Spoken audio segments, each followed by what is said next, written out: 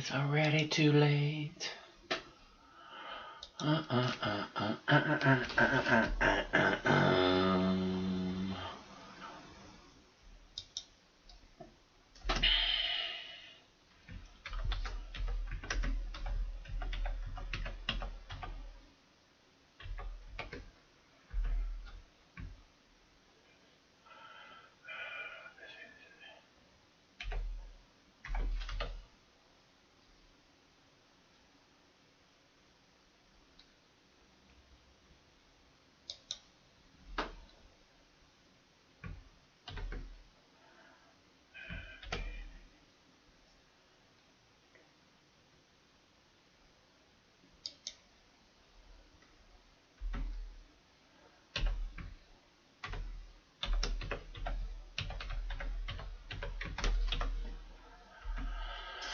Okay.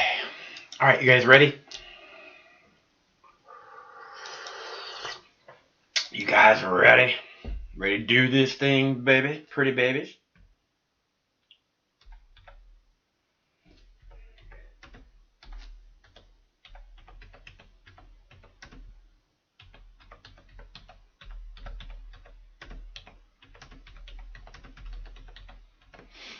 Okay.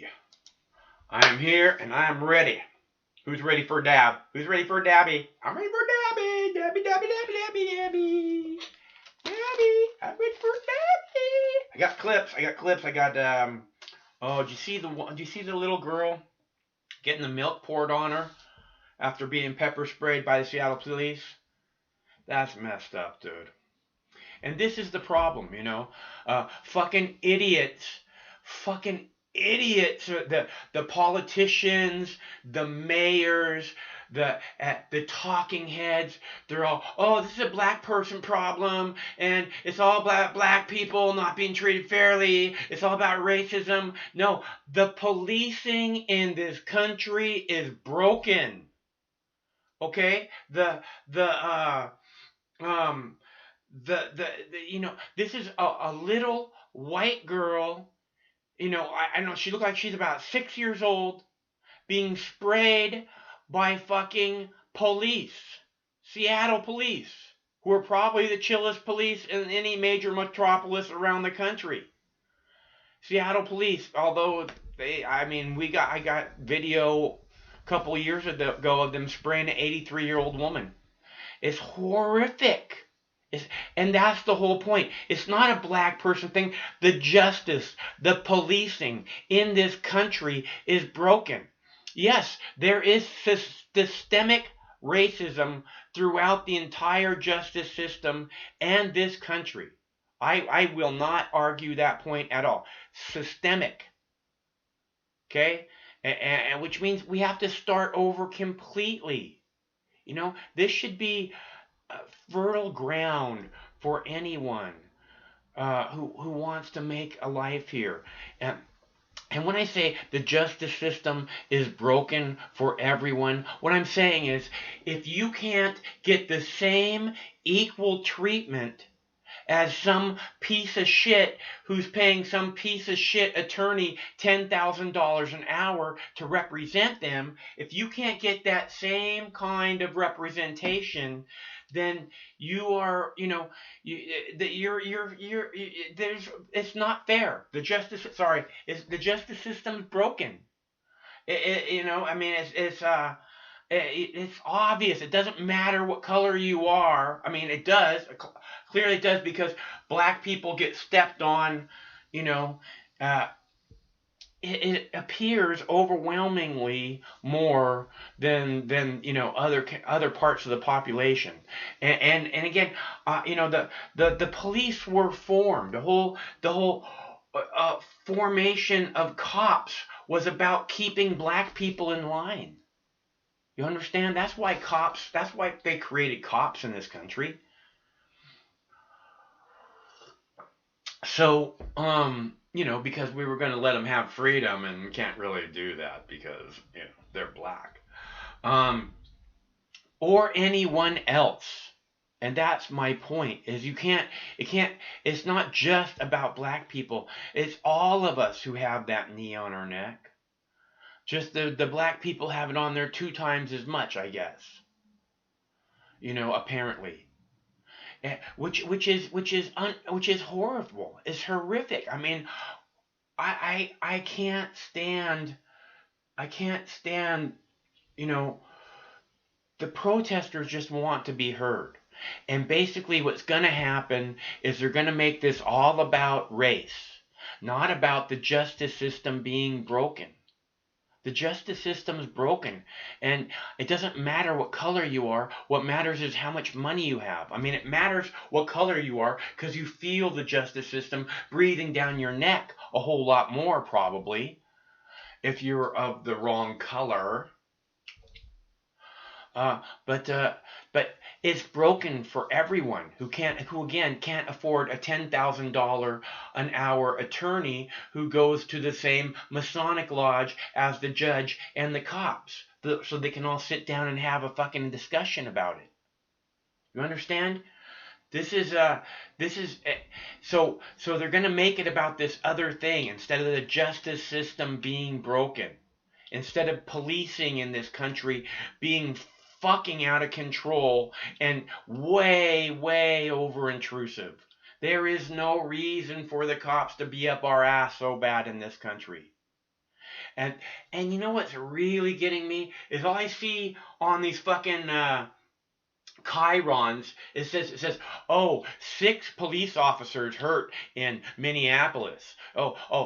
20 cops injured in New York, which means they got a fucking scratch. They get a fucking scratch on them, and that means they were injured.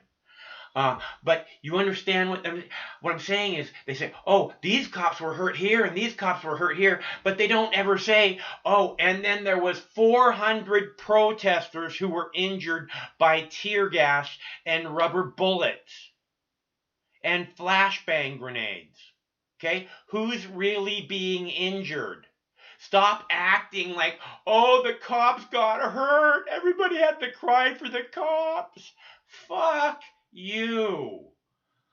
Okay? The cops, again, if they fucking weren't part of this bullshit and just got out of the protest, there's peaceful protesters and then there's troublemakers.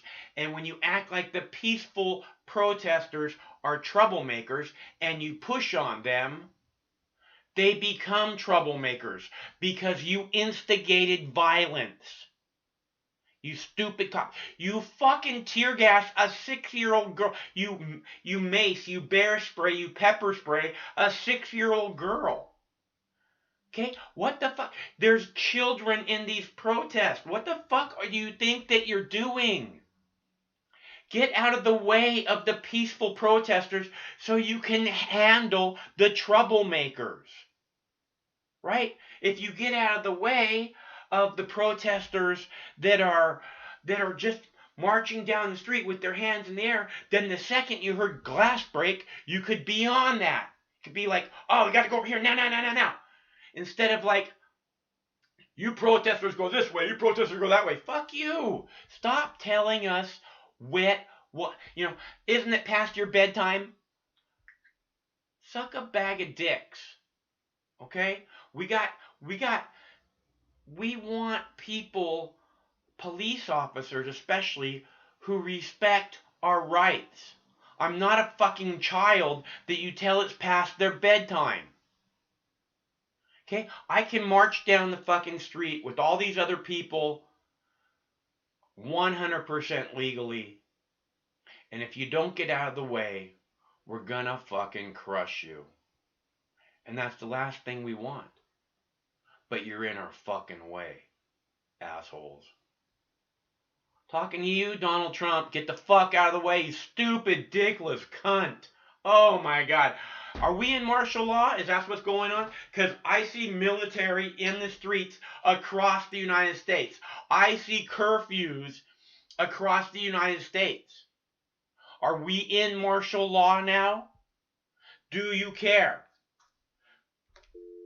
If you do, you can call. The number's 805-669-6397. We can have a lovely discussion about what it is that's happening. Because what's happening you know, is these people. I mean, I have videos. 6 cops charged in Atlanta. You remember in Atlanta a couple nights ago when these cops they rushed up to this car and they started breaking the windows and they tasered the people in the car and then they pull the people out of the car and they throw them on the ground. 6 cops charged in that fucking arrest. 6 cops charged. Okay? Back the fuck up. Stop acting like the people are your punching bags because you can't punch your fucking wife. You fucking stupid cunt. Get out of our way. It's our streets. And the fucking media just video after video. Say, look at these people. Do you see fucking televisions in their hands? Do you see them carrying televisions? Do you see them smashing things? No, they're marching down the street. They're saying, whose streets? Our streets. They don't want to confront the police. The police are looking for the confrontation. The police are getting in the way. You know, I mean, otherwise you wouldn't be able to corral these people the way you do. You know, they allow you to corral them. You may think you're so fucking good at this. You're not. The people are simply allowing you to do it. There will come a time, if you do not get out of the way of the peaceful protesters, they will no longer allow it. Because you are not the boss of us. Whose streets? Barry, what's your problem with freedom, man?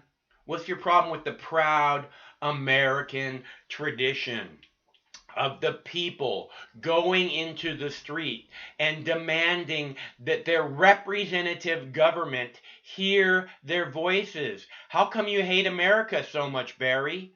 Wouldn't you be happier in China, Barry? People aren't allowed to do that there. You fit right in. You can go and be a copsucker with all the other copsuckers, Barry.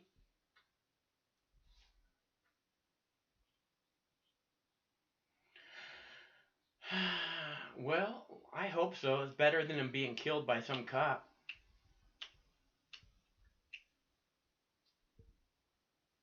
Don't be a copsucker. I love it.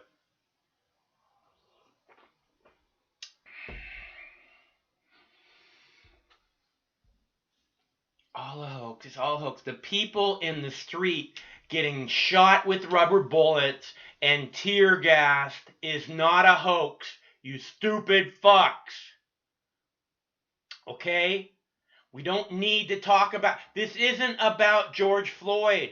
This is about the people owning the streets and the police not understanding that.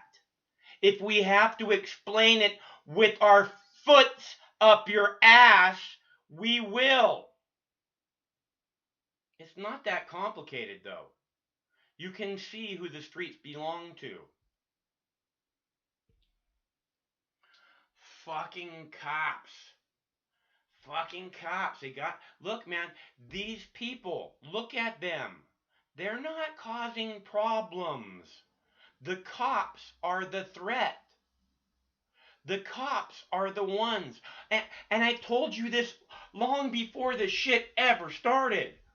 I was like, we must recognize the real threat. Was I not?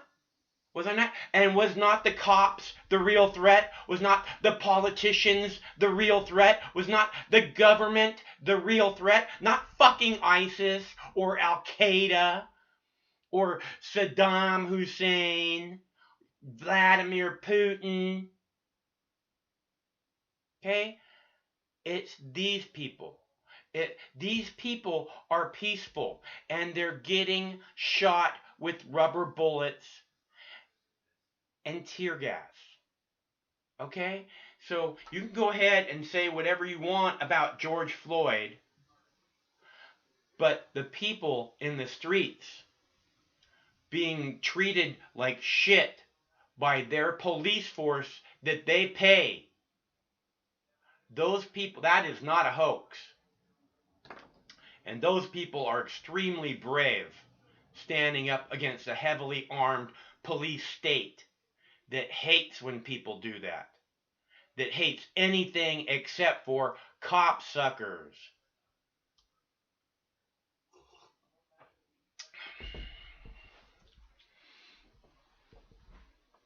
Oh yeah, there's just millions and millions of paid protesters in the streets. That's what's happening. No, the ones that are doing the fucking bullshit, the ones that aren't actually protesters, those are the ones that are the paid actors. And many of them are being paid by police. Aren't they, Barry? Okay? This is going on across America. And the media is just doing everything it can for you to be afraid of these people. You go down, you be in the groups of these people. These are the nicest people. Okay? They don't want anything to do with those rioters. They don't want anything to do with smashing things. Okay? They want to just make a point and try and get the change they were promised. Right, Obama? Fucking cunt. Okay, look at them. They're not carrying. Does anyone see television sets in these people's hands? I don't see television sets. I don't see Molotov cocktails.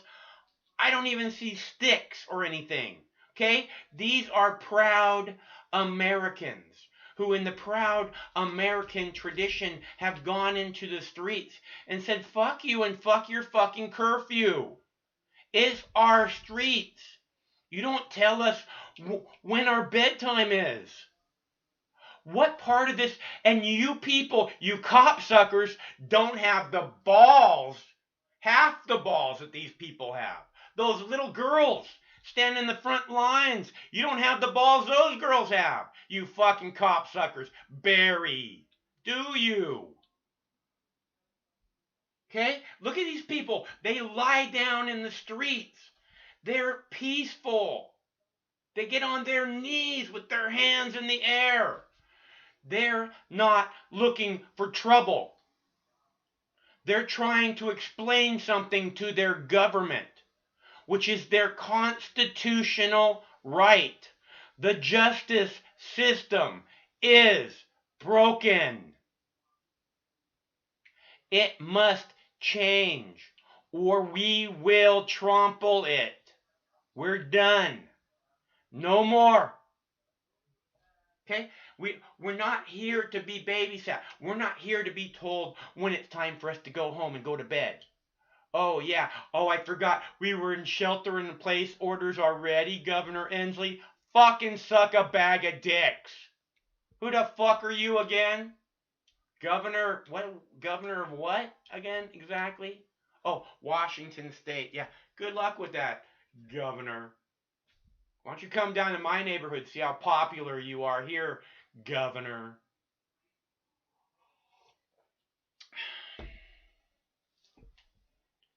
Okay? The people, look at them. They're not smashing. They're not stealing. Okay? They're simply trying to make a point. I don't understand why on earth would you hate America, where you have every right in the world to assemble and go into the streets and demand that your government listen? Why would you hate that? How can you hate that? How much more could you possibly be bought into the programming of the mainstream media? What, do you just watch fucking Tucker Carlson 24 hours a day? Okay? Because he is fucked up. He hates freedom. All these cunts on the Fox News and everywhere else that they can't stop acting like the fucking protesters are somehow the problem. Those people hate America. Hello, caller. Hello, Max. What's up, G? My name is John. I'm from Ohio. Okay, what's up, Jay? John? John? Jay? John? Jude? Yes, sir. Okay. Go ahead, John. I'm just fucking around. What you got, John?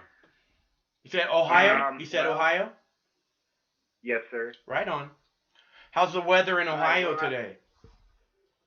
I don't know, because I really don't live in Ohio. Okay. Okay, well, Is your name really I, John? no. I Okay. just want to keep myself anonymous, man. I didn't call in the show to bullshit you or anything. I just want to keep all my info private, It's all good. if you don't mind. What's on your mind tonight? Well, I attended my area's first protest Mm-hmm. a few days ago, Mm-hmm. and I actually ended up got arrested. So I just want to call in and talk to you about that. Okay, and Um, when you were arrested, were other people arrested at the same time? yeah, it was about 21 protesters arrested. And you don't want to tell us what city that is? No, I don't. If you, Okay, okay. I don't. Well, let's see. So you were arrested with 20 other people, was there anything going on? What was going on at the time when you were arrested? Okay, well, I watched a few people get arrested. Now I didn't witness this one arrest. Well, I mean, I witnessed all the arrests, but I wasn't there to watch exactly what happened. But I did get the story of one. It was a girl who had tripped over a skateboard as Mm-hmm. she was walking down the police line. Mm-hmm. And she turned to the crowd and said, "He shoved me," and tried to start, a riot. And they zip tied her, tackled her to the ground and zip tied her. Which I get that. I'm sorry, man. I'm nervous. It's all good. It's all You good. don't need to be you don't need to be trying to start a fight. We're trying to be peaceful here, but Right, and isn't that the point though? I mean, is it the everybody's trying to be peaceful? But it's like so were the guard were the cops in like the Imperial Stormtrooper gear? absolutely, Yeah. yeah, they had enough. There was a lot of good people there. Like I said, and that lot of bad people there doing what she did. I kind of feel like ruined the event. Hmm. And you think that those people are instigators? You think that they're sent in specifically to try and to do that, or you think that they're like organized at all, or you think that they're just Yes, actually, I do believe that they were sent in to instigate that stuff. hmm. Specifically, I believe that they were working with BLM. I had actually gotten an argument with two of their leaders or whatever Uh huh. over white privilege and stuff. And Okay. well, my point I was trying to get across to him, it's not about black people, it's about all people, and that this police brutality isn't just happening to them; it's happening to everybody. Yeah. I Well, was told I was told to leave. it's unfortunate that that just can't be a given. You know what I mean? I think that I think it's obvious. Like I'm saying, it's really not about black people. This is about the justice system being broken. This is about the policing in Absolutely. America being broken. And yeah, and I was exactly what I was telling them. And at some point, they told me I need to leave because I'm the type that cause problems at this event. Yeah, these people that are like kind of organizing this stuff, they're really Yeah, they're fucked up go in the on. I'm head, sorry, I man. didn't say you. They're some kind of control freaks, and they're like, no, you listen to me. And I'm not, I watched one of them tonight with the mayor, and she kept telling people that you have to be quiet and you have to listen when these people talk. And I'm just like, if I had been there, I would have been like, fuck you, because you don't tell tell me what to do. The problem is you people keep telling me what to do. Stop telling me what to do, you know? Go ahead. Yeah, man. Listen, when I first got there, it was like this small group. Okay, it was about 20 people at the most, and we were all standing around in a circle, and they would get a speaker up there, and at one point, one of the speakers asked all the white people to kneel in the group, and I'm the only one standing out of all the white people. Now I'm not gonna do that. So, but that pissed me off. I bumped the girl next to me. I'm like, stand up, dude, stand up.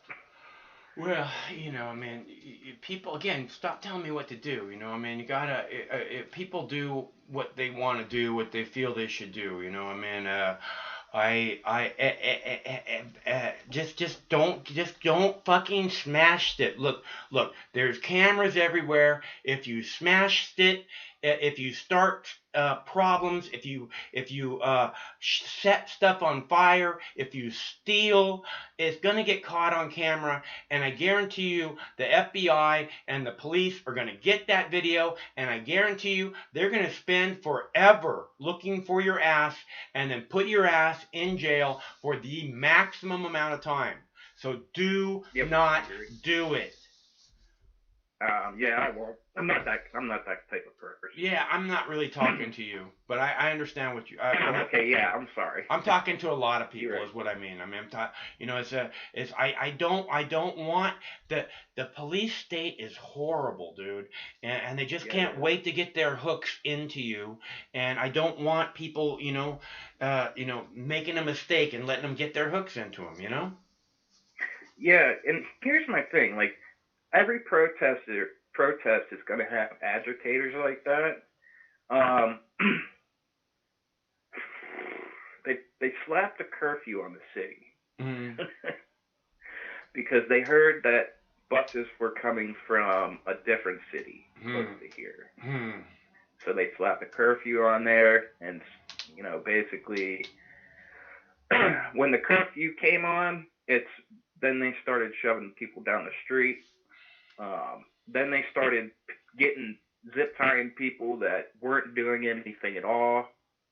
They wanted to fight. They would run up on people. It's like they're yelling, "You want some? You want some? Let's go, let's go." I mean, at that point they were just wanting to fight. I watch them push fucking girls down, trying to run away from them. You know, trying to run away, and they fucking just literally push them down face first into the asphalt. You know.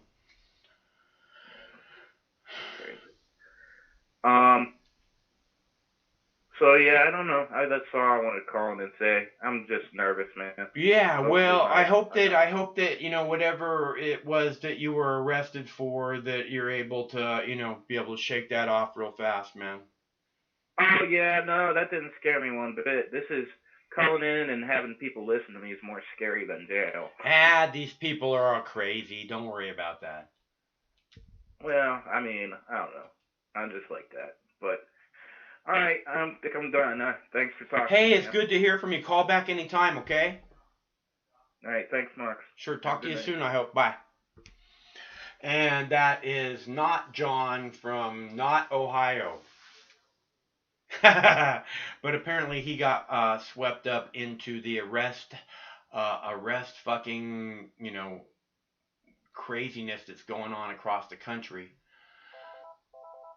So we have another caller. Hello, caller. Hey, is this Mike? Yeah, this is Mike.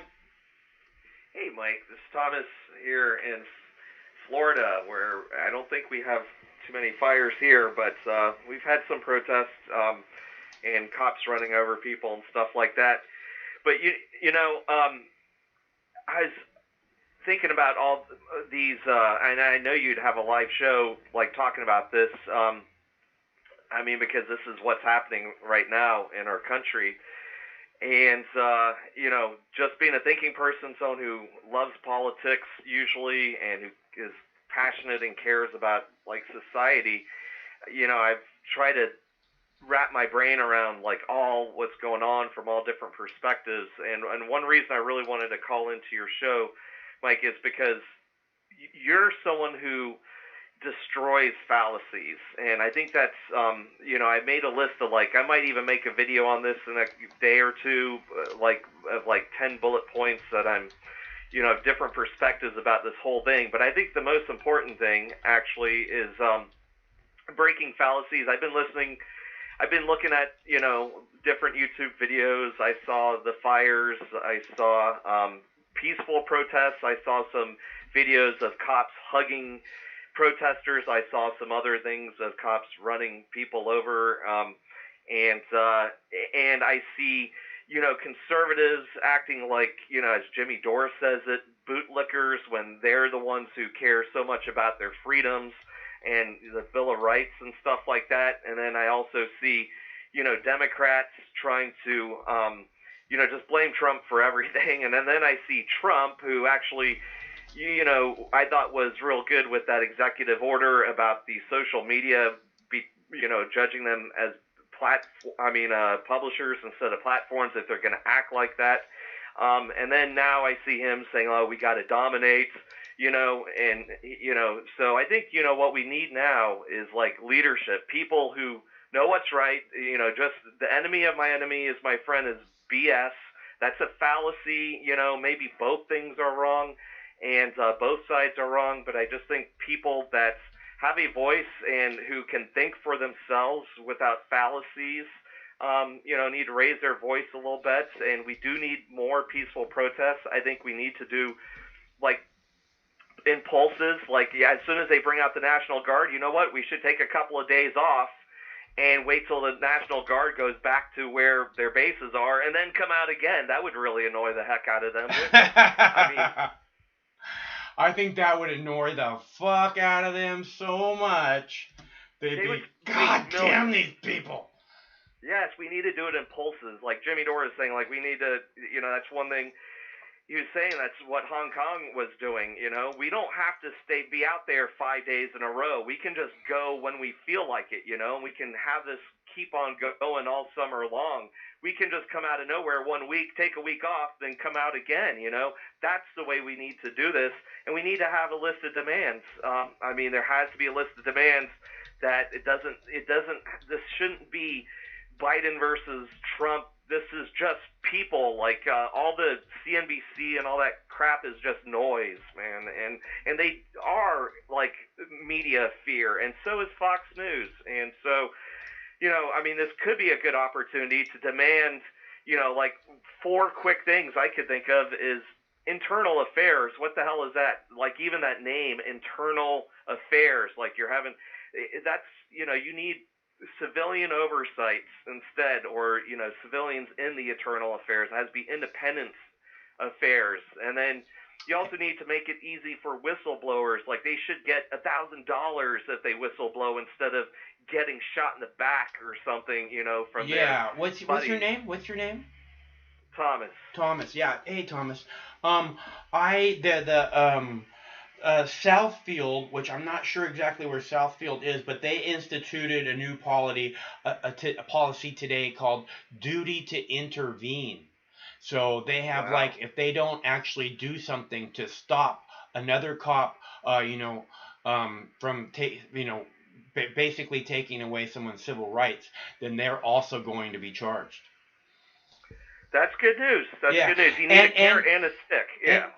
I was watching a live protest where the mayor of Seattle was addressing protesters in downtown, and she was like, well, we're going to make a whole list of things that need to be done, and you guys need to be the ones to come up with that list. And the people were like, show their badge numbers, right? They want their fucking badge numbers right now, and they would not stop on that. She's like, okay, well, we'll try and see what it takes to get it so they can show their fucking badge numbers now. I love that, man. Fuck yeah. We want to know exactly who they are. Yeah, that's very reasonable, and that's accountability, and that's transparency, and that's the kind of stuff that we need to demand. Some of the protests, there's a wide variety of protests, what were people saying before? Like, please don't shoot, or my hands, or I can't breathe. Please don't shoot, or something like that. I'm telling you, like things like that. I Hands don't up, think. don't shoot. Yeah, or my hands are up. Please don't shoot, or something like that. Honestly, to me, that's not a good protest thing. I mean, because you're Yeah. trying to get empathy from cops I who have no agree. empathy. I agree. It should be fuck Donald Trump. Fuck Donald Trump. That should be the fucking chant up and down the streets of America. Just fucking echoing across the fucking country, dude. Yeah, and every like 10th time say like Nancy Pelosi too. Yeah. I like it. That's a good idea. And Nancy Pelosi. And Nancy Pelosi, yes. Right? So it'd be like, fuck Donald Trump. And people go, fuck Donald Trump. And they'd be like, one guy, and Nancy Pelosi. Yeah. Right. Yeah, just someone like with a low baritone voice or something every 10th time or something. Yeah. Well, hey, that's my 2 cents. I just think, like a lot, like I sense like there are some things that you say, Mike, that I really appreciate. That kind of like you could criticize, let's say, Trump for a while, then you'll probably get a lot of followers who are on the left. But then all of a sudden, you start criticizing the left, then people constantly turn. Like there has to be more nuance in our national discourse. I think you can hate both parties, for example. The left and the right are the problem, dude. It's not the left, it's not the right. It's this fucking ideal that somehow that's how our country should be polarized. That's idiotic. I don't. And what do you think about do you think we need to burn this whole system down and start over, or do we have? There's something there that can be built on. Not saying that we don't need major reform. We don't need, in some ways, like a political revolution. But I do think there's a lot of good things. I mean, comparatively. Oh, you know what? I love being able to go out and get Chinese food or Thai food or Japanese food. I love being able to do that. Just on the spur of the moment. Not that I do anymore, but I used to do when I lived downtown. I did that a lot, and so. It's like this thing where, there's all this really wonderful things about our society. I agree completely. But that's not, that's the politics. As far as the politics go, as far as I don't see how you fix things when Joe Biden is the Democratic nominee. You know what I mean? It's like we tried to do this again and again peacefully. And they won't let us. They won't let us have any kind of change at all. It's status quo or nothing. Well, I agree. We do need to be in the streets. We need to be in the streets, but we do have to stop with the making towns end up looking like a war zone. Like the police station I can kind of understand. But I've heard some stories. If you look at downtown Minneapolis now, it's just it isn't just a Target and a police station. It's like whole blocks of houses that are just not just houses but buildings. They're just destroyed. It's going to cost hundreds of millions. I know people have to demonstrate and but I'm sorry. What's your name? Thomas. If the police would just recognize they are the problem, then we could move forward. But the police won't do that. The police act like they do no wrong. Why are the people acting like this over one man's death? You will hear these cops say this again and again and again. Why are the protesters acting like this over one man's death? Fuck you. Okay? And you're not gonna hurt my soul, my fucking whatever they want, my officers, Fuck you. Meanwhile, they're out there shooting rubber bullets, at little girls, pepper spraying little girls, fucking kicking, stomping, beating little girls. You know, and they're like, Yeah. oh, you're not going to beat our big old fucking stormtroopers. Fuck you. Okay, Yeah, you guys are giant pussies. You police fucking cunts are giant pussies. Okay? and the Go ahead. real looting is going on like with Wall Street and stuff like that. So I mean, Exactly. you're right. If people are going to complain about a couple $1 million to fix up a city, I mean, we've been robbed for billions of dollars, Trillions. and trillions of Yeah. dollars, by big banks that pretty much That are never conglomerates going to that be held own accountable. everything. That are going to have the best of everything in life and never be held accountable. The people responsible. You know, and that's what I'm talking about. The justice system being broken. It's not one person. Why are the people going crazy over this one man's death? It's not one person. It's that justice means that I get the same treatment as the guy who's paying the $10,000 an hour attorney. Otherwise, there is no justice. Okay, and that's all there is to it. And you know what, George Floyd? Remember what he was? What he got killed over? It was a $20 counterfeit bill or something like that. I mean, please. I mean,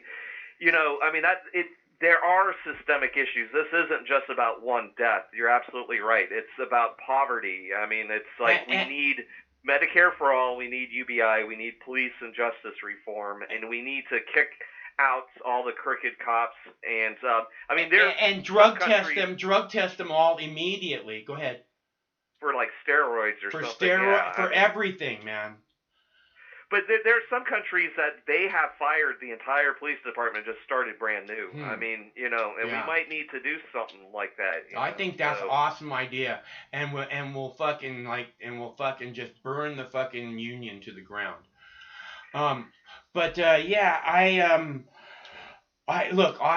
think that these people should be shown and should be treated as proud Americans, not some left-right bullshit, because the left and the right is the problem, and anybody who's trying to convince you that this is a left-right thing, they are part of the problem. They don't want a solution. They want to keep everything left-right. They want you to immediately go, okay, I'm right, so I identify this way. That's not what's happening. This is again a justice system that's completely, out of control. And again, I've said again and again that there's killer cops. There are serial killer cops in police forces across our country, and no one's keeping track of who they are.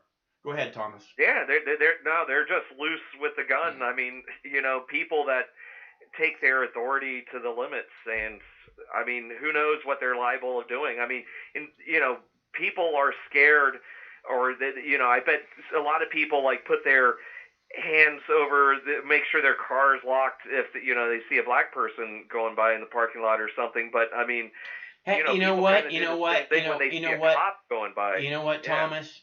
Black people do that to me when I'm crossing the street in front of them. Okay, well, I'm saying you should do that to a cop, maybe. I mean, you never know what's going to happen. Look, and that's the deal. We hear these cops go again and again and again, I feared for my life. I was terrified for my life, right? So, we hear them say this shit, and you have to think, well, how is it that the black people feel then, right? I mean, if the cops who have like heavily armed and all the training and, I'm prepared to deal with this, are fearing for them, how does a black person feel? And if it's okay for the cops to accidentally murder someone because they feared for their lives, then why doesn't that same policy apply to the fucking black people, right? Who are not doing that, by the way, yet. Go ahead, Thomas.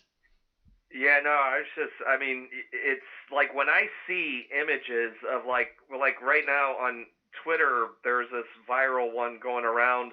That guy like those 3 girls that were sitting like in a triangle or whatever, he went up to each one of them and pepper sprayed them in the face, and he couldn't quite get one, so he like made her flip over so he could just spray her in the face when she was just peacefully sitting down. I mean, when was that? When was that? Oh man, it happened like very recently, like throughout the weekend or Oh, yesterday or something like okay. that. Yeah, and this It's is nothing new. I don't know if you guys remember all the protesters that were at like UC Davis like 5 years ago or something, and they were all sitting down peacefully singing songs, and a fucking cop comes along, just a chain of them, and just sprays every single one of them in the face, just a close up. It's horrible, dude. and they do it with knowing that they're going to be videotaped because there is no accountability. I And, mean, they just know they're going to get away with it. They have this fundamental, like, just belief, confidence that they're not going to be held accountable. And they are. It's lawless. They're above the law. They can do whatever they want. I mean, that's crazy. That's crazy to live in a society like that. I mean, you right. almost want to feel like. I mean, I know, in the heat of the moment, but you almost like the other day, I was like honestly googling, like countries that have no police. I mean, because I don't want to live in a police state. I'd like to reform our country. I know I wouldn't move. I'm not in any position to, anyways. But I mean, I was looking around. I'm wondering, is there a country where that you don't have to worry about, like, there's like 50,000 no-knock raids every year too, and that other lady that died before George Floyd, she was like the wrong house. That's part of the three people who have had a lot of limelight recently, Ahmaud Mm, Arbery, and then there's that other girl, I forgot her name, and then now George Floyd. She was like a week or two, I think, before this George Floyd incident, and her house was raided, no knock raid. I mean, she's a security yeah. guard, so she had a gun and tried to shoot back, and then No, like her take gun her. boyfriend was a security guard. She was a nurse, and her boyfriend fired back because the cops didn't. The boyfriend fired because the cops didn't identify themselves, and the cops just opened fire and just threw a hail of bullets into a house that they had no idea what was going on. There could have been It was little the kids. wrong house too. It was Yeah, the well, wrong house. They well, already caught the guy. Like right. They had like already it. the person that they were supposed to be looking for with their no knock warrant had already been captured and under arrest and in their captivity in their jail or whatever. I mean, couldn't they just call the house and say, "Hello, like we have a warrant for your arrest. You can come out right now," or just leave a note saying, please give it. I mean, most people aren't going to run from the cops. Most people are going to know, like, you're eventually going to catch me, so I'm going to, turn myself in. I don't want that no knock raid or And something. I mean, this is the thing. This is what I'm saying is that the whole justice system is broken. Okay, I mean this exact thing that you're describing. This happens so much that we can't even keep track of it. I remember a story that I think was North Carolina about. Again, 3 or 4 years ago, and it was like the cops went in on a no-knock raid, right? And there's a van in the driveway of this house that they go in on a no knock raid, and the van has literally 4 child seats in it. They kicked the front door. They have drones. They looked at the fucking house before they went in. There was like 5 kids in there. They kick the door in and throw a fucking flashbang grenade. It lands in a crib next to an 18-month-old. And the fucking cops want to sit there and act like they don't do a fucking thing wrong. you know what? You know how people in the 50s, 1950s, and 60s used to go through drills at school, like if there's an atomic bomb from the Soviet Union that were to go off, like they would go under the desks and the chairs, and they had drills that they would practice, and Duck and people cover. would say that's not Duck healthy. and cover. Duck Yeah, and duck and cover. cover. Yeah. Duck and cover, exactly. And so I was, kind of grew up in the 80s, and I remember kind of similar things too, like just, like I have had actually thoughts in my head. I mean, what if there was like some kind of accidental, they're at the wrong place. I don't do anything bad, but some kind of no knock raid. What would I do? Would I just, because I have a family and stuff, like would I just submit because I want everything to be all right, or would I, if I didn't know who it was? Like what positions in the Right. house am I going to be at? Like, am I going to use my shotgun and some slugs first, and then I'm going to go to the AR after that? If you're in flight and fight or flight mode, it's hard to know what will happen. You know, you basically you size up the options in like 1 second if you're in fight or But the flight fact mode. that I've even processed that and like kind of thought about it all the way through, I mean, this is just part of 21st century America, you know? I'm sure a lot of other people have, you know? I mean, you can admit whether you've had those thoughts or not. I don't think about this every day. Christ, no. I mean, but I'm just saying I have thought about it like a handful of times, you know? I mean, that's crazy that I've even had to have thought of that as like some kind of potential possibility, you know? Yeah, yeah, no, the cops in Detroit like 8 years ago, they went to this house with a no-knock raid. They kicked in the front door, and the cop shot a fucking 8-year-old girl in the fucking face, and he said, "I thought she had a gun." And then they fucking tried to say a different cop had been the one who shot her. Meanwhile, they have a camera crew following them, like a cops, type style camera crew, and so they got everything on video, and they're lying about it. I mean, the cops are just completely fucking demented. Because they'll lie and lie and lie to try and get away with fucking murder, and it's disgusting. All you got to do is go, I did wrong, and I should be held accountable like any other person. And the cops refuse to do that. It's like somehow they should never be held accountable, no matter what they do. Now, I will have to say, maybe I'm being a cuck for this, but I have seen a couple of videos of like cops hugging protesters and one sheriff somewhere. I think it's in Washington, Right, actually, but where you know he what? was out talking. You know Is what? that Look it. I've seen those videos. I've seen videos of cops going to the store and getting groceries for some junkie who's got a kid, blah, blah, blah. You know what I'm saying?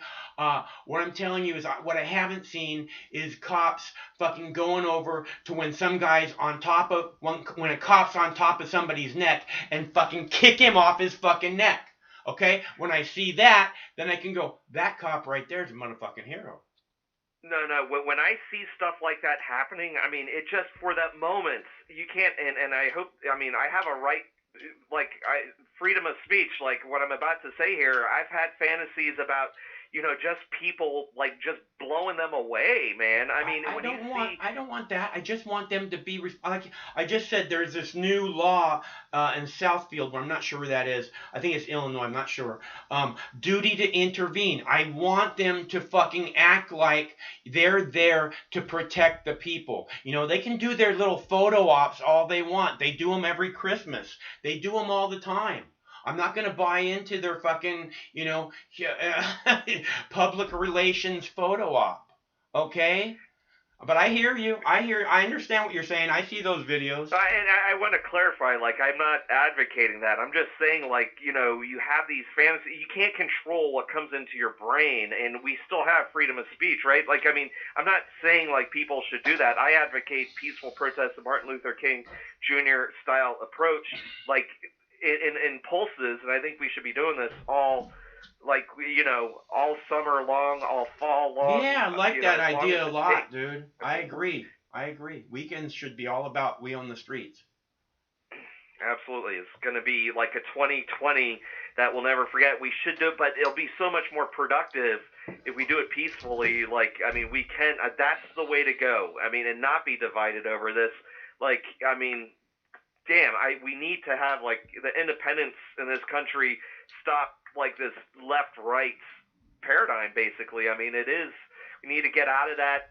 No one, I don't think, wants to live in a damn police state, and it's not, what, the NRA should be standing up for people like that lady that had her house, and they should stand up for, like black people that use their guns in a self-defensive way and stuff like that, but yeah. They don't, and BS. I agree. I agree.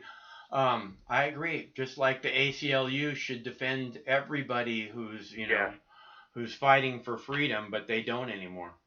Fucking assholes. Well, hey, man, you got a great show, and look forward to hearing who's coming up next. And, I just like the fact, I consider you the fallacy breaker, and I appreciate that I can't really pin you as like left or right. Your independence, Mike, and thank you for that. I don't, I think those are the problems. I honestly believe that left right is the problem. It's not the right, it's not the left, it's both of them working together to bring us to where we are right now. You know Thank you. what? I can believe in gun rights, and I can also think we should have Medicare for all and UBI. Like, I'm a strong Second Amendment advocate, but I also think, you know what? Health insurance is a scam, and we should have Medicare for all. And, I think UBI is it's not a communist idea. I'm against communists. I don't think China is a great place. I think it's BS there. They don't even allow Google. So I'm not going to defend that kind of crap, but I do think a universal basic income, a trickle-up economy would be a good capitalist move. Fuck yeah, dude. That would change the entire playing field. So, but is there a party that's I hear you. Vote out of, I hear you because people want to paint the Second Amendment as some kind of a left-right issue, and I think that that's just stupid. I mean, look at your rights.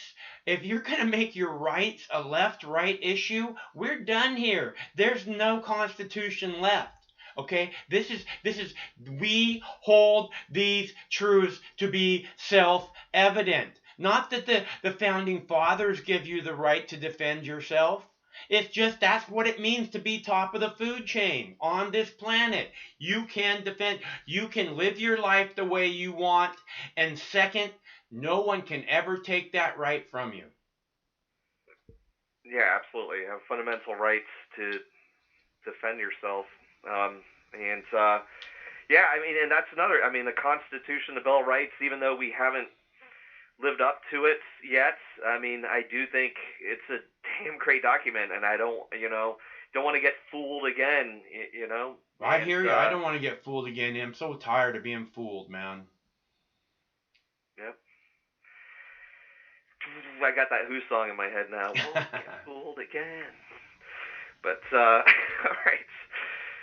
Cool, Mike. It was great talking to you. I'm sure I'll call in again in the future. And so, you know what? I just think that, America, we can have a second revolution, a second renaissance. I think this is an opportunity for a country to, hone in, like I saw someone in the chat, on that 1%, kind of like how you have a magnifying glass, like on a leaf before you start that flame going. We need to hone in, on, this bailout that's going to, most of it to, consolidate, like who's all being benefited from the coronavirus, Amazon, Walmart's, while small businesses are,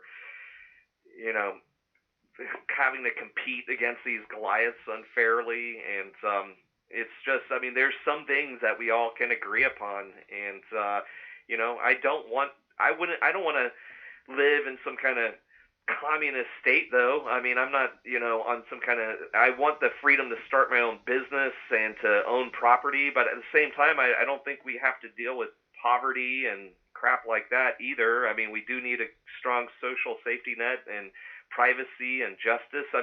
This is America. You don't have to go all the way to one extreme or the other extreme. There's some good common sense reforms that just will work for the 21st century. So it's just, I'm going to remain optimistic, and I just hope people that have these other ideas as well continue to speak up, because I think we are the majority. And I'm not going to keep submitting to fear porn, Yeah, no. That's exactly right, Tom. So you wanna keep optimistic. You don't want to submit to the fear. You want to keep, like you're saying, keeping a positive attitude will go a long way to getting you through whatever fucking troubles come your way. What we want to do is I don't believe in reincarnation. You might, who knows, but imagine if it was true, or even if it wasn't true, there's going to be future generations anyways. I wouldn't want to reincarnate into some kind of police state, would I? So, like, I mean, I would want to reincarnate into, like, the Jetsons or something that's just beautiful and, like, where Well, technology and everything's harmonious. yeah, And what, actually, this is extremely exciting what we're looking at and experiencing right now, Thomas. And, if you were to be in some kind of a perfect world where, there was not, all this action and excitement, and maybe on the verge of this big giant change that we've been waiting for so long, you know what I'm saying? It might not be as exciting or enjoyable as you might think. well, do you think, like, there's powers that be that's, I mean, because, yeah, this could be the best of times, I mean, there is a lot more exposure on that, but every I'm not single saying best of times. I'm saying it's very exciting. It's like it's better to live, like I'm saying, there's this big monumental change on the edge of happening here. The people are in the streets. The people are demanding a better world, right? How much more exciting can it be than to be on the edge of, demanding a better world for all of us, right? You know what I mean? Oh yeah, yeah. I almost find it more exciting than the end results in some ways. Although I do look forward to that. If it's a Yeah. good one. It's definitely more exciting than the end results, generally speaking. All right. Well, take care. I'm gonna just listen to the rest of this here. But good to talk to you, man. And so Right on. It's good to talk to adios. you too, Thomas. I hope things are good where you are. All right. You too. Okay. And talk to you later. Okay. Stay cool. Later. See ya. That's Thomas. I forgot to ask where he's from. Did he tell me where he's from? Anybody? Anybody? I have no idea. I'm not very good at this. Okay, so it looks like when the world is melting down. What happened to me? Where'd I go? I disappeared. Make the best of what's still around. That's how you keep a positive attitude. Keep a song in your heart and a smile on your face, some cannabis in your belly, and you're going to do good. You're going to do real good. Take my word for it. Okay, the telephone number is 805-669-6397. 805-663-639. What is it? 669-63. Wait a minute. 805-669-6397. I need a freaking bong hit, dude. That's the problem here. And it's always good to hear from you guys. I really love talking with you. Both of the callers this evening have been most enjoyable, in my opinion. I'm a little bit hoarse. No, not hoarse. It's a little bit. I was really worried I was going to have the laryngitis after last night's show, that I might not be able to speak. In case you didn't see last night's show, it was a fuck fest. You might want to go check it out. All the cocksuckers were out. Too much fun. Where's that? Ooh, Seattle is rocking it, baby. It's raining in Seattle, in case anybody's wondering. Not the umbrella protest, although I do love the umbrella protesters. It is rocking in Seattle. Show them who's boss. Who's streets? Gotta love it. Gotta love it. Thanks to Craig for all the hot live action we are getting tonight. And again, Mox News survives solely on contributions from good people like you. Okay, our last 3 shows ran 6 hours each. 2 of us, just me last night. But, Craig was remoted in and helping, and he helps every night, it's hours of preparation before the shows. These videos don't just jump on this pad by themselves. Hello, caller. All right, you listen here, you asshole. This is Barry White. What's this up, is Barry? Well, you know what's up is I'm calling you, letting you know how fucking fake you are and how you just are CNN 2.0. Seattle's rocking it. Rock it, Seattle. Oh yeah, you think it's just great. You're just all happy. Hey, Barry. Hey, Barry, what kind of What? weed? What kind of weed are you growing right now? None of your fucking business. You, See, this is stop not telling me Barry. what to fucking Barry, do. Stop. Barry would be very proud to tell me what kind of weed he's growing right now. I'm growing some Jew greens, okay? And it's spelled with the J, not a J, it's a G. It's not racist, okay? Not trying to get censored here. And I tried not to tell you, okay? But I didn't want to call and go full fucking Barry right now. I wanted to just fucking call you and let you know how fucking fake you are. You're just constantly fake, you're fake, you're fake, you're the faker. Is that your label? Is that the label you're gonna use? Is that the label you're gonna use for me? I've been labeled much worse than that. What about shill? What about like liar? You ever been called a liar before? A what?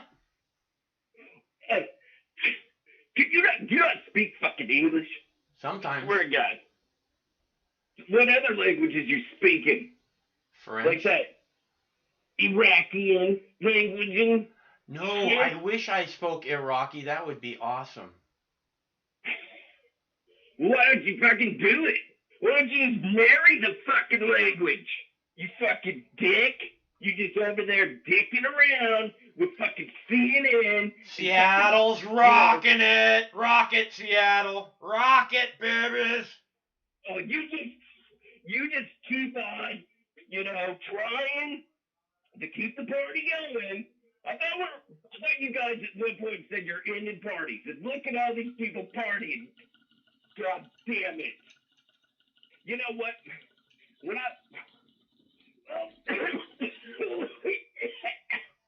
oh my God. Oh, I'm all right. I'm good. Fuck. All right, I gotta go. I gotta take some blood pressure meds. Oh, fuck.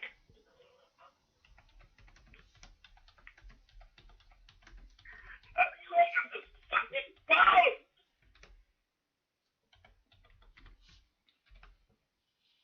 You figure it out. If I can see anything.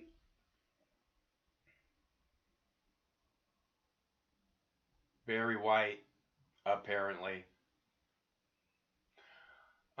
So again, Seattle is rocking it. I'm not sure where that is. Is that Seattle Center, Craig? Can you tell? I don't know if Craig's on the... Is that the Seattle Center? Can't tell? Might be. I'm not sure where that is. It might be Capitol Hill. It says, I'm not sure where that is. But they are rocking it. And again, peaceful protesters, okay? So all these fucking cunts on the news who want to tell you how horrible these protesters are, I don't see anyone carrying fucking television sets. Okay? I don't see that. Is that something that you actually see? Or is it just the programming that's being drilled into you by the mainstream media? Copsuckers. Hello, caller. Hello. What's up, G? I don't know. We're here to talk about the Rona. Is the Rona still happening? No. The plague is over. Oh, well, this is your buddy Ken from Kentucky. Oh, hey, Ken. Canuck from Kentucky. Yes, I do not want the Rona to be over. Got 2 jobs and both are essential, and they both got the loans. You know, the loans where they give me more money per hour because if they don't spend all the loan on their employees, then they have to pay it back at 1% interest. Hey, Ken, don't even worry about it, man. The plague is never going to be over. They said this is going to last us forever now. It's here to stay. We call into the grocery store and they like shop the shit for you and bring it to your car. Oh yeah, you like that? By the way, Barry White had to say what he was growing. I ain't growing nothing. I'm in Kentucky. It's not legal here, but I have stuff and it's really good. I just don't have the name of it. Oh, right on. Well, that's awesome. We're glad to hear you got a little something, something, bro.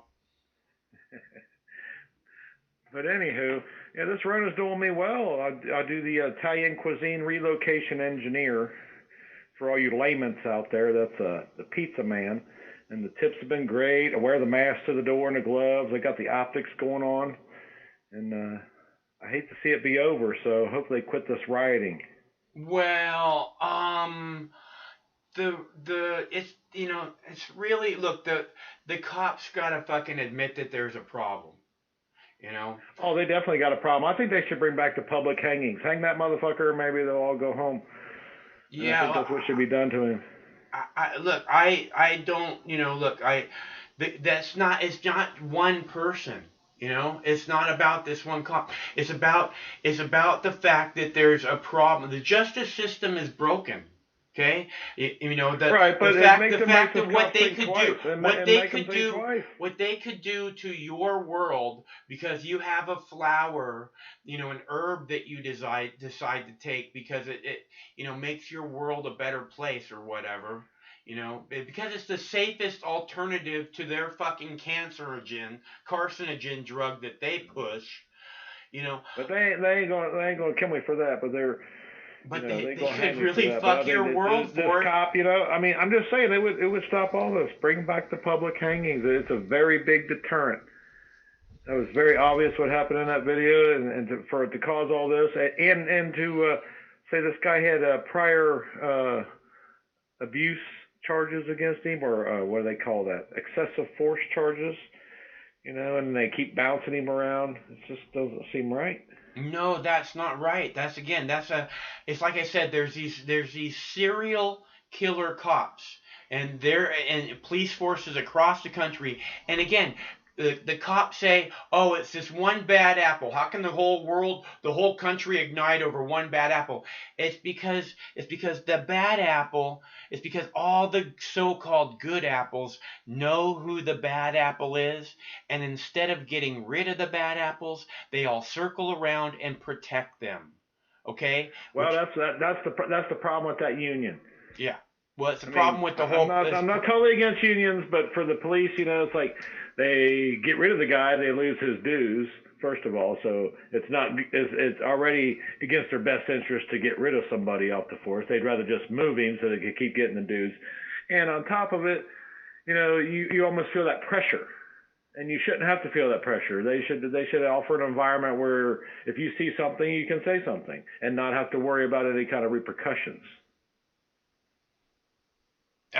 You know what? The cops should be able to, look, there has to be an outside force that governs the cops, and it should be made up of community members in every fucking community. That should be one that governs the local police departments, and then there should be some I kind agree. of It shouldn't be the unions deciding if he's fired or not, or the buddies of the unions who are investigating him. It should be individual citizens or whatever. Right.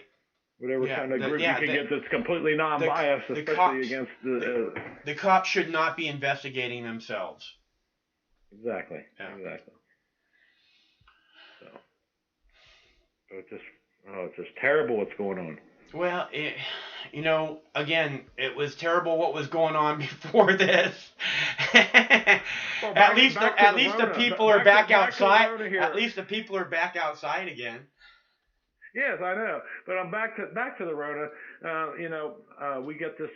My wife did this thing where they pick your groceries out for you and bring it to your car. Now, I personally wouldn't do that, but she decided to do it, and it turned out to be quite a deal as well. Because if they don't have the shit you're looking for, and they don't have it properly in their computer, you get like the next best thing. So I get the Screaming Sicilian Mother of Meat deep dish pizzas smalls for $3.99. Well, they didn't have any smalls, so they ended up giving us 4 larges for $3.99 instead of the regular $8.99. Awesome, dude.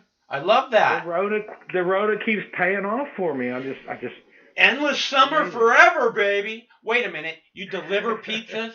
You deliver pizzas, and then you go and you buy a bunch of frozen ones at the store? Oh, yeah. I'm a total stoner. You can't get fucking pizza at 2 in the morning. Oh, I would think you'd have plenty. I would think you'd have plenty sitting around, dude. Nah, I'd like to make my own. I buy those and then I add some that peppered salami. I slice some Oh, of that up on there I and put some love spices and salami. everything. Salami is Yeah. my favorite topping on pizza. You get that boar's head peppered though. It's like solid pepper around a log of Yeah, pepperoni. And I know stuff what you're yourself. talking about. They Oh, make that's they a make good another one that's called what the fuck is it called? It's Bianco, and it's got a little bit of white wine in it. It's fucking amazing, dude. Is it non-cured as well? They claim that it's non-cured, but I don't know. I what the think hell it so. means, I but think it's so. But and Craig gets this fucking shredded Parmesan cheese. It's like these big shreds at the Costco, and you add a little bit of that, and it's fucking amazing stuff, man. I called you at the right time. I seen you taking that big old rip, and that fucking Barry White giving you some bullshit. Oh, That's Barry. what I'd do you out. Barry's yeah, Barry's okay. Now, is he a regular or something? He's been here a long time. I couldn't understand hardly half the things he was saying though. Oh, that wasn't Barry. Oh, I didn't think so. You were saying it wasn't, so I was like, That what wasn't was Barry. all No, about? that was some other guy who calls regularly and pretends to be different people in the chat room. Oh, gotcha. well, as you can tell, I'm not too keen to what's going on there, but I do like to see your show from time to time, and I love what you do, man. I really do. Right on. Well, I don't agree with you 100%, especially, I'm a Trump supporter, but I see you out there. I like you for some reason. Something just strikes a chord with me. yeah, right on. Well, it's because again, I'm not preaching. Look, it'd be so easy for me to make money. All I have to do is fucking go, oh, the Republicans, Trump is the greatest president ever. What's wrong with all these people thinking there's something wrong with our greatest president? And people would, or I'd be like, oh, why aren't we fucking focused on the gay rights movement 24/7 all day long? And people would just throw money at me.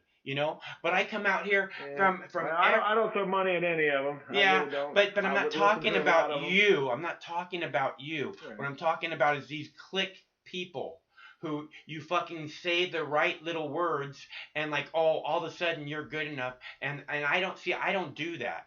I don't say the right words. I'm not out here to try and get your approval. I'm really not. Yeah, I get what you're saying. Yeah. I get you. That's what I say. I agree with you on a lot of things, But some pizza money would really be cool if you can kick down sometime.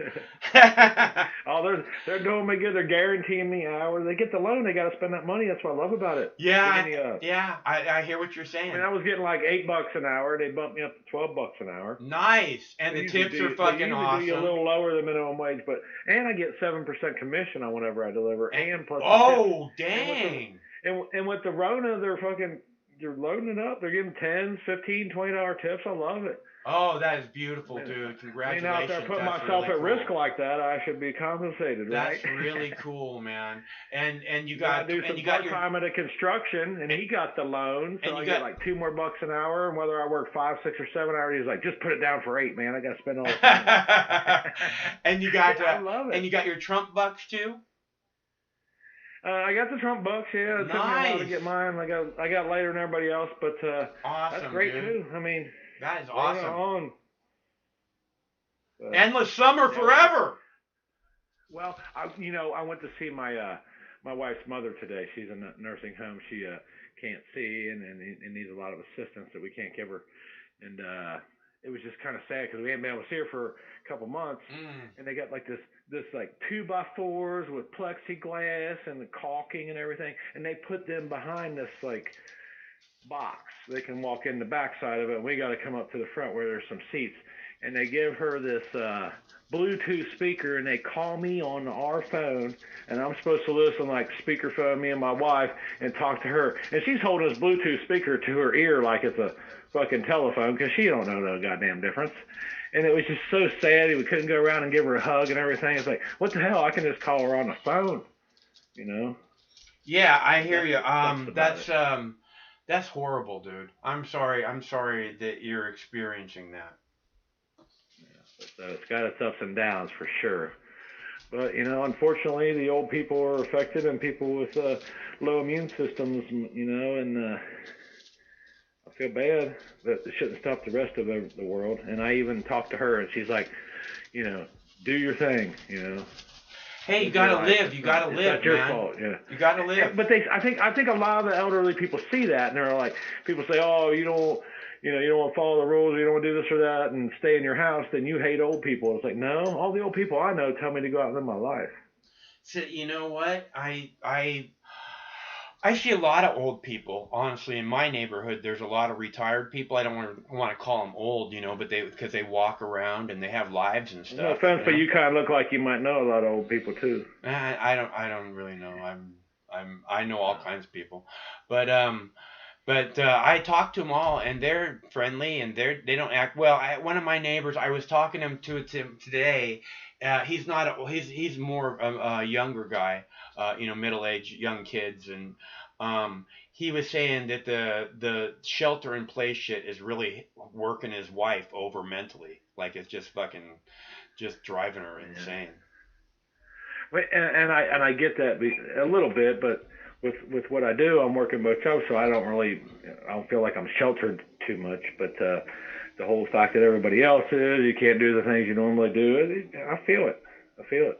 Yeah, well, like I've said, my life hasn't actually changed. I got diagnosed 20 years. Fucking doctor told me I was gonna die from a cold. So basically, it's welcome to my world. And the only thing that has changed in my world is that I don't go to the grocery store as much. I used to go once a week, and now I go once every other week. Basically, once every 10 days, something like that. I just don't like to go because I'd be honest with you. Last time I went, which was the time before my wife went, we go every couple of weeks. About a month ago, and I went in there, and everybody's got their mask on. I'm seeing all this. I'm like, what the fuck is going on, man? I hear ya. I couldn't deal with it. It just seemed like this is so surreal. It's sad. It's everything. Yeah, it's kind of scary the way the people seem to have been buying into the programming. It's like they just accepting it, at face value. And I live in Kentucky. Most people think Kentucky, they're just total conservatives and right wing and everything. They'll probably ignore all the rules, but no, not where I'm at anyway. But it was just sad to see it. It really was. It's so weird. It's just so weird, man. It's like it's so weird. I don't want to give it to somebody if I have it and I don't know. It's like a freaking movie, right? Yeah, we're watching a movie. I'm telling you, it's the plot of that movie, V for Vendetta. Exactly the plot of that movie. You told me to watch it. I looked for it on Netflix. I didn't see it on there. How can I find that? You told me last time I talked to you. That's right. It was available for like the last 5 years, and all of a sudden this shit hits, and like it was on Netflix for like the last 5 years, and all of a sudden this shit hits, and it's not there no more. It's you could probably find it online if you just type it into the Google. Yeah. Otherwise you can rent it off the Comcast or whatever your cable box is. Probably has it for rent if you want to do it that way. Yeah, I'll rent it. You make it sound like it's pretty good. So it's mandatory watch. It's mandatory watching. I'll tell you what. If it's only like $2 or $3 more to buy it, you should buy it because it's really that good. But go ahead. I'm not telling you what to do or anything. All right. Well, did you hear that beep when we were talking? I did. That was my Screaming Sicilian mother of meat large pizza instead of the personal that I got thanks to the Rona. Lucky. Being done. And Lucky. Thanks you for your time. And I'm going to eat this thing and I'm going to find V for Vendetta and watch it. Right on. Well, enjoy it and let me know what you think. I will do. Thank you. Okay. See ya. Good night. Thank you. Bye. Bye-bye. All right, and this is why I love doing this because what I see is the voices in the videos being censored again and again and again, and this way we can sidestep the censors. We can talk about what we want, and mostly we kind of, even though we don't see exactly the same, see everything, the same way, have the same opinions, we don't have to have the same opinions. We can still see each other and respect each other and hear each other and, make cool things happen. So, and that's what we're doing with the live show. So that's why I love doing it. I am going to go heat up my tea real quick. And then I'm going to heat up the bong real quick. And then we'll have a bong hit. I have a video here about who are the protesters. So the protesters are all these awesome people. Don't forget who the protesters are. I want you to look at these people. These are proud Americans going into the streets, standing up against a heavily armed, militarized police state in their fucking stormtrooper outfits, with the mentality of bashing heads. Let's go bash some heads. It's true, okay? But that is not what these people deserve. These are peaceful people. They deserve to be treated with respect, with the understanding that they're there for a reason, and they have every right to be there. If this is still America, Donald Trump. Otherwise, where is that? Is that Seattle?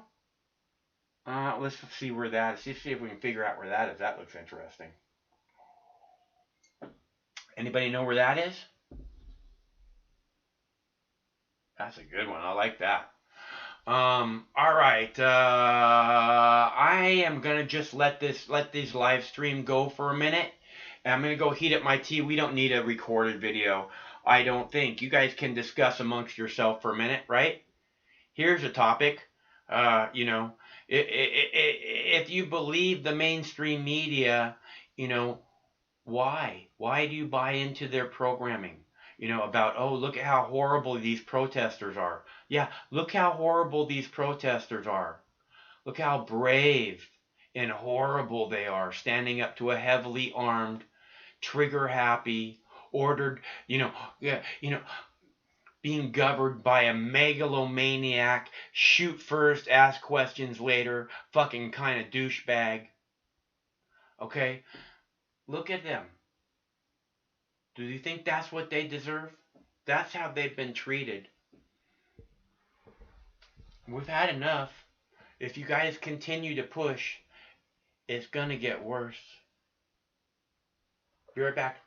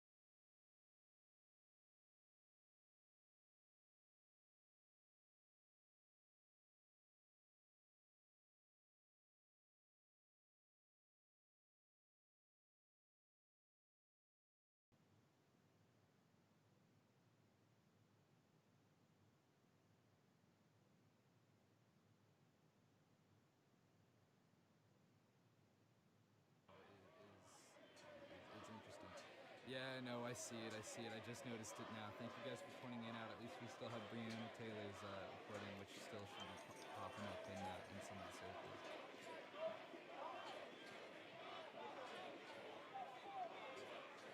What's the idea behind these demonstrations? The idea behind it is that the system that we currently have in place in the United States is one that favors oppression, and we're trying to get rid of it, and that's what these are for.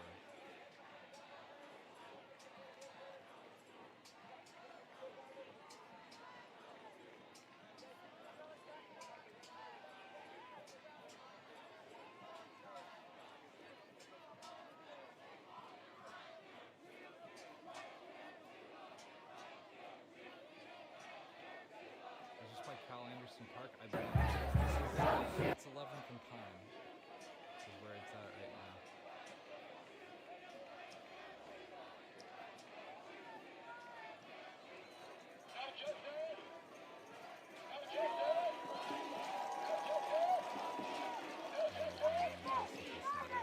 Thank you guys so much for spreading that information. You don't know.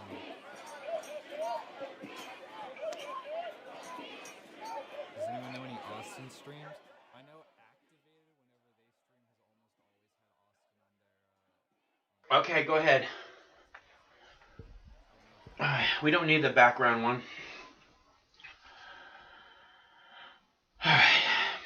All right. So, again, the phone number is 805-669-6397 if anyone would like to call. And we do this every Monday through Friday night at 7 p.m. Pacific time. These are very exciting times. I'm really glad to see that the police are not pushing back, because this is when the violence starts, is when the police push. When the police push, the protesters really have no other choice but to push back and run. And you know, all these horrible things happen. If the police would just stop with the, you know, we own your bitch ass shit, you know, the protesters, there would be no problem. And again, as I said again and again, if the police were not focused on fucking with the peaceful protesters, they could easily rush in seconds. There are police everywhere. They could rush in seconds to take care of any kind of looting, rioting, fire starting, and shut it down. But they don't. They act like the problem is the peaceful protesters. And again, these people, you see them right there on your screens. I see no one carrying television sets, saying, woo, I got everything I wanted, woo. They're saying, hands up, don't shoot.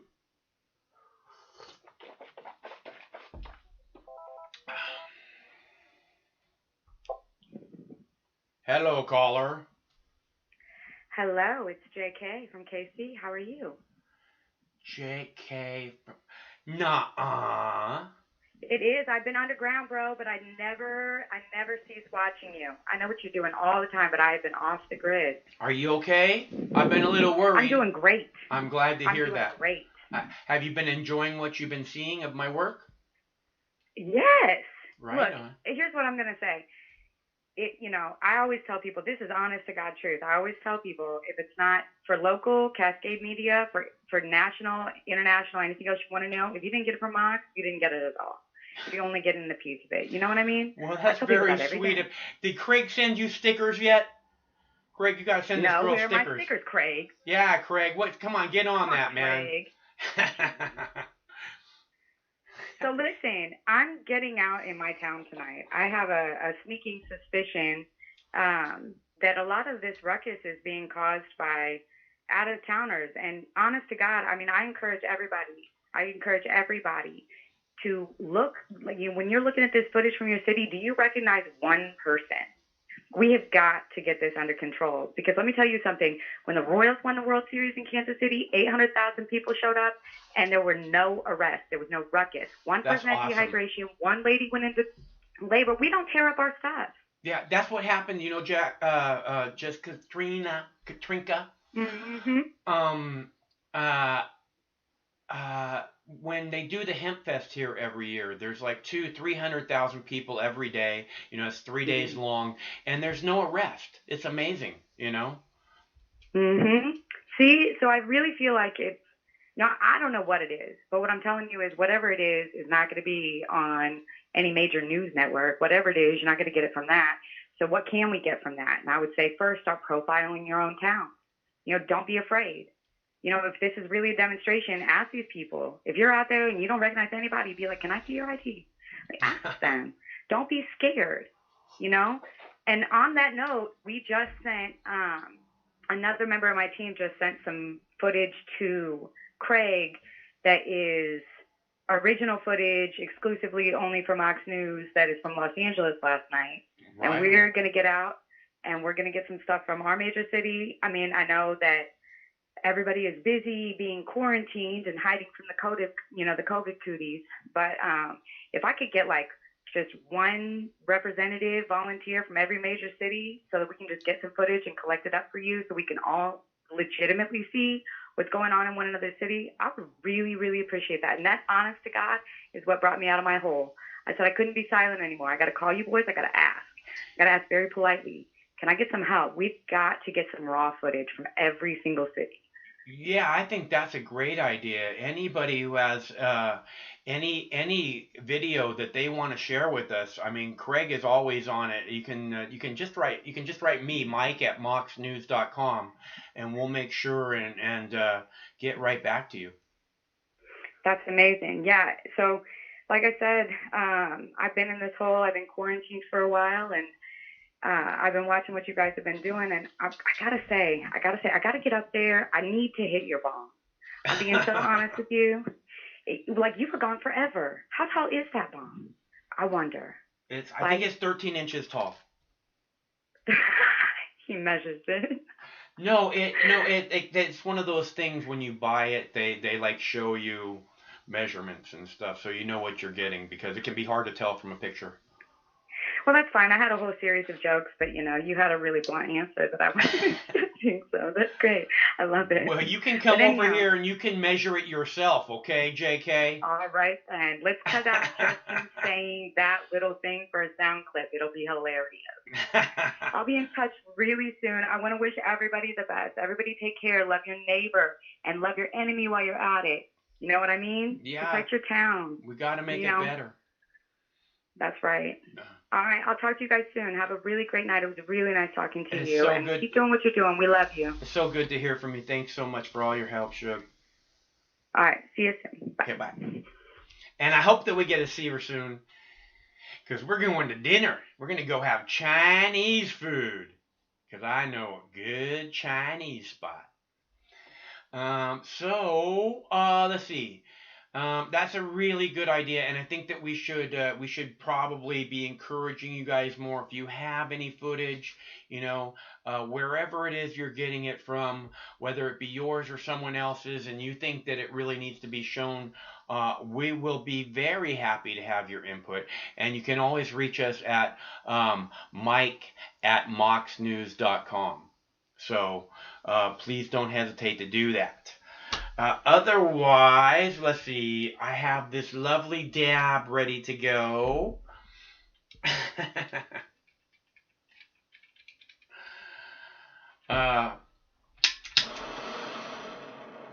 And we have Seattle on the screen there, and the big screen. So if anybody's wondering, I cannot tell where that is exactly. Craig is so good at this. I wish he could look. I wish you could see it. It's hard to tell. It's not. They're not showing the whole thing. There's a whole bunch more people. Yeah, there they go. When they look back towards the end, there's just a whole bunch more people. So it seems to be a large space where there are many, many, many people. Although it's raining, so you can only do that for so long, I guess.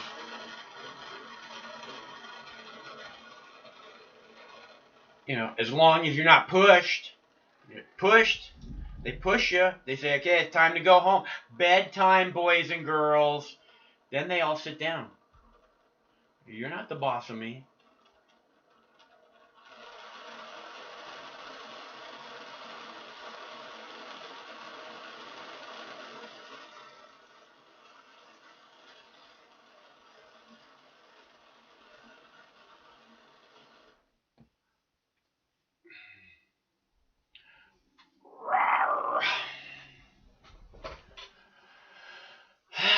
see.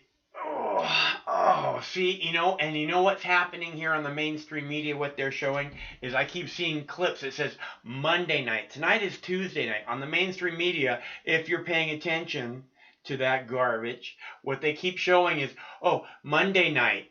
Here's clips from Monday night, and they show fucking looting and people fucking breaking stuff.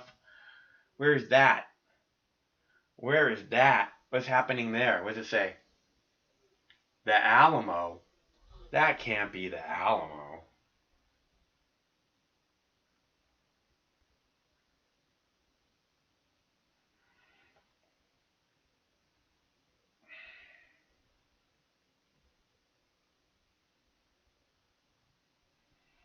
I'm really glad to see the people that still out on the streets in Washington D.C.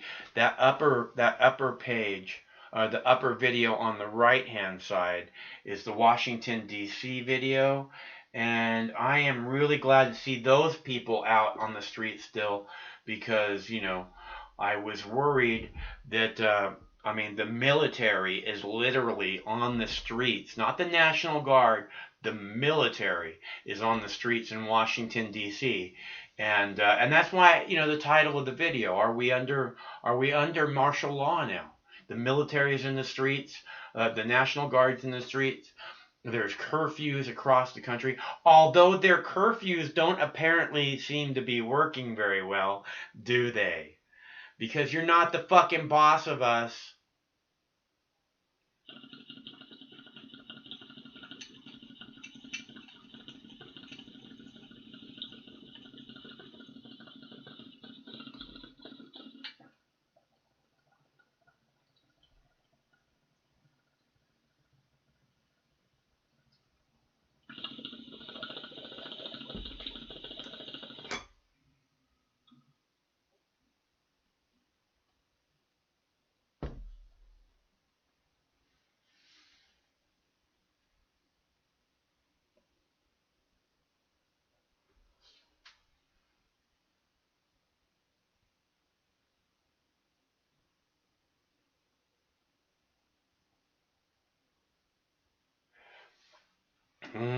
Jackie Cat gonna take a big dab from my big 13-inch.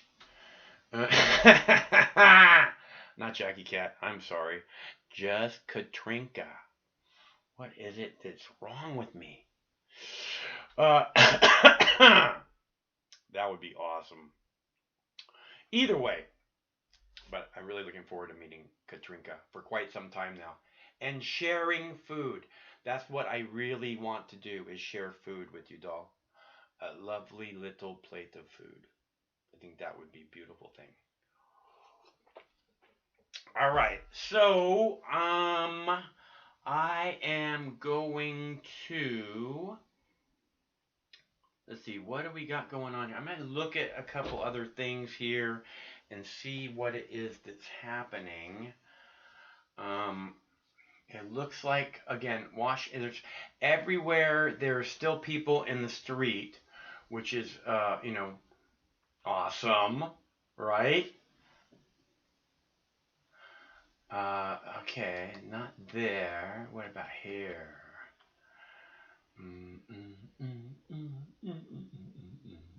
Nope.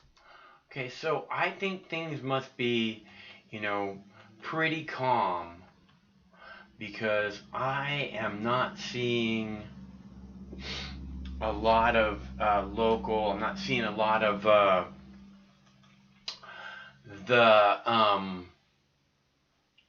any protest. I'm not seeing fires anywhere. Which is nice. Glad not to see the fires tonight. Did I do something?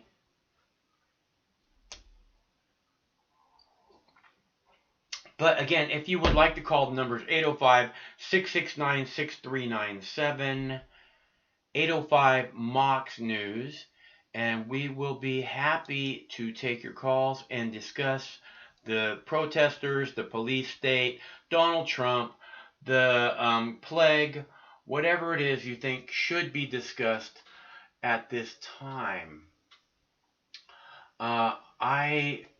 meanwhile, we're waiting to see what's going to happen next. It's obvious, the shoe could fall at any time with the protesters. The police could say, okay, we've had enough. Let's shut this party down. And which is what the police do. I've watched them do it again and again. Hello, caller. Michael, this is Steve motherfucking McClanahan. You aren't seeing riots. You aren't seeing fires and shit. I tell you what, I'm out here on the streets. I had to put the presidential campaign on the side. I had to go out and do my fucking real job of being a real legitimate journalist currently at the end of the fucking day, going out here and covering the fuck. Oh my God, get away from me. I swear to God, these people are out of control. They got TVs, they got fans of TVs, they have Doritos, they have Doritos Locos Tacos, they have, I am telling you, this shit is gone loco bono.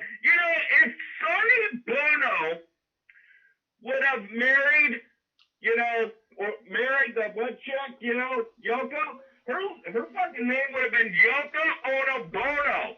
It's fucking crazy. It is Yoko Ono Bono out here. Literally, currently, there are fires, and there are fires with fucking people. The defecation, the massive amounts of defecation. Because there's no fucking restrooms open currently right now. Nobody has any toilet paper. And I swear to God, they're wiping their fucking asses with Doritos and Doritos bags. There's defecation everywhere in the fucking street. I thought I put this news live to you, Michael. I swear to God, I'm covered in shit. I look like, I just look like shit right now, currently. And it's not good. It's not good for anybody, because it's not good. Ladies and gentlemen, this is Steve McClanahan reporting to you live from the shit. I gotta go.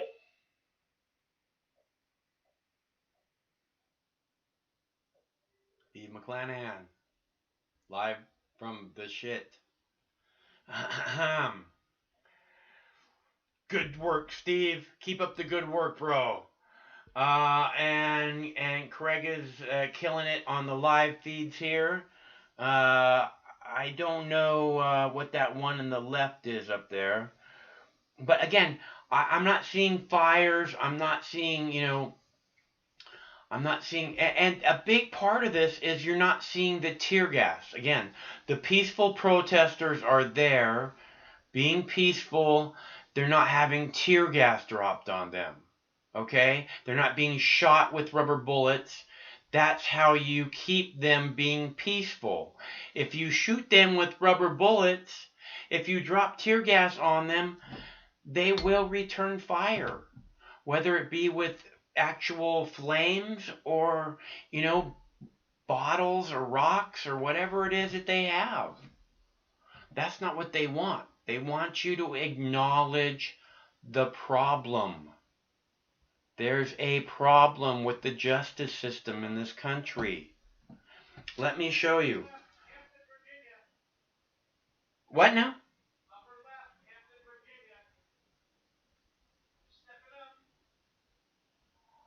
Oh, are they corral? Oh, shit. See, again, peaceful protesters, and they want to fucking drop shit.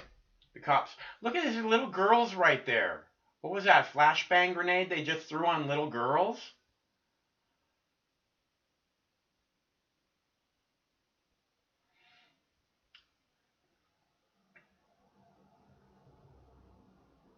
Crazy. All right, so, like I was saying, this is all they want is to be acknowledged of the problem. There is a horrific justice system problem in this country, and the police want to act like the people in the street are the problem. The media wants to help the police to act like the people in the street are the problem. It's beyond ridiculous. The people in the street are walking with their hands up. You know why? hoping that the cops won't shoot them because they're facing a heavily armed, trigger-happy police state who can't stand to be spoken back to, who thinks that they should slap the smirk off your face because you said something to them. They can bash your teeth out for that, and they have many times. Not your teeth many times. Lots of people. Massive protests defy Trump's threats and curfews. Hello, caller. Hello, Michael. Hey, what's up, Jude? I just got up. I'm sleepy. I'm sleepy deepy. I missed the revolution. I think it passed me by. Is it still going on? Are we still locked down? Is the planet under attack? What? Where'd the plague go? Where did everything The plague go? is over. The plague is over? The plague is over. Oh, no, wait. There's someone wearing a mask on TV. Oh, okay. Oh, is that an anonymous guy, or is that somebody who's actually sick? It's a reporter. Oh, he's sick. He's definitely sick. Because he's just a slave with a microphone talking shit to people. Excuse me, I got COVID-19 here. But, most news stories are actually produced by artificial intelligence. They're not street-driven stories. You got 6 networks, right? 6 major news companies. And we think that, such and such a guy is on TV because he's responding to something that happened, on the corner of 51st and New York Street. But actually, that's a rare occurrence. Most stories, especially most stories on social media and the network news is generated by suggestions from artificial intelligence. And so that kind of begs the question, who's running the artificial intelligence? And are we living in the Matrix?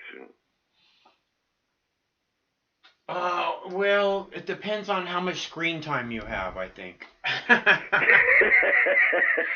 Well, I don't exactly, you know me, I'm a caveman. I got like a hammer and a spear, and those are my only tools with a lighter, because you got to have a lighter if you smoke joints.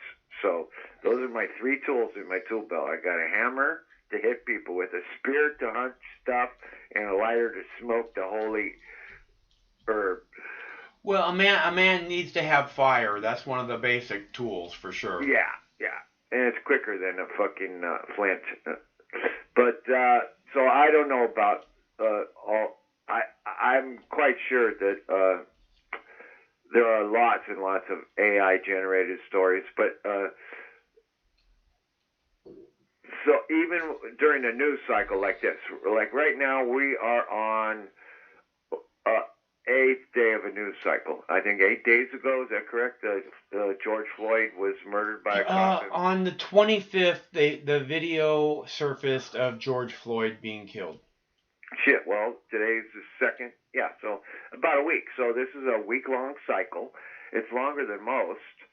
And, it's definitely a historical event. It's one that I'm not going down to see firsthand, whereas with Occupy, I was definitely involved, but it's kind of reminiscent of these shootings that took place in 1970 on a college campus in Ohio, and the National Guard.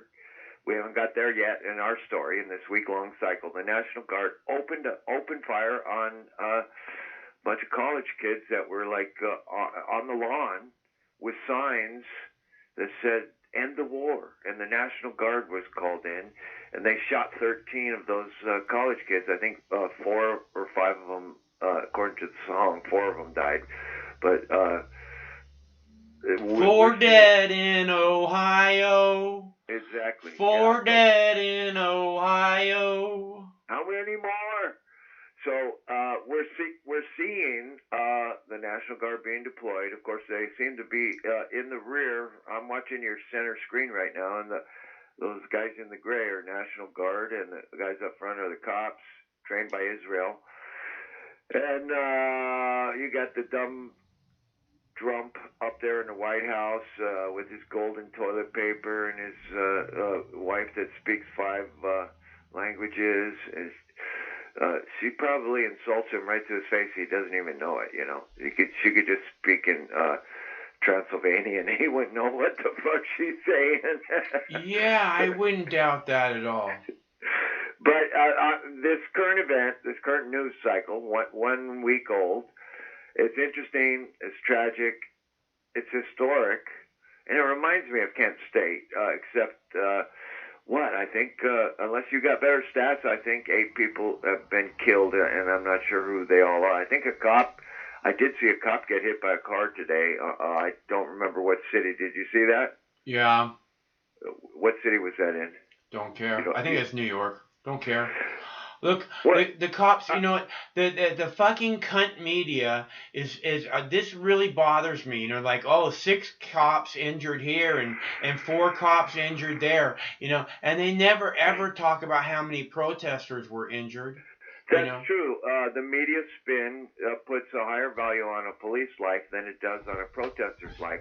Automatically, the listeners, the observer's psychology goes, a protester, that's a low life, and so we don't actually have the value ingrained in the American psyche for protesters. And I know they're like cops. They come in all stripes and flavors and colors. Not until they start dying from the COVID-19, and then they'll really become enemy number 1.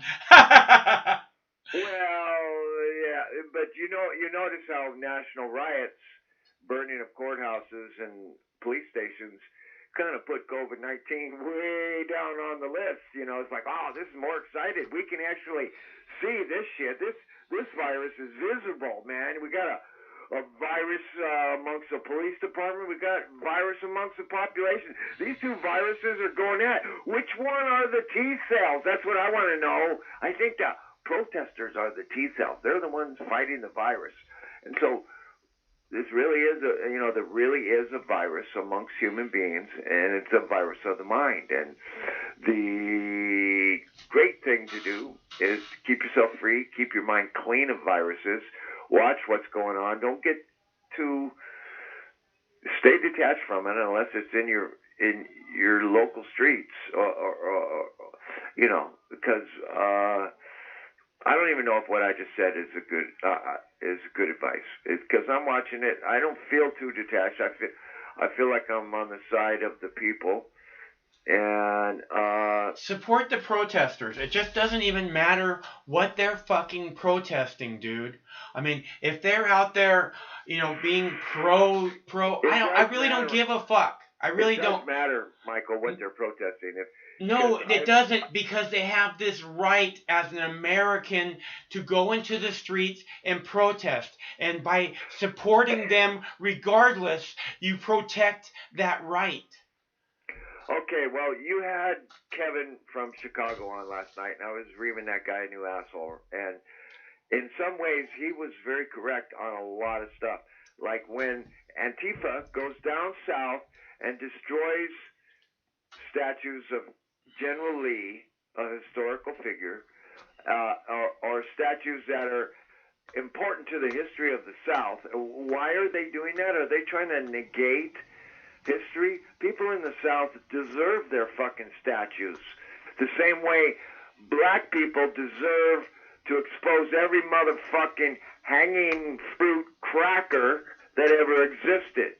So those 2 ideas are not in conflict.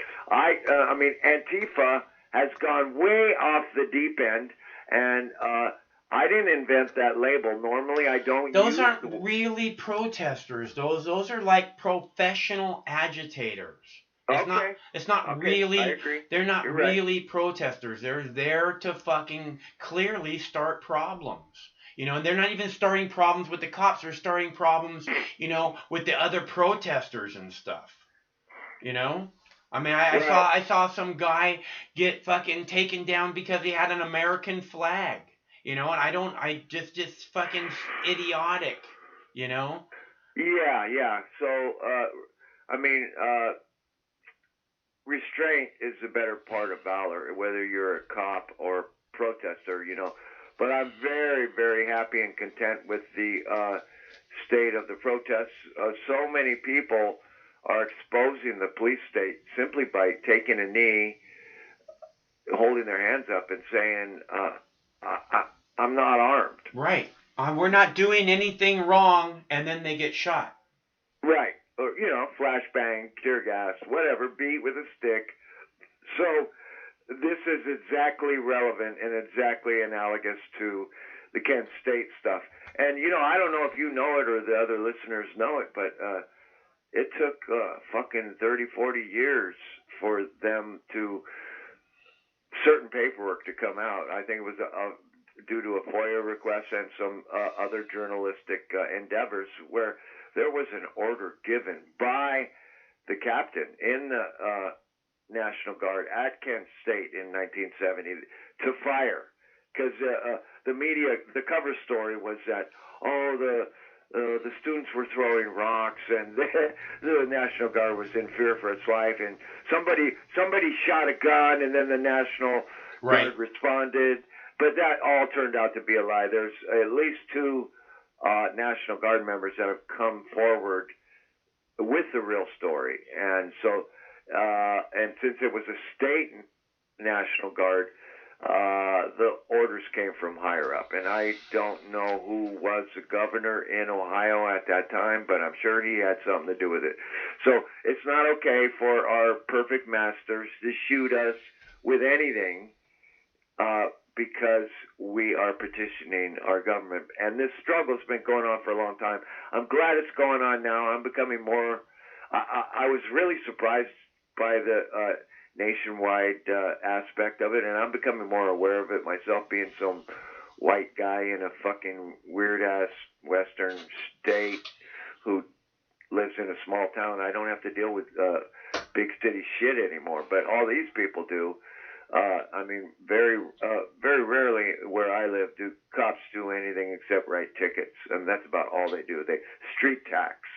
So, but I'm not saying that this punishment by cop doesn't go on 24/7 in every major city, all over the place, from fucking Chicago to Atlanta to New York to L.A. and everywhere in between. It does go on, and it is a big problem, and nobody's stepped up yet, because we know. I'm advocating for a national referendum on the oversight and investigation of police departments, and you've advocated for the longest time for changing, for putting restrictions on police departments and police officers, including wellness checks, including drug checks, including, psychological checks, overtime, steroids, anger management. What else, Mike? I can't remember everything that's on your list. They have to do basic hand-to-hand combat training weekly with their peers, because if you can't handle basic combat training with your peers weekly, then you got no business in the street. And if you are regularly, a couple hours, twice a week, doing hand-to-hand full contact with your peers, with your friends, then the first thing that happens when you get into a situation isn't to grab a gun and shoot it. Yeah, we see that way too often. I feared for my life. We've seen cops shoot people in the back. They're running away. It's like, dude, I didn't want to chase them. I was too tired. They'll say exactly the same thing. I feared for my life, dude. Yeah, I didn't want to chase them. My stomach was full, So, yeah. Hey, the Krispy Kreme hot donut light was on right before this thing happened. You can't blame me. Yeah. So, I had the bullets. I didn't want to waste them. So, there's so much. But at the same time, sometimes those cops, I hate to be an agitator, but those cops do save lives sometimes. Every 1 in 1,000 calls, the cop's going to actually save your fucking life. It's never happened to me. It's never happened to anybody I know, but I know it happens. You know, I don't even call the cops anymore. I just take the matter into my own fucking hand, and then, you know, rearrange the evidence. If you know, if the dead body's outside, I got to bring it inside and make sure, you know, tip some things over, make a mess, make sure that the evidence indicates that it was a home invasion robbery. You know, that way, you know, I'm clean and clear, and no, you know, I don't have to deal with the DA. I just sit there with a little bruise on my head, and, you know, the cops are going, "Oh, you poor baby." I've actually had cops do that to me, but only female cops. So, but you know, we know there's a big problem. So those rescue, you know, those. You put it on. You said something earlier. I was laying in bed listening to you. It was something like a responsibility to interfere or something like that. Oh, the Southfield cops, which I'm not sure where Southfield is. I think Illinois had just instituted a policy called duty to intervene. Yeah, right. Yeah, that's a great idea. Yeah. If you put that onus on every cop who sees one of their blue-butted brothers fucking up somehow, they do have the duty to intervene. And just like us, we feel that same kind of pressure, except we're not walking around with guns and badges, you know. We have a duty to intervene too, you know. So it's just a human thing, you know. When the protesters got fucking tear gas in his eyes, you go put some fucking milk on it and help him get out of the fray. You know, we all have a duty to intervene when, and that's what we're doing. That's what all the protesters are doing. They're intervening in the insane policies of an insane and intrinsically unjust military government. That's what they're doing. They have a duty to intervene too. So, right. Right. When tyranny becomes law, rebellion becomes duty. Thomas Jefferson. So yeah, I mean, it doesn't look like it's petering out. Those are all live streams I'm looking at, right? Yeah. Yeah, it's not petering out. I thought it would be petered out by now. So I'm so proud of these young people. They're not burning anything. They're not breaking anything. I don't see any fires. So they're just saying, "Hey, fuck you in your fucking bedtime, asshole." You know, because they're all supposed to be indoors by now. So all these places have curfews on them. What in top right, second from the top, Seattle? Where are they in front of? What kind of? I don't know. I asked Craig. I can't figure out where that is. I thought it might be Seattle Center, which is where the Space Needle is, but it might be up on top of Capitol Hill too. I'm not sure. I can't tell. They don't show a big enough view of it for me to be able to see where it's at exactly. Yeah, well, it's great. I'm very proud of these young people. I'm sure most of them are young.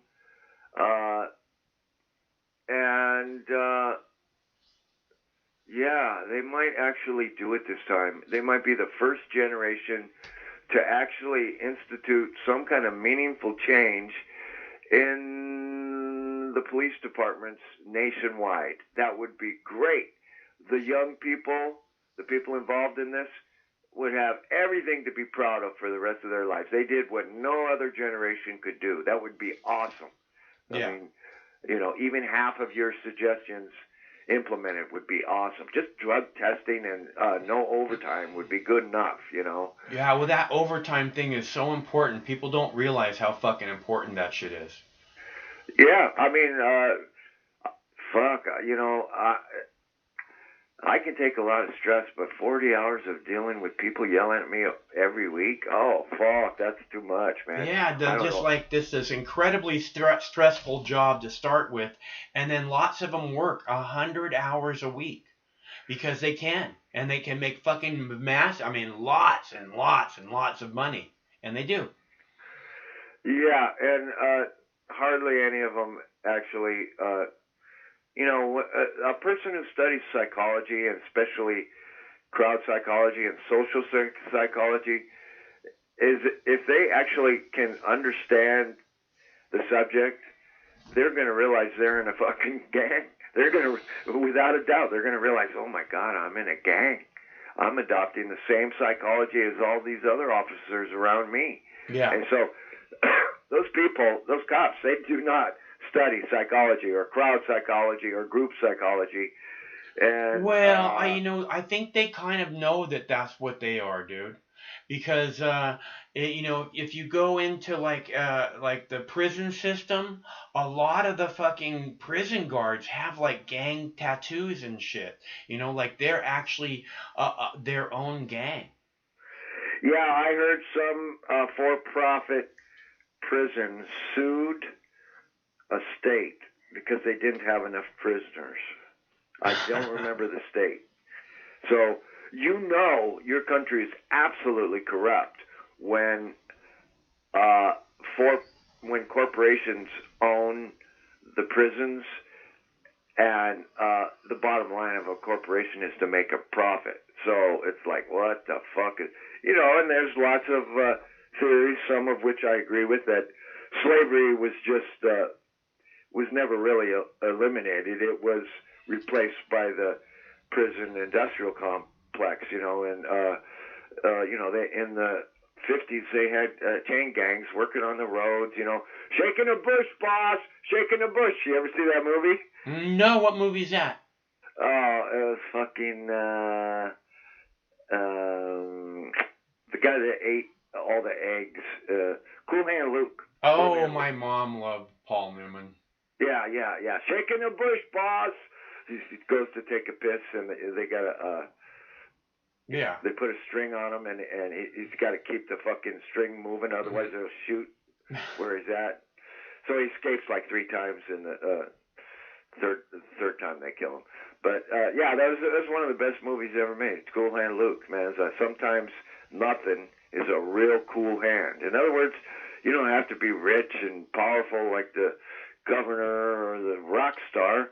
Your very fucking personality is a treasure.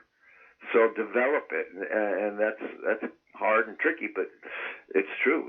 Sometimes nothing is a real cool hand. Look at what Gandhi did with that.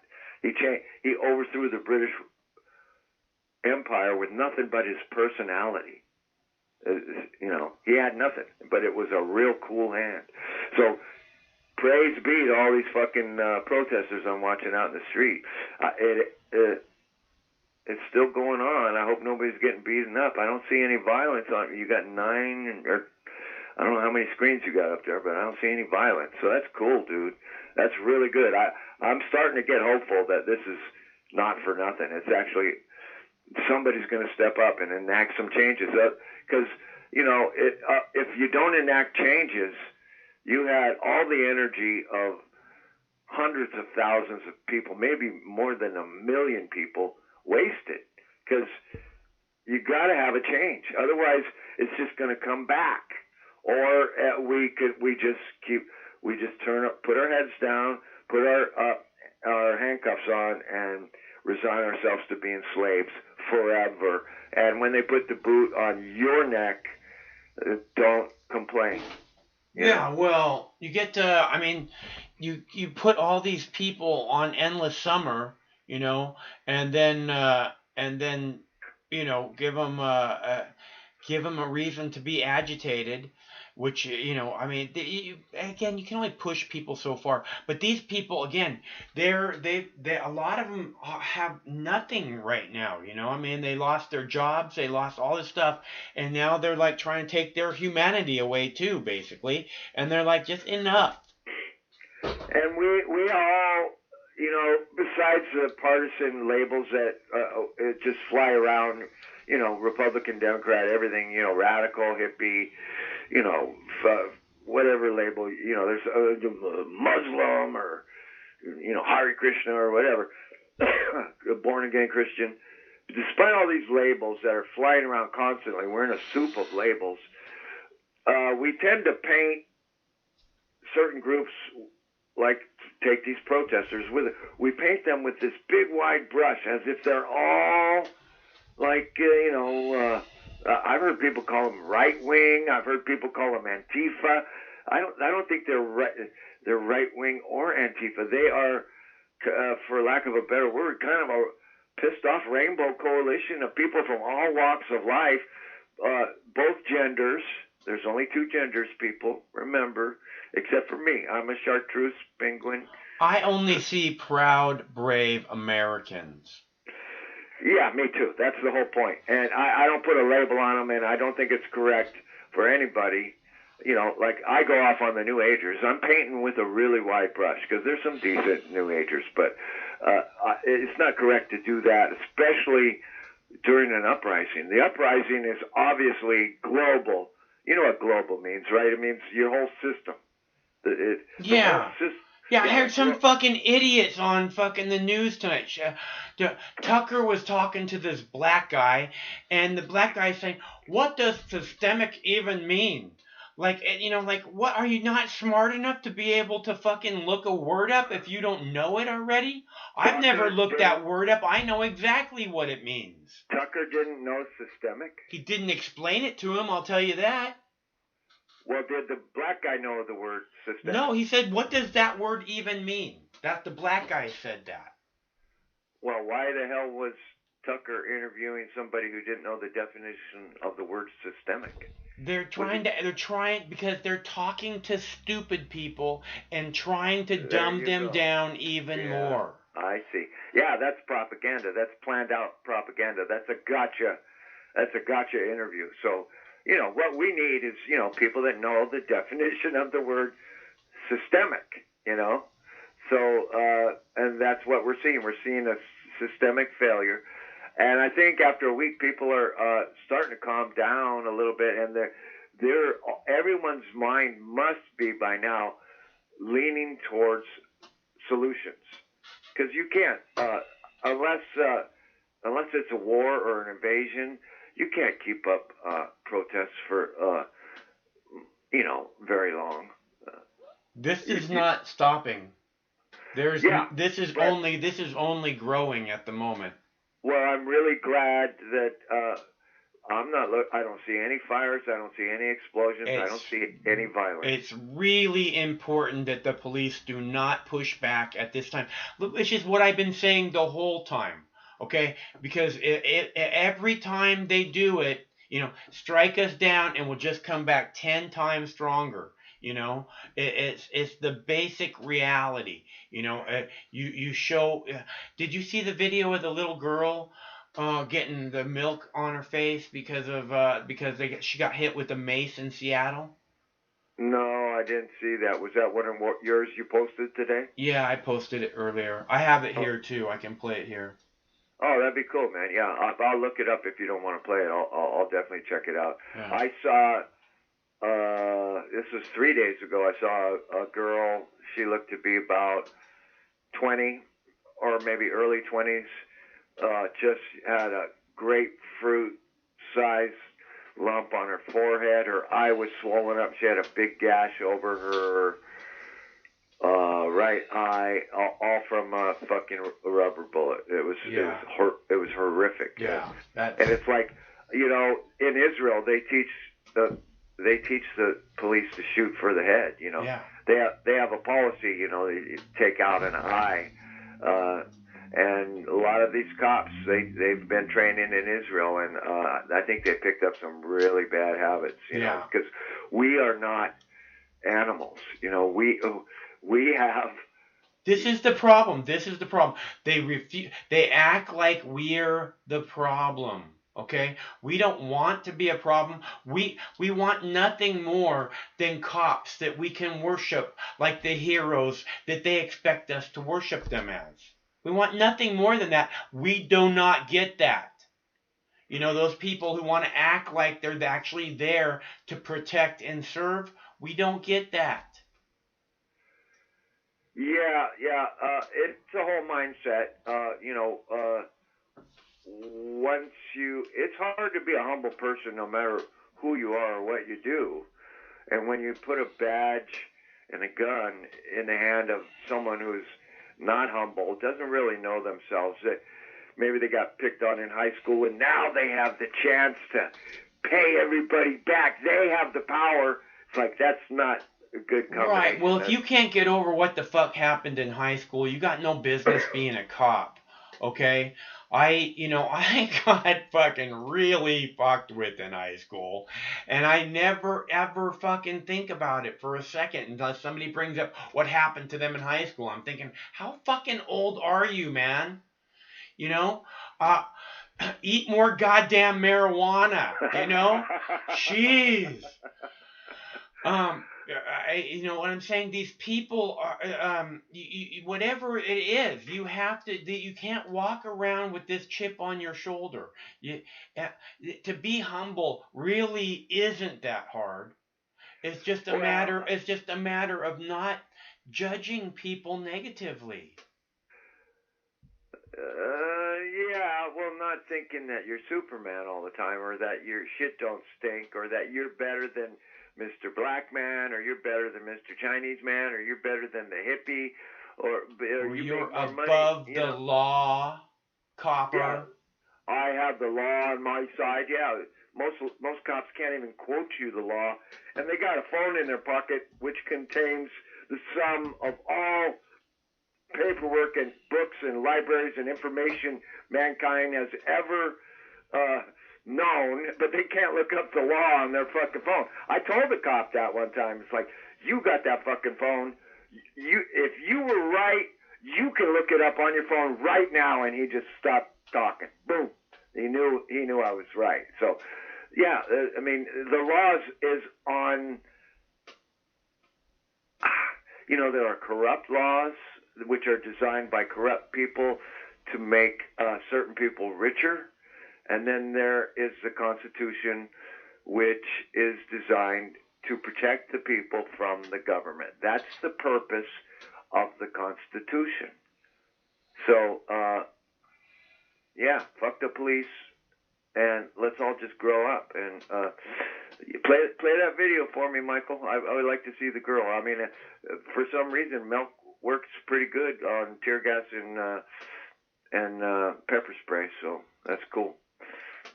Didn't seem to help her a whole lot, but okay. Well, I'll play that video for you. Take care, brother. All right, it's good to hear from you. Thanks a lot for calling, and I'm glad things are cool where you are. Yeah, I'm on the side of the protesters. They're doing God's work. They're doing righteous work in America right now, and I hope they succeed, because that'll be the first time in history. It's a great thing that's happening. Take care. Okay, talk to you soon. Bye. That's our buddy Michael from Southern California. I am going to go ahead and play the clip of the little girl who, in Seattle, the cops got mace in her face, and there are currently over 11,000 complaints from just the last 5 days in Seattle on Seattle police. Over 11,000 brutality complaints. So you know. So who's gonna be held accountable? Whose streets? You don't come into our streets and act like you're the biggest bully on the block. You act with respect. I tell people this all the time. People come through my neighborhood and they want to drive fast, and I step in front of their fucking car.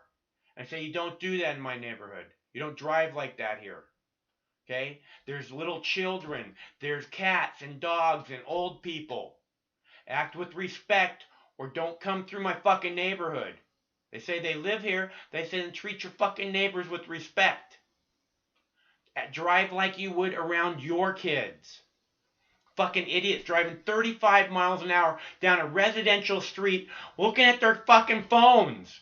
Pull your head out of your ass, you fucking stupid bitch. Alright, now, that being said, little girl, pepper spray, Seattle, I'll be right back. Oh, what is that? Where's that at? Portland. Oh, Portland's getting ready. I'll be right back. This is a short clip. Hold on. Is that tear gas? Portland's getting ready. I'll be right back here. You guys want to see this. Hold on. Now, thousands of complaints have poured into Seattle's Office of Police Accountability over officer conduct during our recent protests the last 5 nights. Video of some of the incidents has sparked outrage, especially the images of a little girl in pain after she got mace in her eyes. KOMO's Kara Kostinich is live in Seattle with more on these cases. Kara? That's right, Eric. The Office of Police Accountability tells me they have never received so many complaints during such a short window of time. Typically, they get about 14,000 complaints per year. That's what they've gotten over the last few days. Today, they tell me they're focusing on 4 specific cases that have gotten the most complaints. This is the viral video that has outraged so many. A young girl and her dad moments after she was maced by police near Westlake Park Saturday afternoon. Evan Rio was there rolling with his camera at what he described as a peaceful protest. All I know is there were maybe 50 people in that line facing off against the cops, but I mean, it was during a peaceful prayer, by the Reverend across the street. The heart-wrenching video of the little girl in agony has sparked 11,000 complaints to Seattle's Office of Police Accountability. It was just really sad more than anything. It was really horrifying. It was really visceral. Just seeing her pain and seeing her dad just trying to take care of her. Another 5,000 complaints have come into OPA about police conduct during the last few days of protests. Many of the complaints surrounding 10 different incidents, some of which were captured on video that's circulating on social media, like this little girl. What can you say to the public to ensure then that this case will be fully investigated? Yeah, I consider the public that we are, by ordinance, I am a civilian, I am independent, I'm not affected by politics. We are going to do our best to top to bottom look at these cases and to make sure that there's an impartial, objective review of the facts. OPA says they will complete these investigations quickly due to immense public concern. Evans says he wants justice for this little girl and so many others. I hope there's change. And if you were a witness or saw these incidents happen, especially the macing of that little girl, the agency wants to talk with you. They tell me they have 6 months to complete all these investigations, but that it will likely be much, much sooner. Live in downtown Seattle tonight, I'm Kara Kostinich, KOMO News. That is some fucked up video.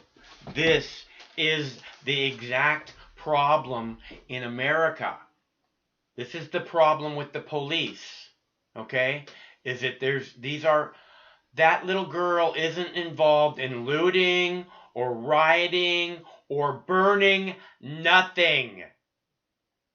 And neither were the people around her. And somehow she got pepper spray in her face. Okay?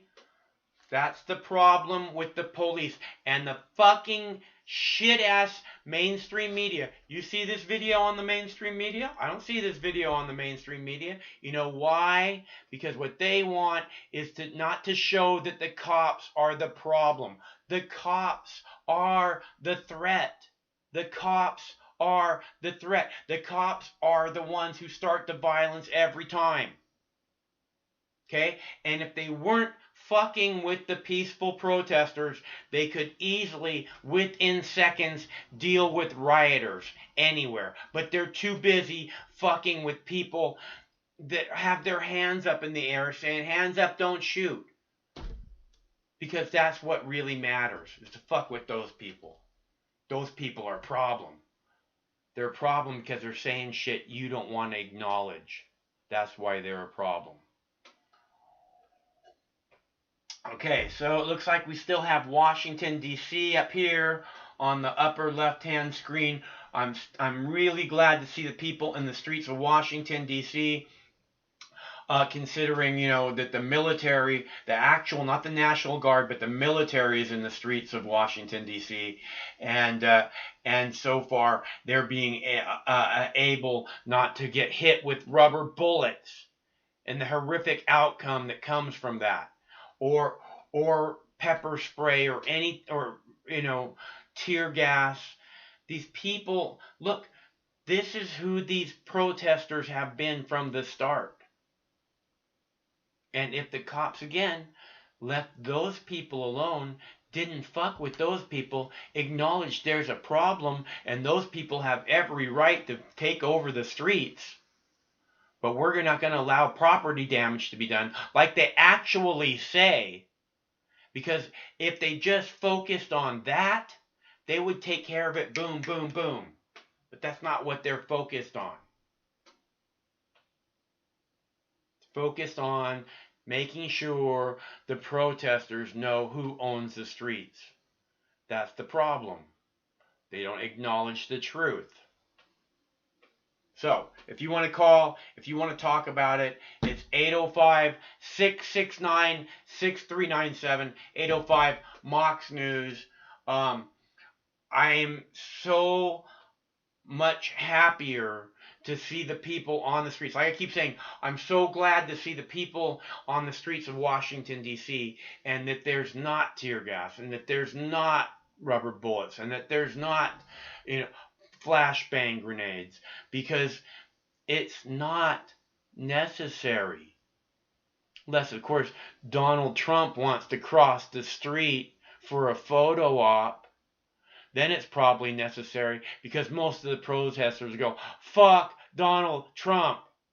Fuck Donald Trump. And that would make a lovely photo op, wouldn't it? That's why I'm recommending that become one of the main chants of this protest. Fuck Donald Trump. Fuck Donald Trump. Because I would just love to hear those words echoing out across the nation from one end to the other. I think that would be just a beautiful thing. I remember I saw like I think it was a NWA video where they were on, no, it was, who was it? It was, oh man. The old Me So Horny guys. Who are those guys? Those guys, they were doing a video. They were doing like a concert. I remember seeing a video, and it was just this packed place, and people just fucking partying like crazy. And one of the people on stage started saying, "Fuck George Bush," and the whole place was just like, "Fuck George Bush," and I just loved it. It was one of the most beautiful things I ever saw. And I've always thought that's why they won't let me at the mic at HempFest, because they know who I am. They know I fought the fight, and they know that I'm not a perfectly good speaker, and they could invite me up to have a little something to say. But they know that I would start it off with a chant like, "Fuck Barack Obama, fuck Barack Obama. Fuck Barack," because that's what I would have done, for sure. Hello, caller. Hello. Hello, how are you tonight? Well, I'm doing pretty good, I think. I'm not complaining. I'm here. Things are peaceful, okay? Good. Thanks for calling. Okay.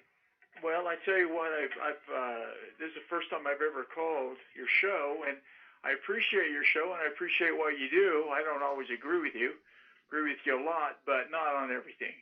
Yeah. And one of the things I didn't agree with on this situation is that the girl that just got tear gassed.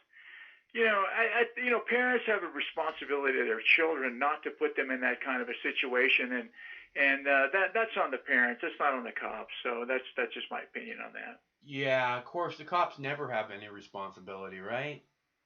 Well, they have plenty of responsibility, but the first responsibility of a parent is to protect their child. Mm-hmm. So if a parent says, "Oh, well, let's go to the riot," or "Let's go to the protest," or "Let's go to the bullfight," or "Let's go to the football game," they have to make a decision as to whether or not the child is going to be safe. And lots of parents make that decision to go to the football games where there's massive amounts of alcohol being consumed, sure, and fights break out all the time.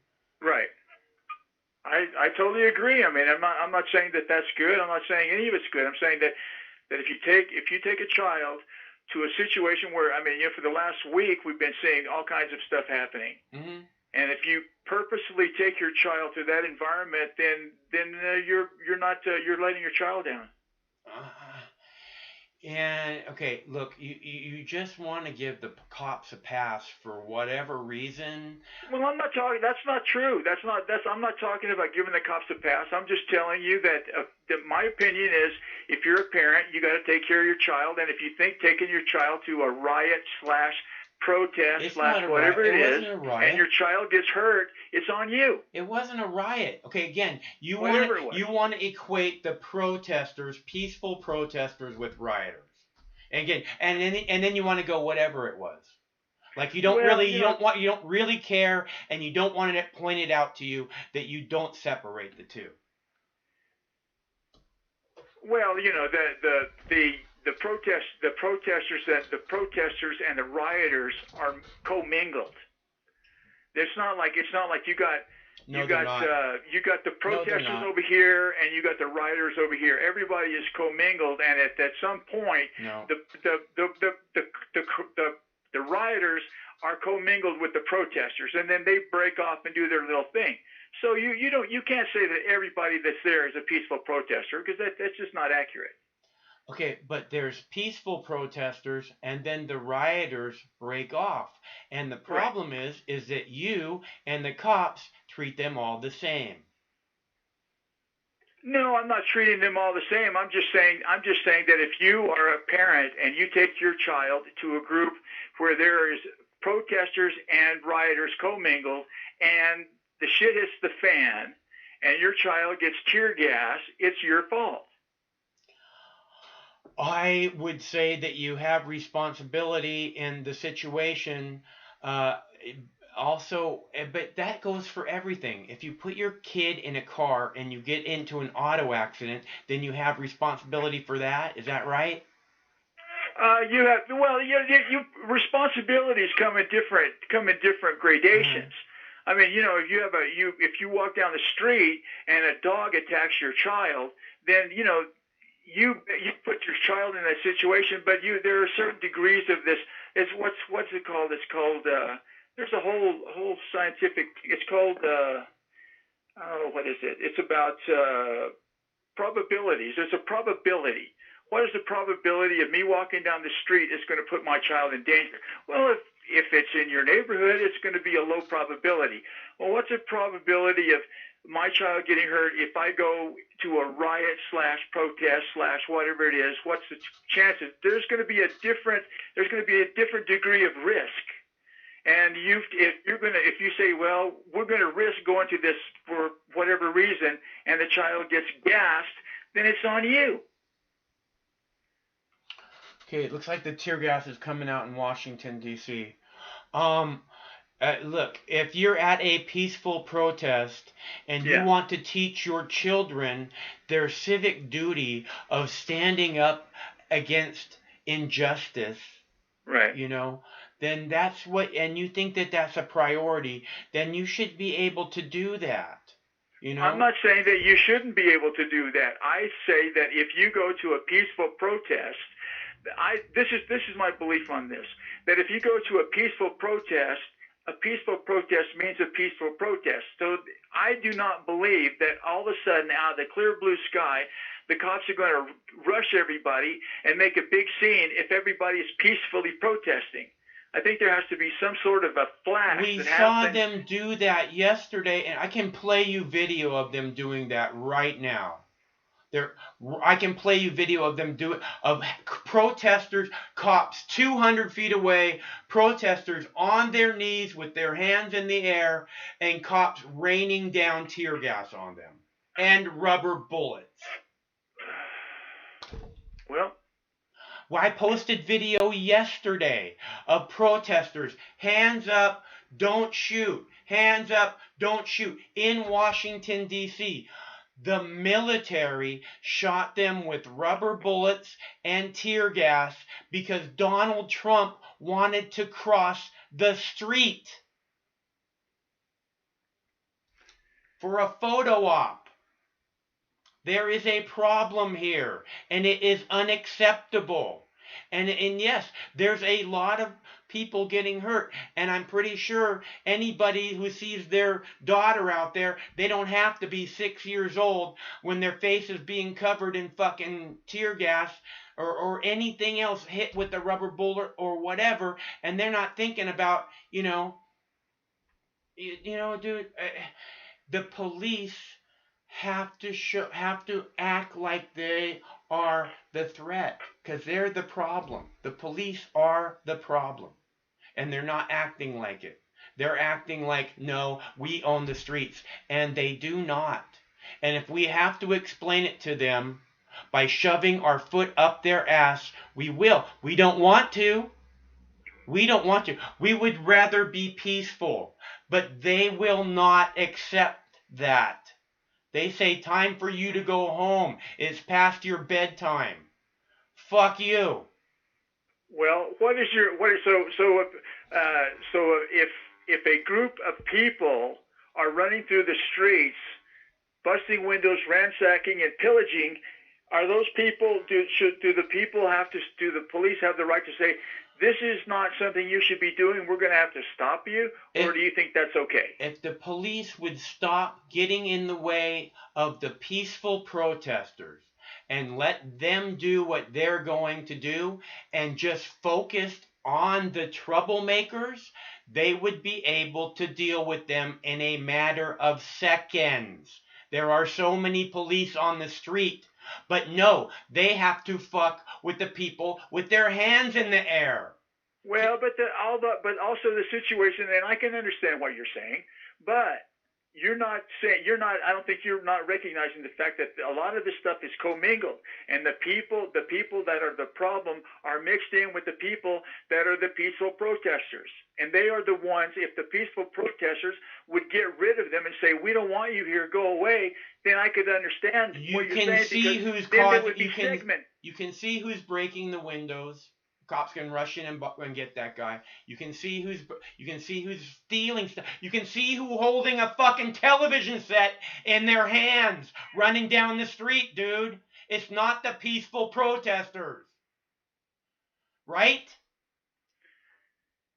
They're not running into the crowd, and then you can't tell who's holding the fucking television set, right? Well, I've seen plenty of videos too, and I've seen the videos that came out of not recently, because I have not been paying attention to this so much because I've seen so much of this in my life. Every time you turn around, there's going to be some shit like this happen, and I get tired of it. It's better for me psychologically not to deal with it. But there's plenty of badness out there. But if we can't somehow come together. Well, listen to me, okay? People going into the street and demanding that their government hear their voices is not a bad thing. It's a beautiful thing. Yes, I can agree with you. I'm not disagreeing with you. I'm not disagreeing with that statement. If that's the statement you're making, fine. I agree with it. I support it. But we have people that are not agreeing with that. They are troublemakers. And they're gonna do what they want to do. And the cops can't there's gonna be a lot of innocent people get hurt. Not if the cops focus on the troublemakers. Well, then we get back to the commingling again, because the troublemakers aren't over there; they're all over. They're not just the troublemakers. You're talking about the people stealing fucking armloads of fucking stuff, right? They can't go and commingle when they have their arms full of fucking stuff. Okay, they can't do that. Okay. They don't fucking blend in. It's obvious who the troublemakers are. Well, it's not exactly obvious because, as bad as this is going to make you feel and as upset it's going to make you, I don't think that most cops are bad and that they're intentionally trying to hurt people. I just don't think that. You think your opinion is going to make me feel bad? I don't think that most people are bad, okay? I think the problem is the cops refuse to admit there's a problem. They act like the peaceful protesters are stupid, and they are the problem. And I understand that point. I do understand that point, and there is a problem. And there's something that you brought up tonight that I had not thought about and had never even heard about it, and that's the overtime and the amount of stress, basically added stress. I mean, you can't. Number one, I don't even think that a cop should be working 40 hours a week. I say that too. I think no cop should work over 40 hours a week. That's what I say. I don't even think they should work 40. Well, see, again, I say that they should like 2 to 6, like 4 to 6 hours of that 40 hours a week should be training. They should be weapons training and hand-to-hand combat training constantly, 2 hours twice a week minimum with their peers, so that the first thing they think of when there's an issue isn't to grab a gun and shoot somebody. Because they spent lots of times fucking with people with their hands. Oh yeah, you want a little action? Let's do this, pal. And you know what I mean? And if you can't handle hand-to-hand with your friends for a couple times a week, 2 hours a day, then you got no business on the street, because you're going to hurt people. But if you can handle it with your friends, then these other people are not going to be a real big deal if they pull out a knife. Like, oh, we got one of those, huh? All right. You know, I mean, it's not all of a sudden I feared for my life, you know? Well, you know what? You know, I've seen some videos. There's some interesting videos that come out that people on this kind of stuff. I don't think that hand-to-hand combat. If I was a cop, training. Okay, if I was a cop, I would not. If some guy had a gun, some guy had a knife, and I knew how to. I was the best hand-to-hand combat guy. And I was fighting the guy with a knife. I wouldn't fight him. I would shoot the fucker. Right. Well, that's I'm just saying that that's not. But the problem is the guy with the knife often turns out to be a pencil or a cell phone. Okay. Well, that's true too. That's true too. I mean, there's identification stuff, but also, I mean, there was. So again, all I'm saying is, your basic instinct can't be to reach for your motherfucking gun. And that's where we're at right now. Yeah. Yeah. And this is, well, so you have like 4-6 hours of training a week. So they're only really working 34 hours a week in the field at their desk, whatever it is that they're working, and then they're doing the training on top of it, and 0 overtime. Because again, it's this incredibly stressful job, and these guys are working 80, 100 hours a week, all the overtime they can get. And no moonlighting. That's it. I agree. Hey, did you know a guy named Scott Adams by any chance? I know who Scott Adams is. I don't know him. Okay, because he did. I didn't watch the video, but he came out with and he had his girlfriend's son died from fentanyl, and there was something in a video that he did recently that this guy who was dead, that this whole thing, he died. He was under the influence of fentanyl. Yeah. You know, so I don't know if that's accurate or not, but you know, and I didn't even see. The only thing I saw, I didn't even see the video of the foot on the neck thing or anything. I saw pictures of it, but I saw where he got out of the car, and they took him over, and then I saw him going away to another car, and that's all I saw. So I never even saw the video. I'm not sure what you saw the video. You saw the video of what? Of the murder or the killing. Okay. You're saying that Scott Adams is saying that George Floyd died of fentanyl? Well, I'm not saying that I didn't see the video, but okay. I think he was saying in that he was under the influence of fentanyl. Yeah, well, there's been, you know what? I mean, this is a police autopsy where they're trying to make excuses for the murder that just happened, you know? Now, I did hear where they had the autopsy, and the autopsy came back that the guy did not die of asphyxiation. Is that correct? There's been 2 autopsies. One of them says he died of asphyxiation. The other one says that he died from his carotid artery being compressed and the flow of blood being cut off to his brain. You know what? Remember the OJ trial, and they had all those experts. Yeah. They should bring in the best experts to determine exactly how the guy died. They should. I mean, because if we're discussing it and we don't know exactly how he died, they need to find that out. They really do. But anyway, I appreciate your your time. I appreciate your show. I think you're doing a big service. You know, and you've been around for years, looks like, and I congratulate you for sticking with it so long. And I will continue to be a watcher of your videos. Right on. Well, thanks very much for calling, and please call back anytime.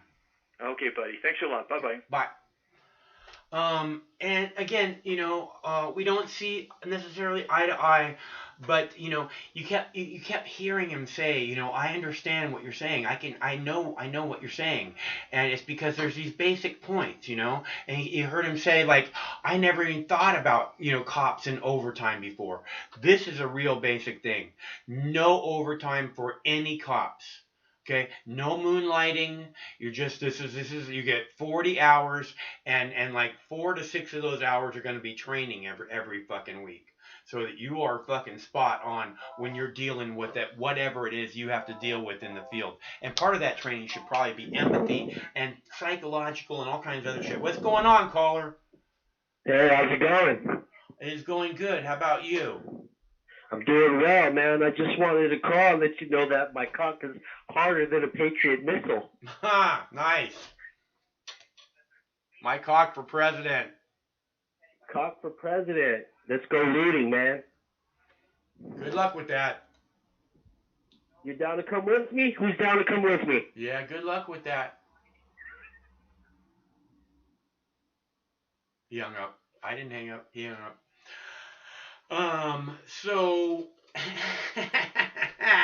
my cock for president, because my cock is what America is all about. Let's see. So we played the video of the little girl. I have this other video about duty to intervene. It's a very short video. I'm gonna play it for you real quick before we get any more tear gas here in the streets. Duty to intervene. This is a new policy that is being instituted by the Southfield Police Department, which I believe is in, I don't know if it's, I think it's Illinois, but I'm not positive. Duty to intervene. I think it's a very good first step. Duty to intervene? No duty? What happened?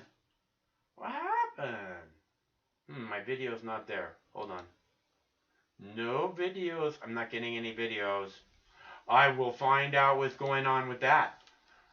I don't know what happened there. I played a video earlier. You guys saw the video with the little girl. I'm glad the one with the little girl worked. Have to figure out what's happening there.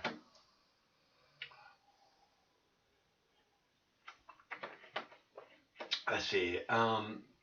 Massive protesters defy Trump threats and local curfews.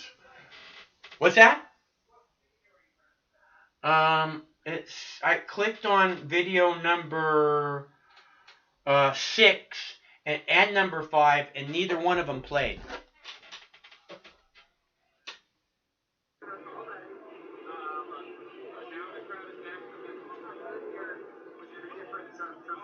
Can you turn off the volume? I don't want to hear the volume. Thank you.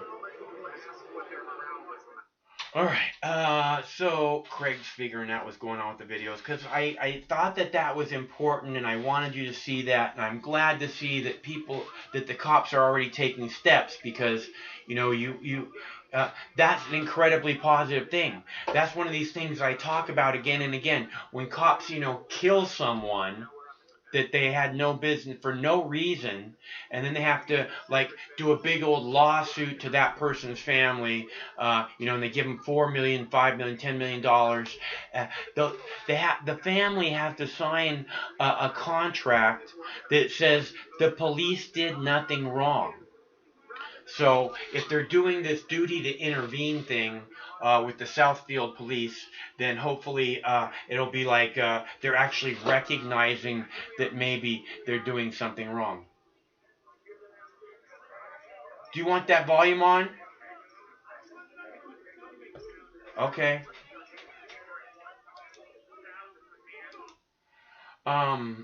All right.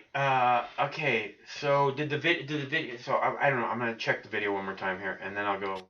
Meanwhile, in Atlanta, 6 officers are charged after an arrest during protests in the city. 4 of the calls are growing across the country for President Trump and police departments to do more in the wake of George Floyd's death. Protesters in Cincinnati are demanding a no-tolerance policy for use of force among police officers. They also want officers to undergo cultural awareness training and de-escalation training. City officials and authorities say they haven't been approached by any groups to talk about those changes. Calls for revamped laws across Ohio are growing stronger. NAACP members are putting together a justice summit to fight for legislative change. The group would look at ways Ohio law can be changed to hold police officers accountable if they use excessive force. The Ohio House Minority Leader is getting ready to introduce a new law that would declare racism as a public health emergency. And police in Southfield, Michigan have already implemented a new policy called Duty to Intervene. Our sister station in Detroit has more on that.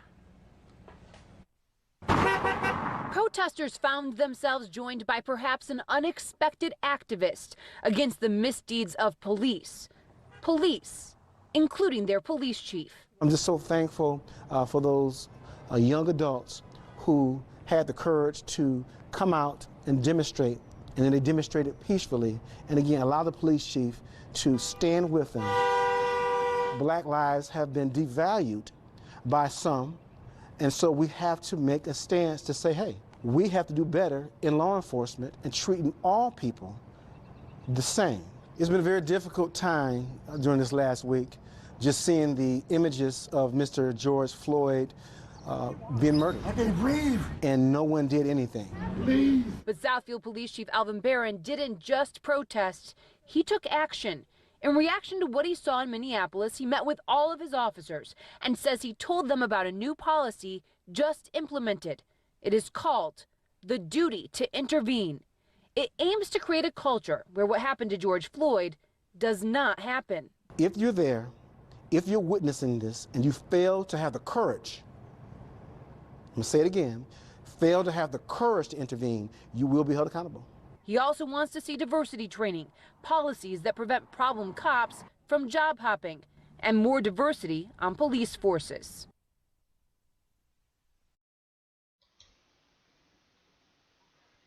All right, and I thought that was important. I wanted you guys to see that. It would be really nice, and you know, we want cops that we can look at like they're heroes, like they want to be looked at. So it would just be amazing to have seen a cop just walk over to that guy on top of George Floyd and just kick him right off his fucking neck. You know, just what the fuck are you doing? You know, boom. Get him off of there. He said he can't fucking breathe. Can't you hear? Stupid pig. You know, because the cop should be fired anyways. You know, immediately just for doing that. The guy's on the ground with the handcuffed. What the fuck? So it's going to be really nice if we actually get some video of cops doing that in the future. I look forward to it. Duty to intervene sounds like a really good policy, if not law, right? Like, you know, absolutely, it's not just your duty, it's the law. If you see that shit going down, you must do something to stop it. If you gotta fucking pull out your gun and blow the motherfucker's head off. Hear me? Cops, that should be the appropriate response if you have to. I mean, you can go over there and kick him with your steel-toed fucking shoes. You know, that should do the trick, I would think. You don't have to be that drastic. Let's see. What do we got going on? Everybody's looking peaceful. Seattle's looking calm. Where'd the Washington, D.C. go? Portland. I'm not sure how Portland's doing. It looks a little foggy in Portland. Washington, D.C. looks calm. Something just got thrown.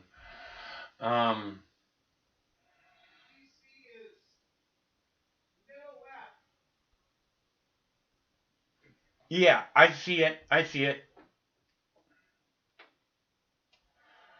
So, everything looks reasonably calm at the moment, man. You know, I think we're good. You know, to just like call it a night. You know, everybody went out there and you made your point and you stood your ground for their stupid fucking bedtime curfews. You children need to go home now. It's past your bedtime. You did an excellent job of proving that they are not in charge. I applaud all the protesters. I applaud you all. They are not in charge. If they, you hear it, Donald Trump? You see it, Donald Trump? You're not in charge, fat boy. So you know. And if you wanted to get 10 times worse, you go fucking tell those people to fucking tear gas them, and it's gonna get 10 times motherfucking worse. Guaranteed. So,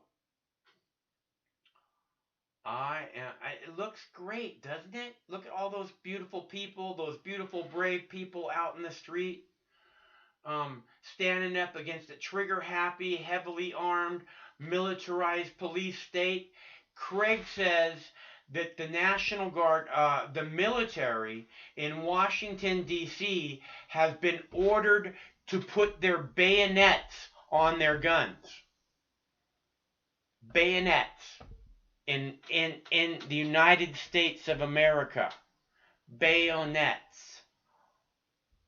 That's how they're going. That's how Donald Trump wants the protesters treated. Like prisoners of war. Generally, people don't have much respect for prisoners of war, so you know.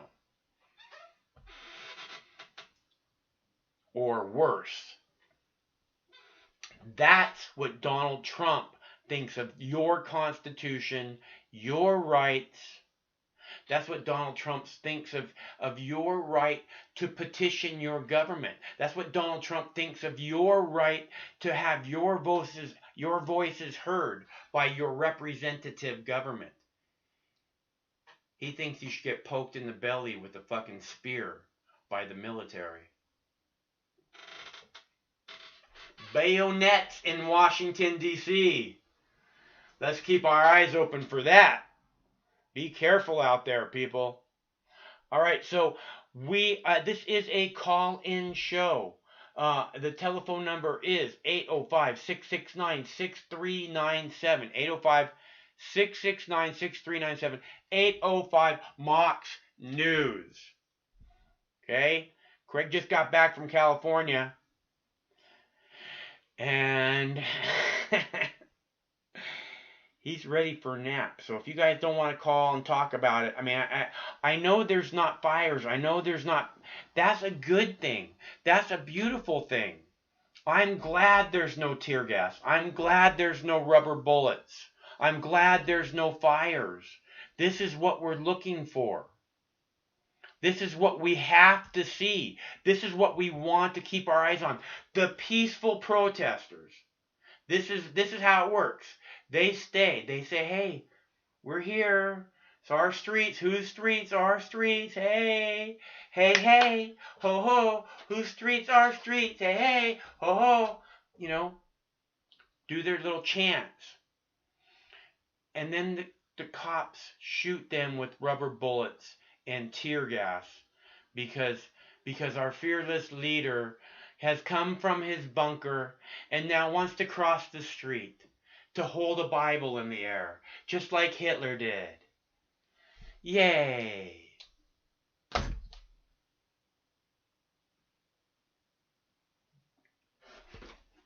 Alright. So we're going to watch this for another minute. I'm going to probably just get Craig to give me the phone so that he can take a break.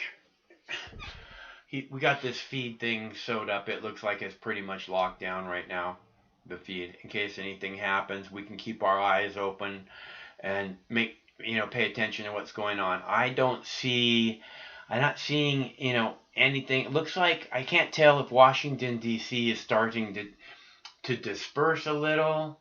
Doesn't look. I can't really tell. I hope so. I really hope that they just go to bed and it's peaceful. Not because it's like, past their bedtime and, the curfew says you got to be in na, but because we can have a peaceful protest and go back out tomorrow and do it again. And go back out the next day and do it again, and next day and do it again, and the next day and do it again. And prove whose streets they are. Because they are our streets. What's happening in Los Angeles? Is there Los Angeles feed in there? I see Los Angeles. Man, the cops are just in heat, you guys. I just want you to be safe. Okay? Again, don't give them anything to get their hooks into you, because they're going to investigate every fucking second of video that they can get their hands on from every fucking corner store, from every cell phone, from every YouTube page, from every Facebook page, and they're going to get screen captures of everybody's faces who they got doing shit, So please be very careful. Don't do shit. Don't fucking break windows. Don't smash car windows. Don't slash tires. Don't steal things. Don't set fires. Oh, what? Where's that? Portland? More flashbang grenades and tear gas in Portland. Here we go. Flashbang grenades and tear gas in Portland. Because obviously the cops are in charge. We got Portland. It's right there.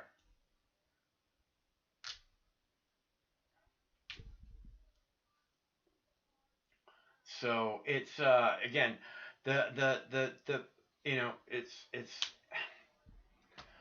this is how it starts. People go over here and they're going to do their protest. You can let them go and do their protest, or you can go, nope, you're stopping right here, and then they drop the tear gas, and then all of a sudden you have fucking all these people, all these angry people, and they got to go somewhere and release their anger because they just got fucked by the police state. And it looks like the police are dropping tear gas on all these cars. Look at all these cars. Oh my God, all these cars are in the way of this tear gas. Oh my God, that's horrible. Look what these cops are doing. Look what these Portland cops are doing. They're tear gassing. It's not just protesters, but all these innocent people in their cars. Okay? So go ahead and tell me. So you tell me, is the person who has their child in the car that's now being tear gassed, is that person at fault for having their child in the car? Come on. You want to just give the cops a pass on everything, and it's bullshit. Okay? The cops are in the wrong. The cops are the real threat. This is the problem. Okay? The protesters are just standing there, and then all of a sudden, they fuck with them. And if you fuck with somebody, if you push somebody, if you gas them, if you shoot them with rubber bullets, again, what's going to happen tomorrow in Portland? There's going to be twice as many people as there are tonight. Okay? This is why I'm so hoping that this isn't what's going to happen in Washington, D.C. This isn't what's going to happen. Not that I don't want to see the protests grow, but I think they're going to grow regardless. But I just don't want to see the people abused. You have to respect the people. If you want this to end, you have to act appropriately. You have to say, yes, we see the problem. Yes, we understand that it's us that are tear gassing peaceful protesters, shooting peaceful protesters with rubber bullets, fucking and stormtrooper gear, armed, with shields and helmets, and the people have their hands in the air, and the cops are treating them like they're some kind of a threat. The heavily armed cops with their fucking stormtrooper gear are treating people like they are the threat. Okay? Again, you deal with the people that are actually breaking windows, that are actually that are running down the street with the TVs. Okay? And I don't see those people. These people are not in this crowd. If that's what your purpose is to protect businesses, is to protect, to make sure we make the looters pay the price, then you focus on that, because then you can deal with it in a matter of seconds or minutes at most, because there's so many cops everywhere. They go boom, broken glass, everybody in on the broken glass, and it stops. But that's not what they're focused on. What they're focused on is pushing peaceful protesters, because they can't stand the fact that the protesters, the people, own the streets. They can't stand the fact that the people have a perfectly legitimate reason for being in the streets. They hate that. And they're going to do everything in their power to make it so that your perfectly legitimate reason that you're in the street is now unlawful, is now an unlawful assembly. Because we can, that's why. Because we can tell you that it's an unlawful assembly. Because we can. Don't forget it. And we're going to throw tear gas. I love how the tear gas keeps blowing back on all the cops. Not that they're experiencing it because they got their fucking mask on and shit. But I love how they just keep getting coated in it. Because I kind of think this stuff sticks to you a little bit. Like they're going to be smelling it even after they take their fucking gear off.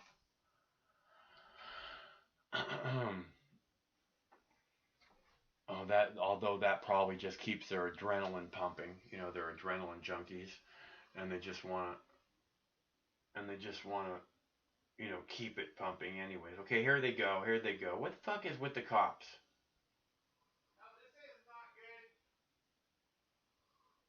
The what's not good?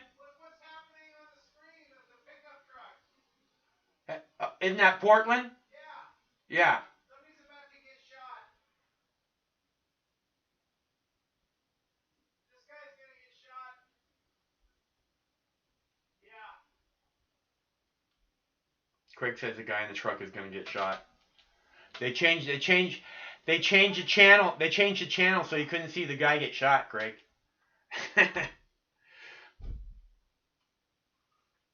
Those are reporters running. Where are they running from? Oh, it's the same shot. I wonder. Yeah, why were they running? Was there fire? Did the cops open fire? Yeah, they're up in a parking garage. Oh, they got tear gas. I see. No, they're trying to see what's happening. He's driving down the block. Get a different view.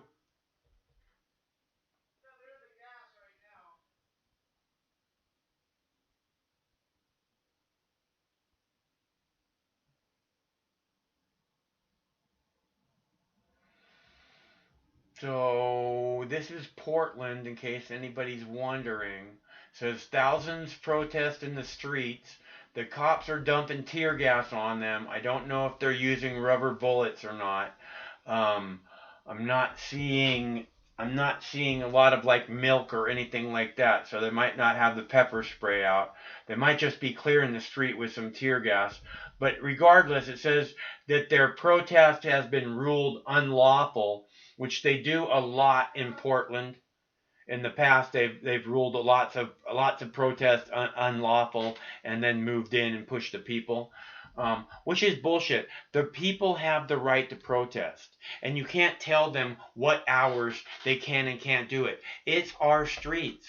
You need to get out of the fucking way of the people. If you want this to calm down at all, the only way that's going to happen is by getting out of the way of the protesters, focusing on the real trouble. The protesters are not the trouble. The protesters are proud Americans, proud brave Americans standing up to a heavily armed, adrenaline junkie, trigger happy police state who can't stand being questioned. They're proud, brave Americans. Okay? And look, they're peaceful. These people do not have bricks in their hands. They don't have televisions in their hands. They don't have they're not troublemakers. They're simply demanding their government hear their voice, and the government rules them criminal, unlawful, criminal, same thing, criminal assembly, and drops tear gas on them. I don't know if they're being shot with rubber bullets or not. But Portland protesters are pretty darn experienced at dealing with Portland police. The Portland police are fucking power-hungry dickholes. And the protesters know that. So they're pretty much ready for the power-hungry dickholes in Portland. Again, I'm just really hoping that Washington, D.C. stays cool. Portland's always going to be a little bit radical. Where's that? Portland, good. Portland, I can handle. I want Washington, D.C. to stay cool. I want Seattle to stay cool. Where's that? Does that say New York? Is shit going down in New York? It looks like those people are moving awfully fast. Oh, I'm seeing something. Something's happening in New York. It's time for another bong hit, boys and girls. So get your dab rigs ready. One more time, we're going to hit this beautiful baby. My big 13-inch. As Katrinka likes to call it.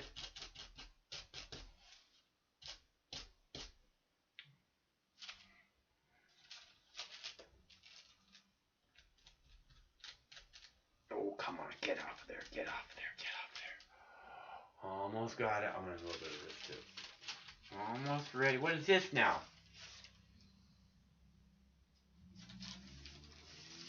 What's happening? Why does it look like that?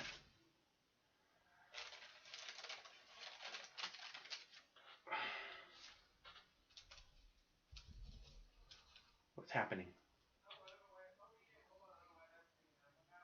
I don't know. I don't know what's happening. I keep saying what's happening. What's happening?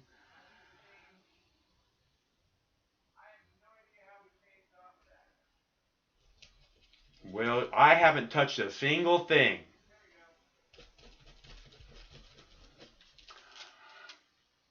Okay, Portland is back. We got trouble on the streets of Portland. And I've got a big fat dab ready. Let's see, we got Portland. Where did New York go? It looked like there was some shit going down in New York too. Can't tell. We got a helicopter shot there of New York in the bottom right-hand corner, right next to my head.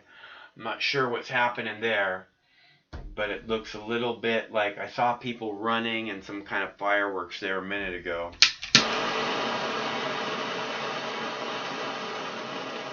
Craig's working on getting us some video of what's going on in New York. Portland's the hot spot at the moment. Hopefully Washington, D.C. is still staying cool.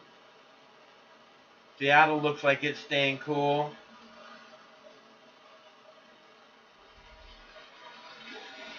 We're going to heat up this bong. Do a lovely dab with you lovely people. Keep this show rolling. As long as, where's that? Seattle. Okay, we got activity on the streets of Seattle.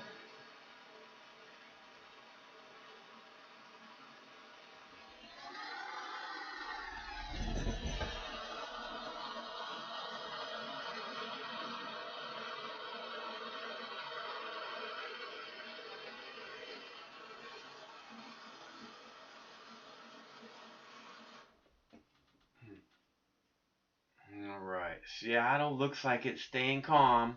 People just marching through the streets.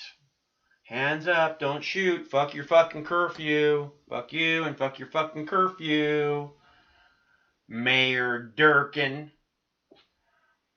Okay, and Portland has been ruled unlawful assembly, and tear gas has been fired. I don't know if they're firing rubber bullets and along with the tear gas or not. I did see a few flashbang grenades though, and those things are incredibly dangerous too. People get their eyes taken out by them all the time. And get hurt really bad in lots of other ways too. They can kill you easily, those flashbang grenades. Those black balls, man, they are so fucking dangerous. And they don't all explode either. You'll see them in the gutter, in the street sometime, and a little kid could pick that up and fucking blow their hand off, man. Disgusting. It's disgusting. How can this be America? Where is that? Seattle? Seattle is looking calm. The streets of Seattle are staying calm. Portland, let's see, Washington, D.C. looks, I'm not sure, Washington, I'm about ready to take this dab. You guys ready for a dab? I'm going to do a dab here. I'm going to do a dab. I'm going to do it. All right, follow me and do exactly as you see.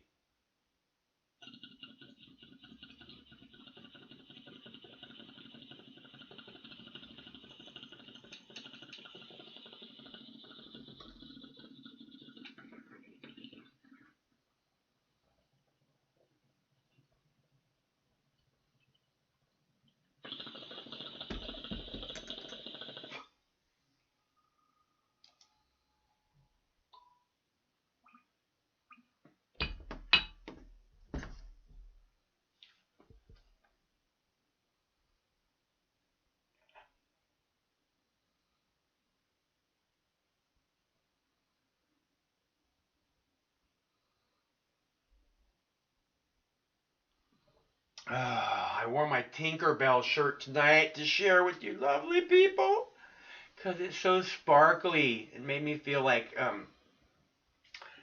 excited. I'm going to go take, I'll be right back. Hey, boo-boo. What's up, buddy? Are you wanting to move the phone up here? Are you doing okay? Okay.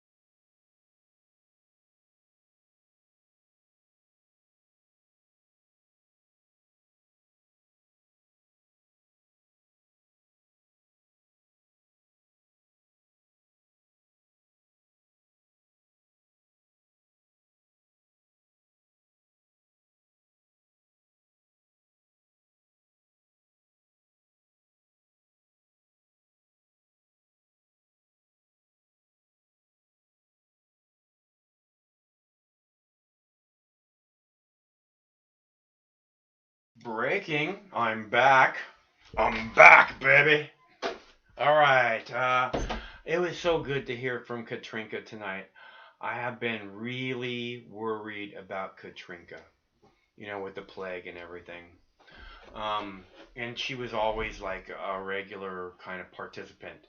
So it's so good to hear from her. I worry about you guys when you're not around.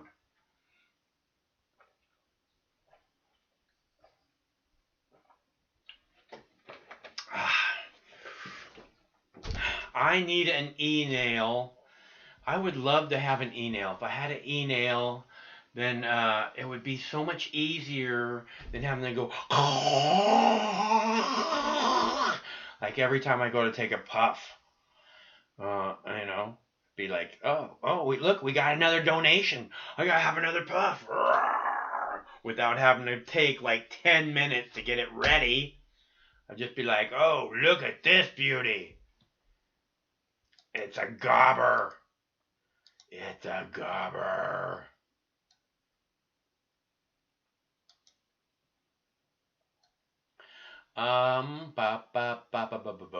Okay, so let's see. We got Seattle looks calm. Portland, is Portland under control? Is there more tear gas?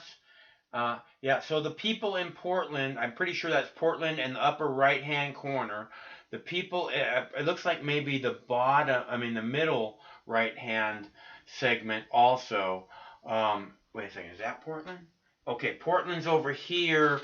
The middle left-hand video is Portland. The upper right-hand video is Portland. The middle video is Seattle. The upper left-hand video is Washington, D.C. It looks like the protest in Portland has been deemed illegal, unlawful, an unlawful assembly. So they are being told to leave the streets, which clearly, again, the upper right hand and the middle left hand screen are Portland, and they are clearly not off the streets just yet. I think I'm not sure what the middle right hand screen is there. The middle screens are straight down the middle row is Seattle, and the bottom right is Seattle. So, which it looks very peaceful. Again, all you have to do is let the peaceful protesters do their thing, and there isn't problems. When you tear gas the peaceful protesters, when you push the people, they're going to push back. And the cops know that, which is what really bothers me about why they keep pushing the people. They know the people are going to push back every time. It's like they're doing it on purpose. It's like they're agitating there be issues here. You know, like they want there to be a reason for the, whatever, the violence, for them to be able to open fire, for them to be able to clear the streets. And they make the reason by pushing the people again and again and again. We've seen it again and again and again. And if you haven't, you're definitely just not paying attention. And you don't really want to. You don't want to know what the truth is, right? The truth is, the streets belong to the people. Ooh, is that Washington, D.C.? The streets belong, where is that? Is that Washington, D.C. up in the left-hand corner still? The streets belong to the people. And if you're not willing to accept that, then there's really nowhere to go from here except for the people to prove that to you. Do you understand? That you leave no other option except for the people to pull your head from your ass and explain it for you very slowly, like they're talking to a foreign language speaking child.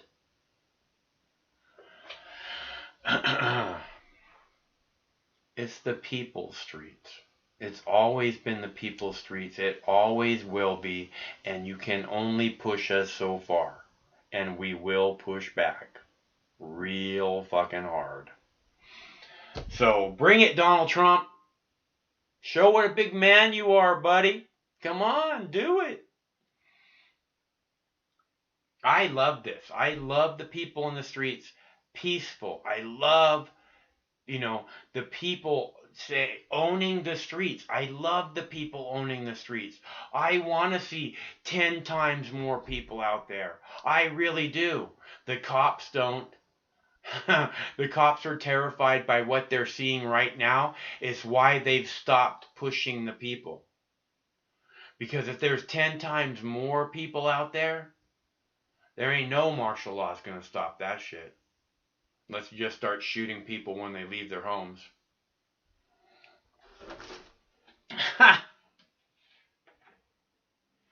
Which it's just not going to be a good plan. That's not going to work out well for anyone.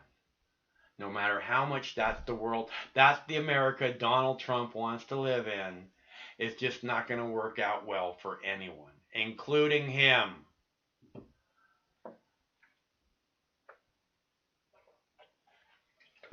Okay. Portland's in the upper left. Portland's in the middle left. We got Seattle in the middle. We got Seattle on the lower right. It kind of looks like Washington, D.C. in the middle right. It looks a lot, but I'm not positive exactly where it is. So, I don't have the stamp on that one. Let's see. I'm getting so hungry. What time is it? Okay, well, that's not the time. There's the time. I'm getting so hungry. All right.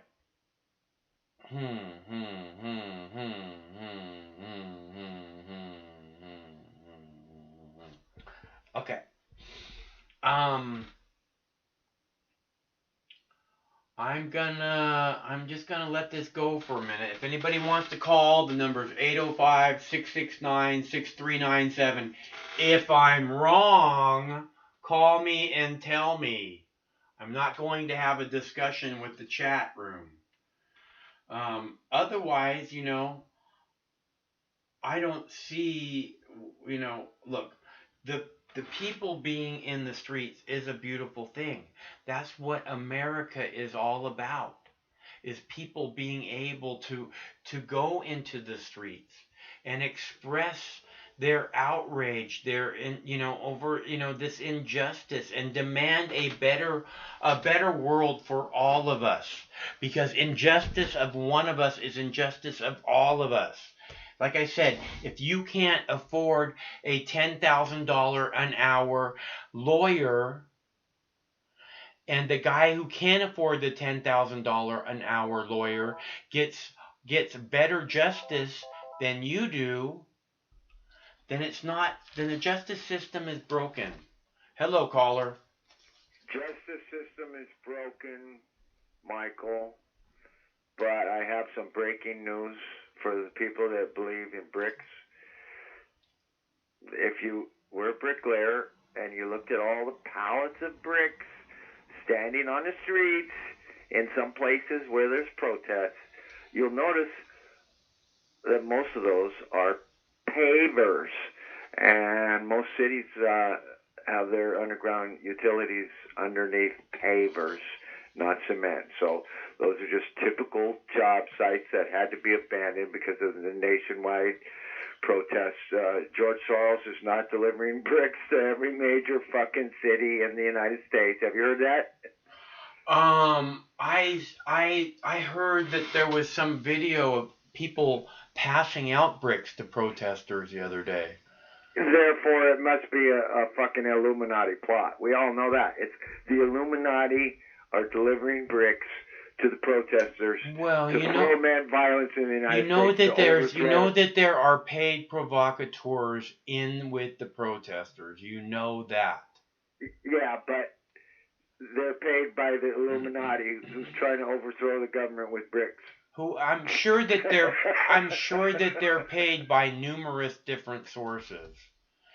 Well, the point is, all over America, especially in the major cities, you got storefronts that, hey, let's put some bricks up on our storefront, and you got cities that say, hey, well, we need to, put line 7. We need to replace line 7 underneath the sidewalk, and so they exposed line 7, and then they put pavers in there, interlocking pavers, and they vibrated. I've done 1 million miles of flat work on interlocking bricks. I know how it's done.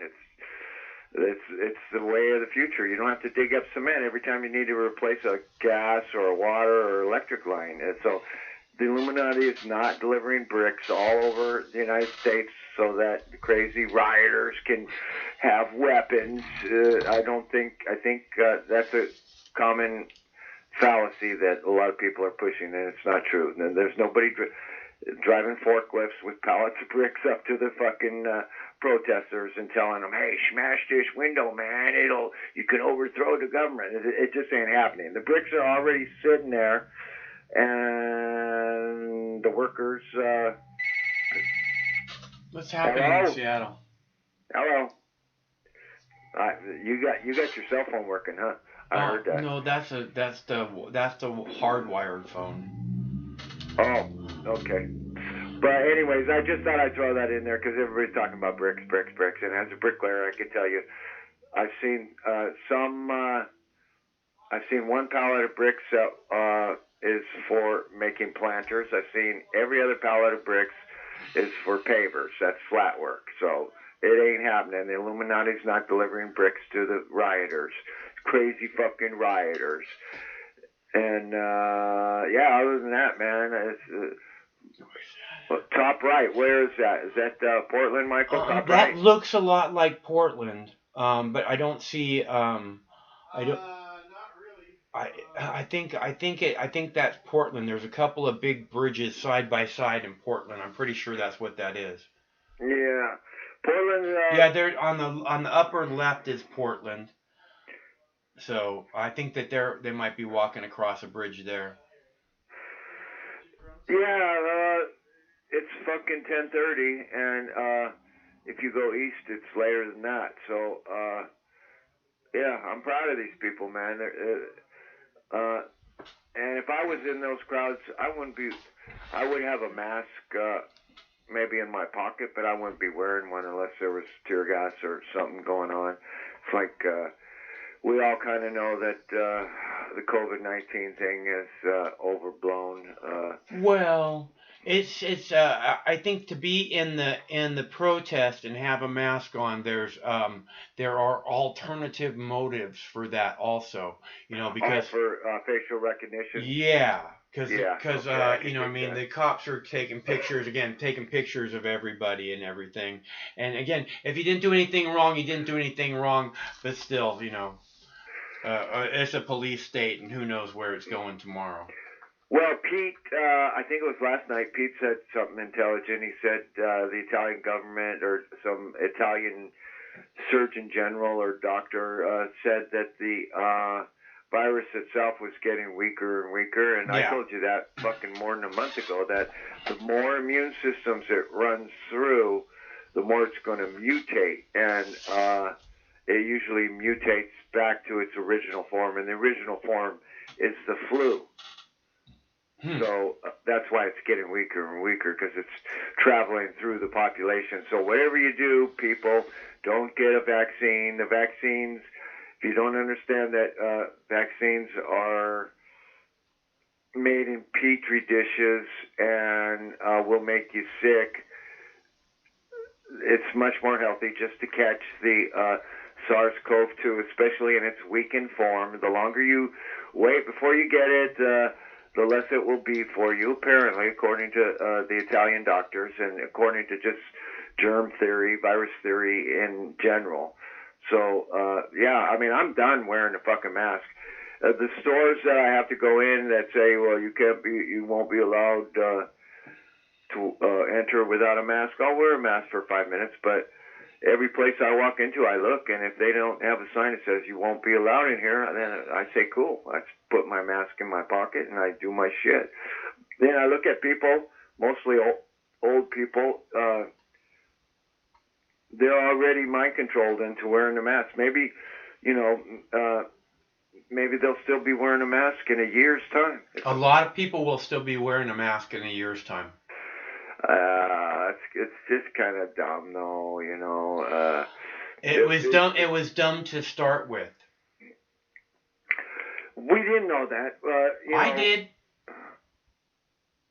Look, the masks are about, again, I told people when you put the mask on, you're 10 times more likely to touch your face. You guys all know I told you this. They said over and over again, the worst thing you can do is to touch your face. Now, you go ahead and you watch these people, and you see the ones with the mask touch their face over and over and over again.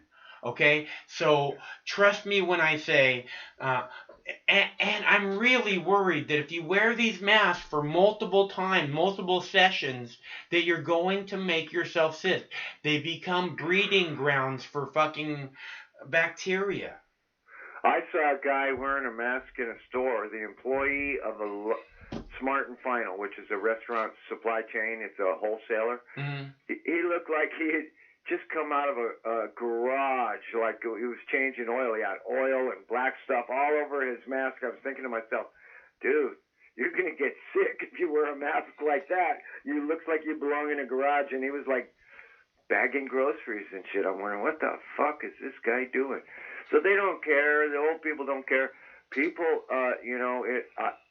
you see it in your town, and you see it amongst your callers, and I see it in my town, that a lot of people are really coming down on protesters as if they're equating them with rioters and arsonists and stuff, and that's so far from the truth. It shouldn't even, you got to be a moron to believe it. It's they're the new active shooters. Right, yeah, they're deadly dangerous people, especially that little 8-year-old kid that got, 10-year-old kid that got bopped in the face with some fucking hot sauce, That was pretty fucked up, man. Yeah, that's pretty, that's really traumatic for a little girl. And it's traumatic for all of us, dude. It really is. Yeah. But when you're young and you're with your mom and you don't deserve it in any way, shape, or form. The way those cops handle their pepper spray is the same way they handle their guns. With they're very liberal with the way they use it. It's like, your poodle is threatening me. Boom! Shoot the poodle. Your child is dangerous activist. Shoot her in the face. These guys think they just get off on it. It's low IQ people.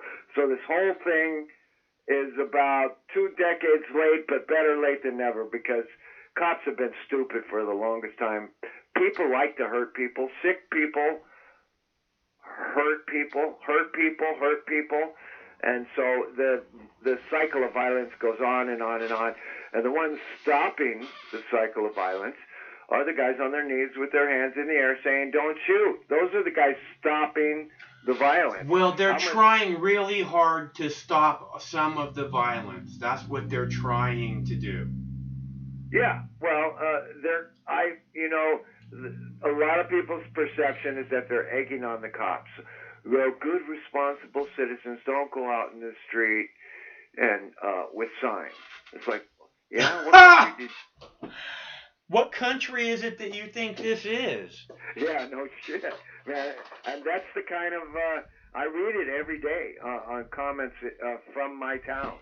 People think that the people trying to change the world are dangerous radicals. So they got their mortgages and their green summer lawns and their big houses and their retirement and their Social Security, but they don't give a fuck about the people that are never going to get Social Security, that are never going to own a house, that can barely afford to own a car and pay for insurance and gas. And if it breaks down, good luck, man. The middle class is so squished and so impoverished and so small. It used to be the biggest demographic was the middle class, and then you had a somewhat small poor class and a small rich class and a somewhat small upper rich class, so upper middle class. But now, because of all the stupid corruption and the stupid mistakes, economic mistakes of the bankers and the politicians and the Citizens United and Mitt Romney and Bill Clinton and George Bush and every other motherfucking senator that's bought and sold like fucking skank. Now the middle class is so small, and we're headed into a depression, and it's going to get even smaller, and people are going to start getting homeless. The shit that's going down with the riots, it's going to pass within a few days, 4 or 5 days. I can't imagine them going 2 weeks, but I hope they do. But that it's this. What else do people have to do with 40% unemployment? Yeah, no shit. But the real looting already went on. Fuck the looting. These people aren't looters. I know that, but they're being called looters, right? And we're seeing pictures of looters. But that's all that they're showing because of the fucking bullshit asshole programming. That's what they want people to believe. That this is, these people, these proud Americans, proud, brave Americans. When you see those little girls standing in front of those cops in their stormtrooper uniforms with their shields and their fucking helmets, man, all I can think is, what giant pussies the cops are. Oh, yeah, man. Most people, I hate to say it, but most people never really mature past the age of 18. You could die at the age of 90 and you never matured more than 18. You got the same exact problems, the same emotional mazes that you never get out of, the same things you can never look at your whole life. Hey, stop judging my Peter Pan lifestyle. You're more like Dumbledore, dude. You're not a Peter Pan. I'm more Peter Pan than you could ever be. But I do appreciate you do have a Peter Pan quality to you. It's a mental quality. You just don't fit the little guy with the pointed shoes and the wings, flying around. But the point is, cops are children, and most people are children, and we're in for a world of hurt. The real people, the real looters wear suits and ties, and they already looted America, starting in 1913 when they established a Federal Reserve. That was the beginning of it. The value of $1. And they haven't stopped for 1 second since. Not a fucking second. Yeah. Not a fucking second. And that should be the alarming thing. And in order to enforce their looting, they recruited and trained all these fucking slaves. They put uniforms and guns and badges on them, and they call them officers. But, if they really swore an oath to uphold the Constitution, they'd go after the Internal Revenue Service, and they would go after the Federal Reserve, because all wars are bankers' wars. And now we got a soft war in the streets of America, mostly having to do with police violence, but also it's protesting systemic corruption. And everybody knows it. Occupy Wall Street was protesting systemic corruption, and we didn't get our shit together enough. We had more people on the streets than this.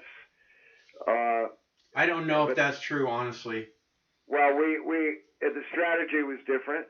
We occupied spaces. These people are occupying spaces temporarily. They're not setting up tents. But the point is, every revolution that happens on planet Earth, doesn't matter the country, they're utilizing strategies to fight the powers, the government. And so we learn from each other. The guys in France, the Yellow Vests, we're learning from them. The guys in Derin Gezi in Istanbul, we learned from them. Excellent revolution, by the way. That was excellent. It didn't last long. And the guys that are going to be killed in Hong Kong very, very soon, they're going to be probably utilizing some remarkable strategies having to do with both low-tech and high-tech. Yeah, those guys are going to be pretty organized, and they're going to really, blow some people's minds, I bet. Yeah, but they can't stand up to the fucking CCP, man. They bring those microwave fucking devices into the street, and nobody can stand up to that shit. Yeah, so, the point is, I respect these people. I kind of wish I had something. I'd have to go down to L.A. Or I think Santa Barbara might have a little something going on. But, L.A.'s always where the people gather. Everywhere else is, But, You got to get yourself like a Chevy Blazer, with the top comes off, and hook it up with the big old potato cannon. Yeah, I'm sure. I'm sure the cops would just give me a pass on that one. Talk about inviting trouble. Fuck. But no, I'm proud of all these people, and I really do have some kind of hope. Again, like I had in the Occupy period, where we're going to see some change. And so I think, I'll say it one more time, I think we should focus on the solution. Like that one cop in, I guess it was Minnesota, that was the sheriff, right? That came up with the idea about mandatory,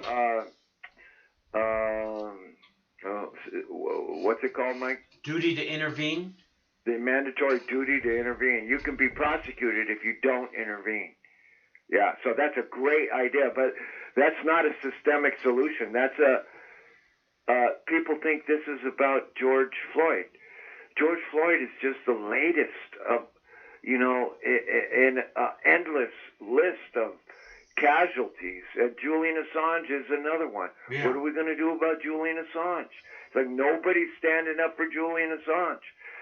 So, we're fighting a battle with Skynet, the Terminator company that runs America, and thank God the violence seems to have died down, and now we got really concerned citizens in the street. I don't care what cause brings them out in the street. At least they're in the street, and at least they're trying. Okay. They care about their world. They care about their country.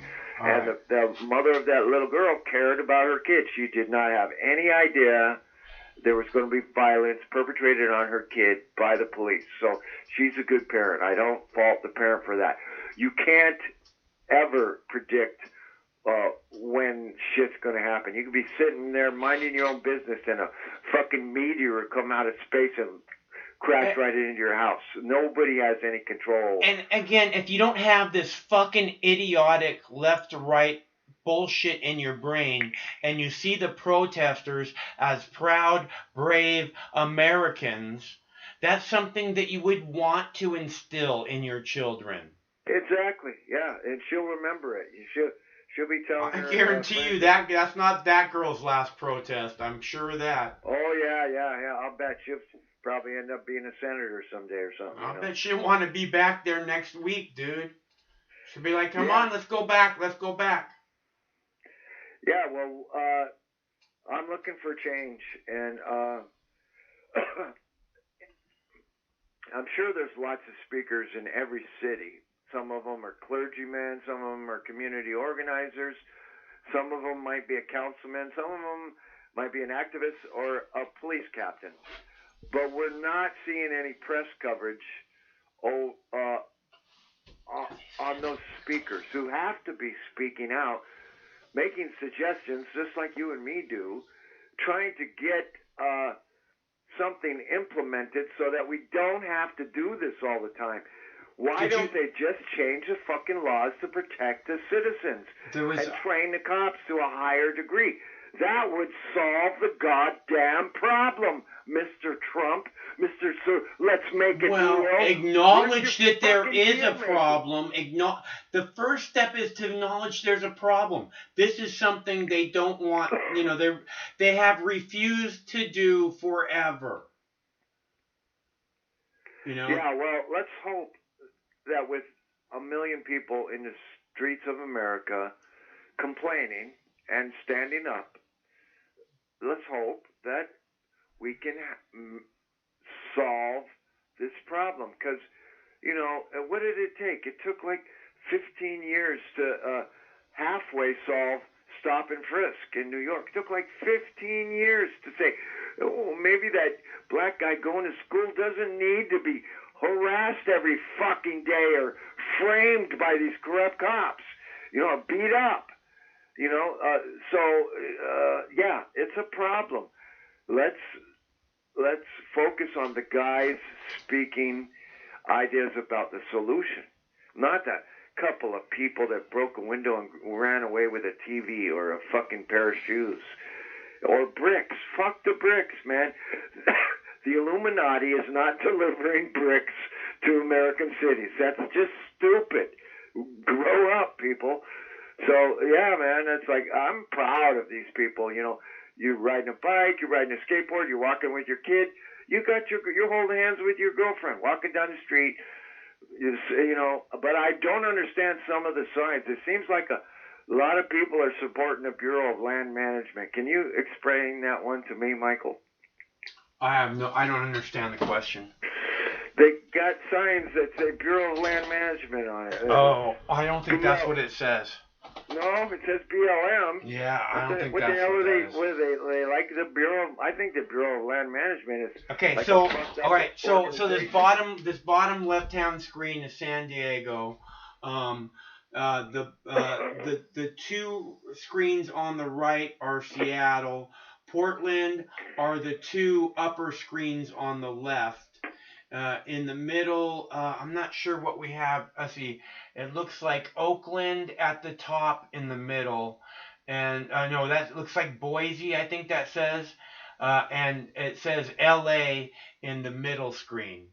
So, yeah. So that's what we got LA going in the on middle. here if anybody wants to know what's happening. Well, There's Craig's shit doing happening a hell of a everywhere. job. What's that? Craig's doing a hell of a job, man. 9 live streams, some of them more boring than others, but no violence.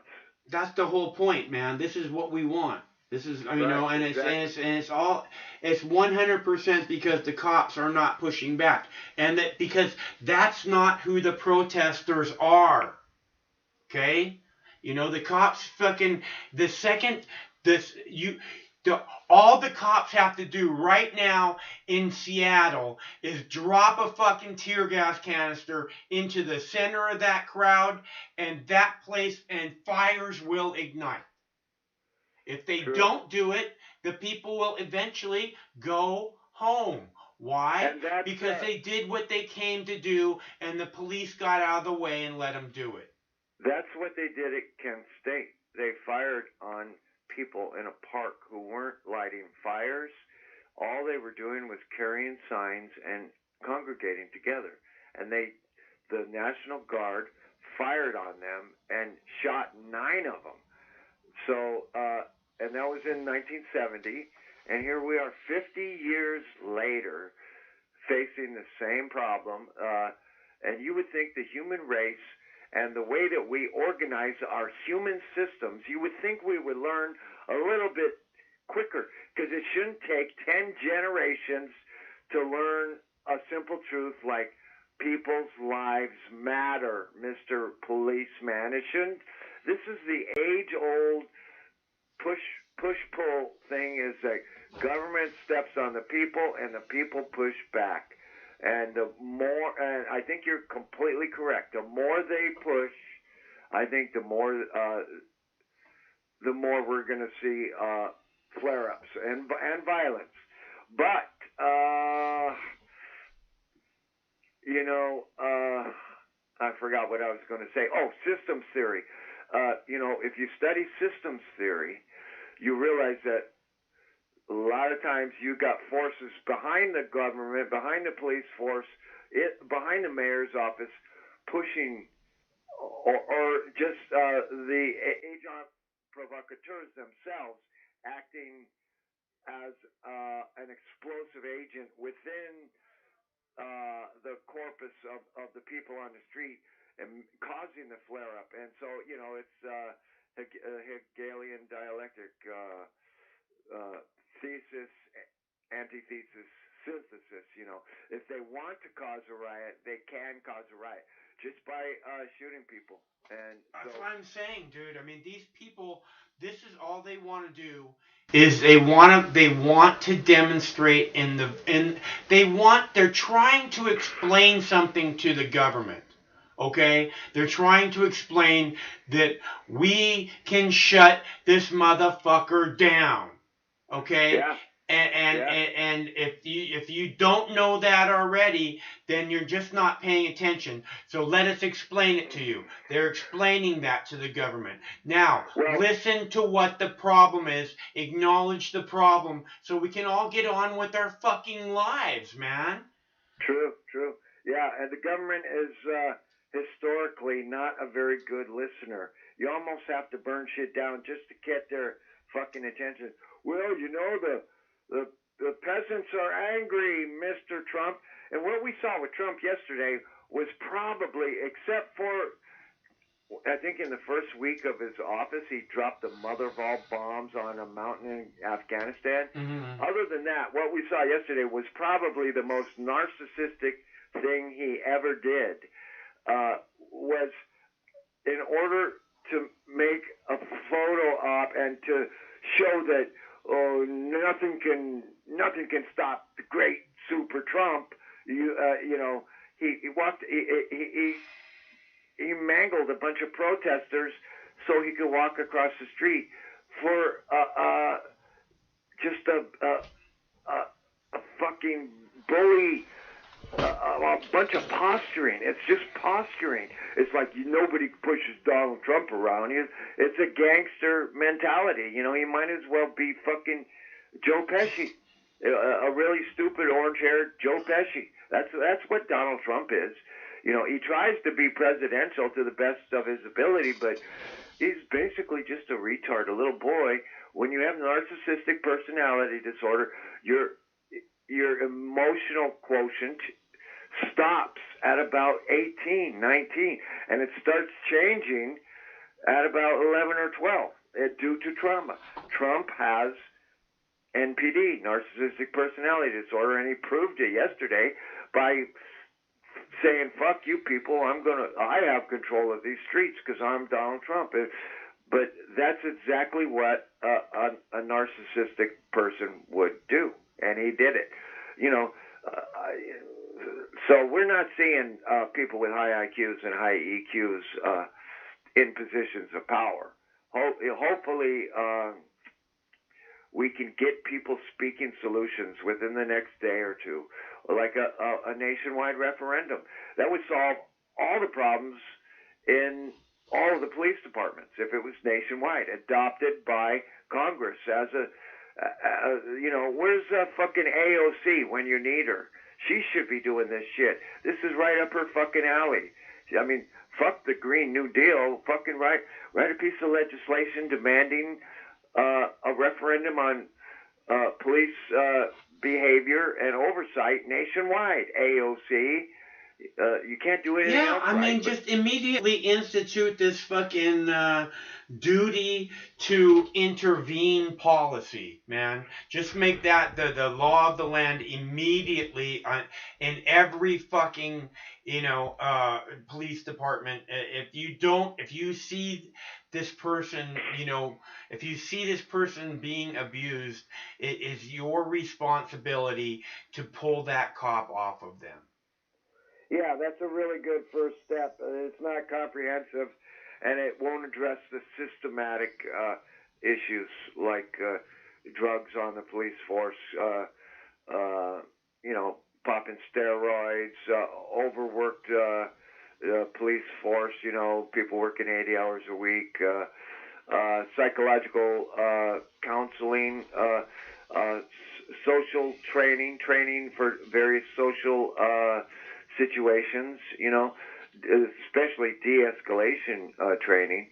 You will, you know, you know that I don't respond to aggression very well, but if I was a cop, man, I would just really have to suck it up and fucking, I would have to go into some of that training myself in order to not escalate, you know, because, you know, there's a difference between yelling at somebody on the phone and being in front of them with a gun, with your hand on your fucking gun. I don't know if I could trust myself in that situation, you know.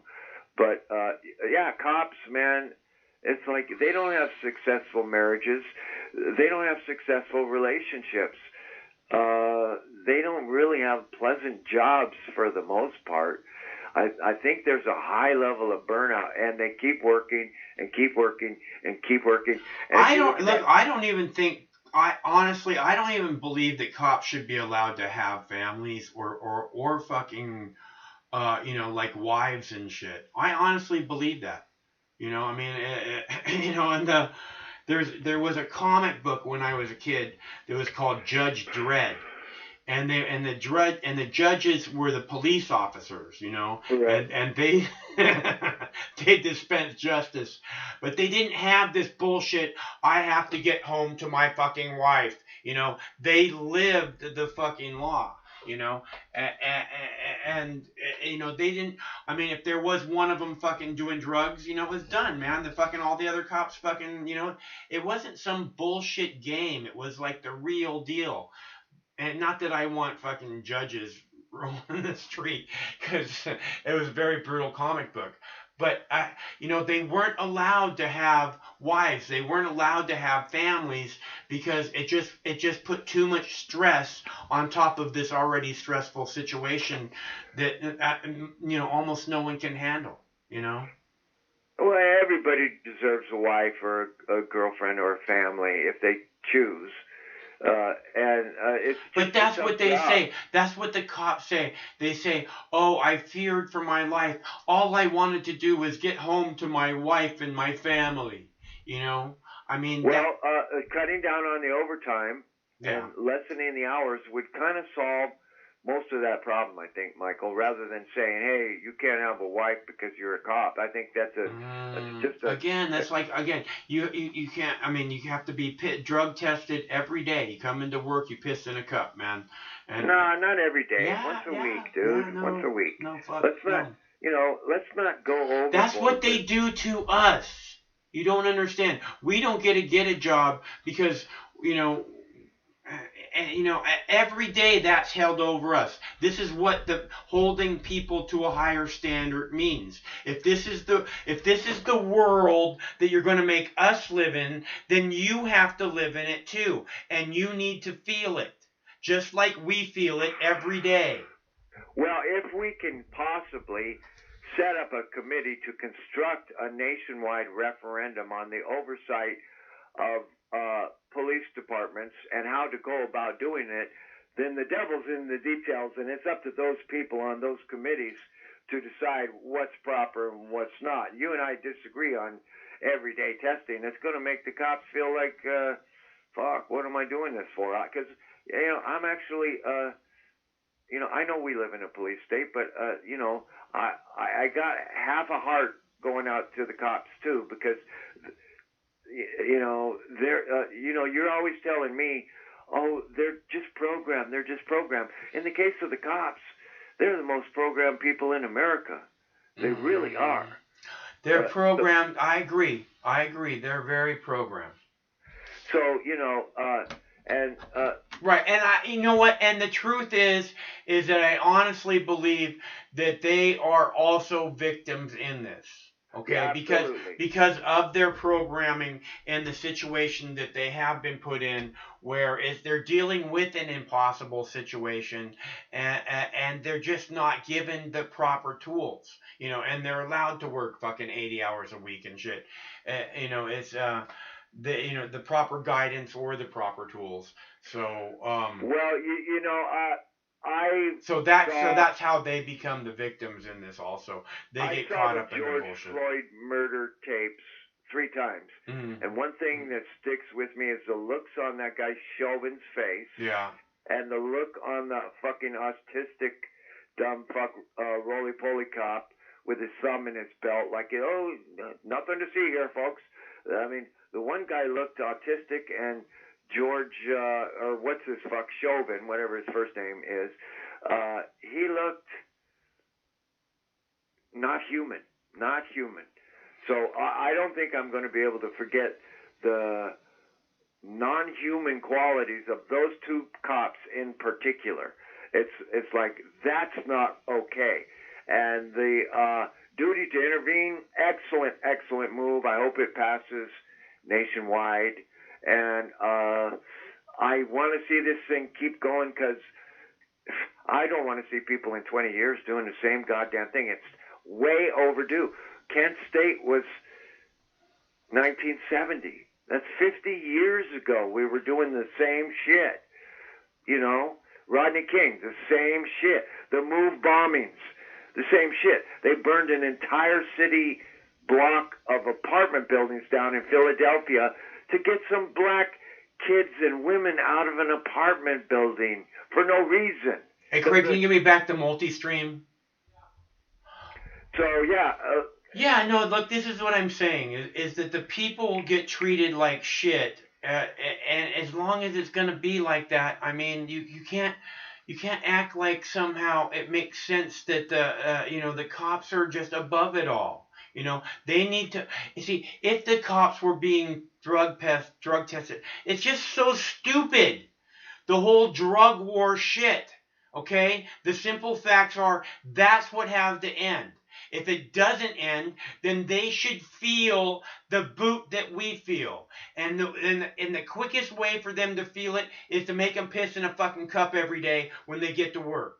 Okay? And because it's just stupid. It's just, again, you want to save a cop's life, you end the drug war. It's that simple.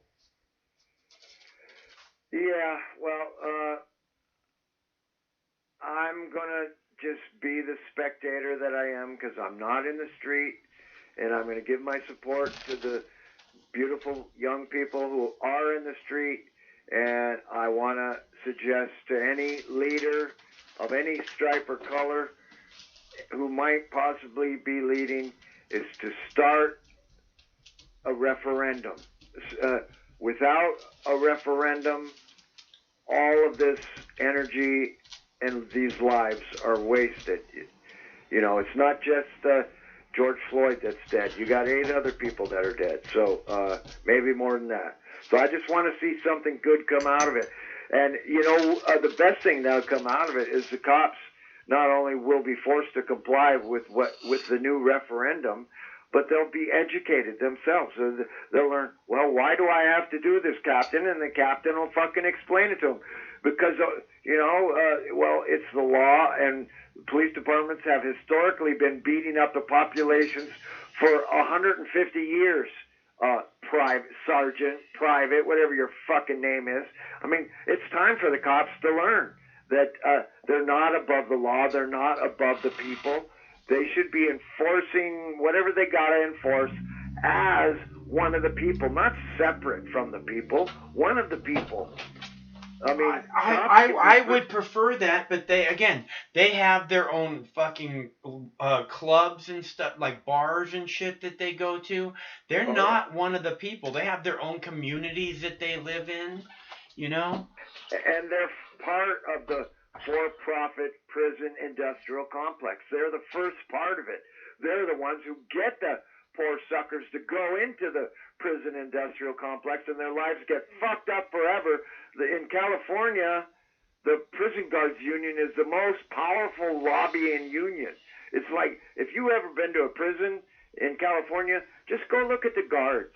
It's like, man, these guys look exactly like that dumb autistic cop in Minneapolis that's just standing there. It's like, this is just the way it is, ma'am. They look like fucking gang members, dude. Yeah. That's what prison guards look like. Like, like you got the... They all have tattoos. They just look like fucking gang members, dude. Not that people with tattoos look like gang members, but I'm just saying it's like... I'm telling you, I've seen they have gang tattoos. The prison guards have gang tattoos, which they all have. It's like they are a gang. They are a legitimate, actual gang. Yeah, they're not. They have low IQs, and they're people who are sitting pretty in positions of making money. Those guys are well paid, and they're dumb as fucking rocks. So they're not. There's nothing forcing change on the prison industrial system. And I think that we in the United States have 1/4 of all the world's prisoners right here. A little podunk country with 370 million people. We've got 1/4 of all the world's prisoners, and we're the land of the free and the home of the brave. We're the land of the downtrodden and the home of the sheep, man. It's like, and these people in the streets are saying, I'm not a sheep. They're the free, and they're the brave. They're the brave. They're the brave. They're the proud. They're the brave. They're demanding, their government recognize them. And that's, and standing up to a police state to do it, You would go out if if it fit your daily schedule and it was nearby, right? You would be in there. You would be in the street, right? I've been in the street many times. I can't really do it now. If there's the potential of tear gas, because of my lung thing, it's I can't. I'm not gonna collapse in the street, and get carried off to fucking who knows where. I'm not. Yeah, and then you wake up and they're giving you a vaccine, and right. You look like a Borg. You get this thing on your forehead, and all of a sudden you're thinking Illuminati thoughts, and all because you went to a protest. It's like we are the Borg. You will be assimilated. I'm just not gonna. I gotta protect my. I have dogs that I have to look out for. No, I dig it. I'm the same way. I could easily. I'm not doing anything. Well, I am in the middle of planting, but other than that, if I wasn't so swamped with work every day this week, I might have gone down to LA and joined. But I'm not really much of a joiner. I joined Occupy Wall Street because I figured that was, that was the movement of my time. And so I have a lot of respect for these protesters, and that's what they are. They're not rioters. They're not radical. And that should be clear to anyone who's actually paying attention. Right, yeah. You had shitloads of trolls yesterday, and you only had about 2 or 3 today, so I don't know what happened. But, yeah, it's getting better. I guess you just, sometimes they just come in waves, like killer bees or something. I think maybe I scare them away. Hey. Okay. All right. Take care, Michael. Talk to you soon. Bye. All right. Bye. All right. I'll be right back, you guys.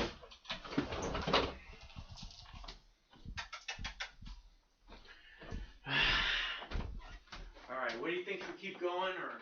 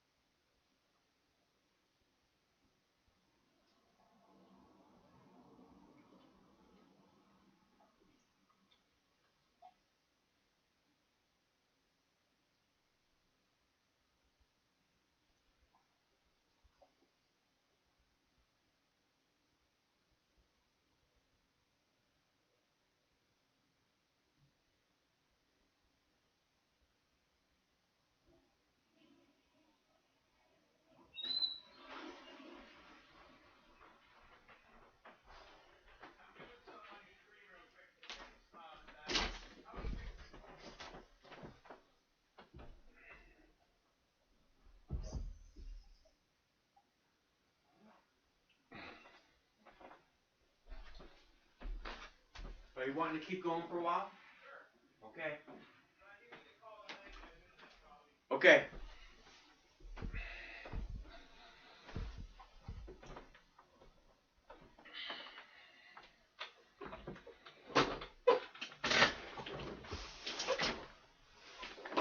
All right, so we got Portland, we got Seattle. Clearly these people are not rioters. Clearly these people are not looters. Okay? And those of you who cannot see that do not wish to see. You don't care about the truth. And it's unfortunate because these people are doing something that should be a beautiful thing to freedom-loving Americans, to people who love the Constitution, to people who love, having the Bill of Rights, being able to, to speak your mind, to say the things that you want to say. This should be beautiful to you, okay? The people in the streets demand. I wish it could be a party, just a nice festival, summer festival. Like, oh yeah, the plague's over, let's all go dance in the streets. But unfortunately, that's not what it is. These people are incredibly brave. standing up to a heavily armed, trigger-happy police state, demanding that their government hear their voices, putting their lives on the line in a proud American tradition. You should think it's a beautiful thing. You should, all you people who say, make America great again. This is what makes America great.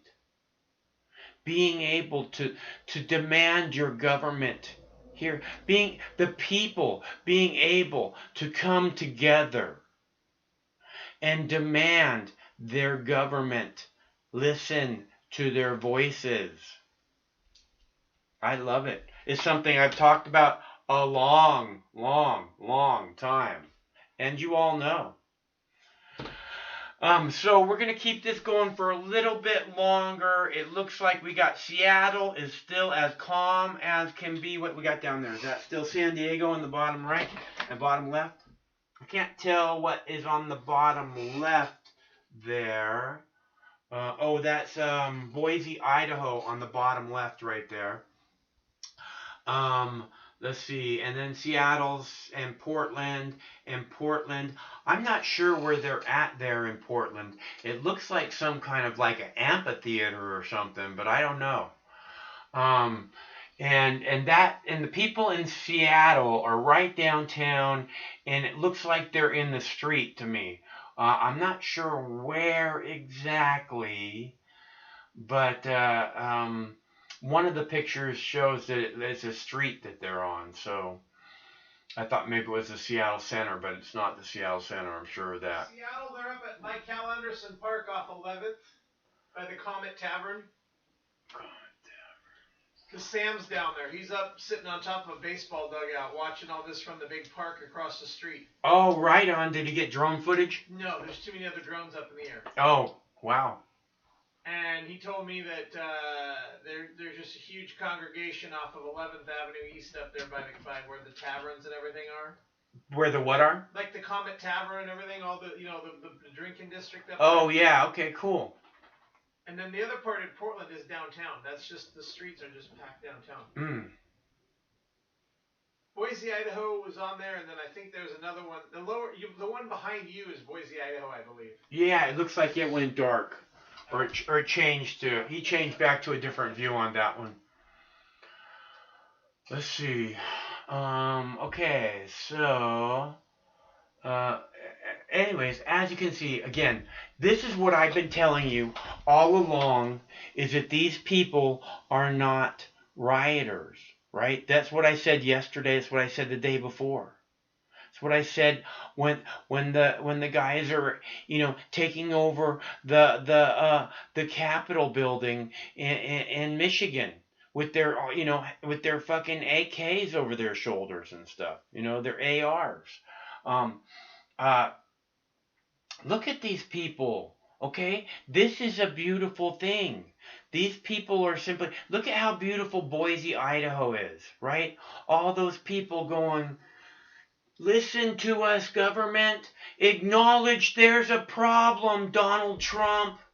And really, that would go so far. That would go, if Trump would just acknowledge that these people have a reason why they're in the streets. Okay? You know what he's going to do? He's going to come out and he's going to say, oh, the military has taken control and that's why the streets were peaceful. No, it wasn't. Not the only reason, the only thing that the cops have to do with it being peaceful in these places around the country right now is that the cops aren't pushing back. Okay? The cops are just allowing the peaceful protesters to do what it is they do. Right? All it's, like I said, all they have to do is drop a tear gas canister into that crowd in Seattle, and there's gonna be fires. And that's just not even what Seattle is like. But it's like, you can't push the people. Okay? They have a perfectly valid reason why they are in the streets. And you must acknowledge that, or you're part of the problem. Okay, so, and if you keep just relating to that these people are fucking rioters and, and looters,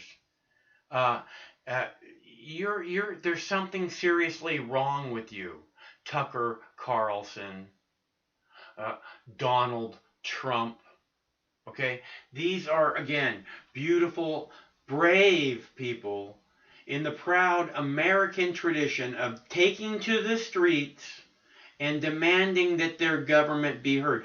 Brave, because they're standing up against a heavily armed, trigger-happy, militarized police state that hates to be challenged ever, ever, ever. Very, very brave. And look how peaceful these people are. This is what I told you last night. This is what I told you the night before. Every time the people call, someone would call in and say, oh, these, rioters, looters. I'm like, what the fuck are you talking about? Where are the people carrying the TVs? Where are the people carrying the arms full of merchandise? I don't see those people. Those aren't rioters. Those aren't looters. Those are very brave Americans. And you should give them credit. So, I am so hungry right now. I'm going to go make the biggest burrito. But I will wait momentarily to see if anyone wants to call. I'm not in a hurry to finish. I just, like I said, Craig just got back from California, and I don't know that I can manage all this live, different streams on my own. Craig does a hell of a job managing that, and I don't want to screw it up. But if we had some callers, it might be a reason to stick around. But I think that everything looks calm. I think we can maybe call it a night here in a minute. We'll call it a night in a minute. We're gonna give these people another minute here to make sure that they're safe. We don't want the fucking cops hurting the protesters, because the real threat is the police. The protesters obviously are no threat whatsoever if you're paying attention at all. Unless, of course, you're a dirty cop or a dirty politician who loves our cops so much.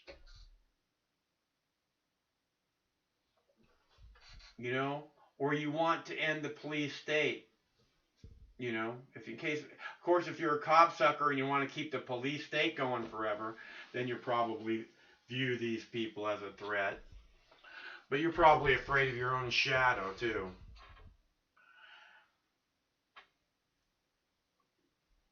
I am getting so hungry right now. Alright, so we got Seattle, we got Portland, we got San Diego. That's Seattle in the upper right-hand corner. And the left-hand corner. San Diego's in the middle bottom. So, again, this is who I've been telling you the protesters are all along. It's so obvious. If you're paying attention, if you're actually not buying into the programming that says, look how horrible these people are. They're dragging people out and beating the shit out of them. No, they're not. Donald Trump, you fucking liar.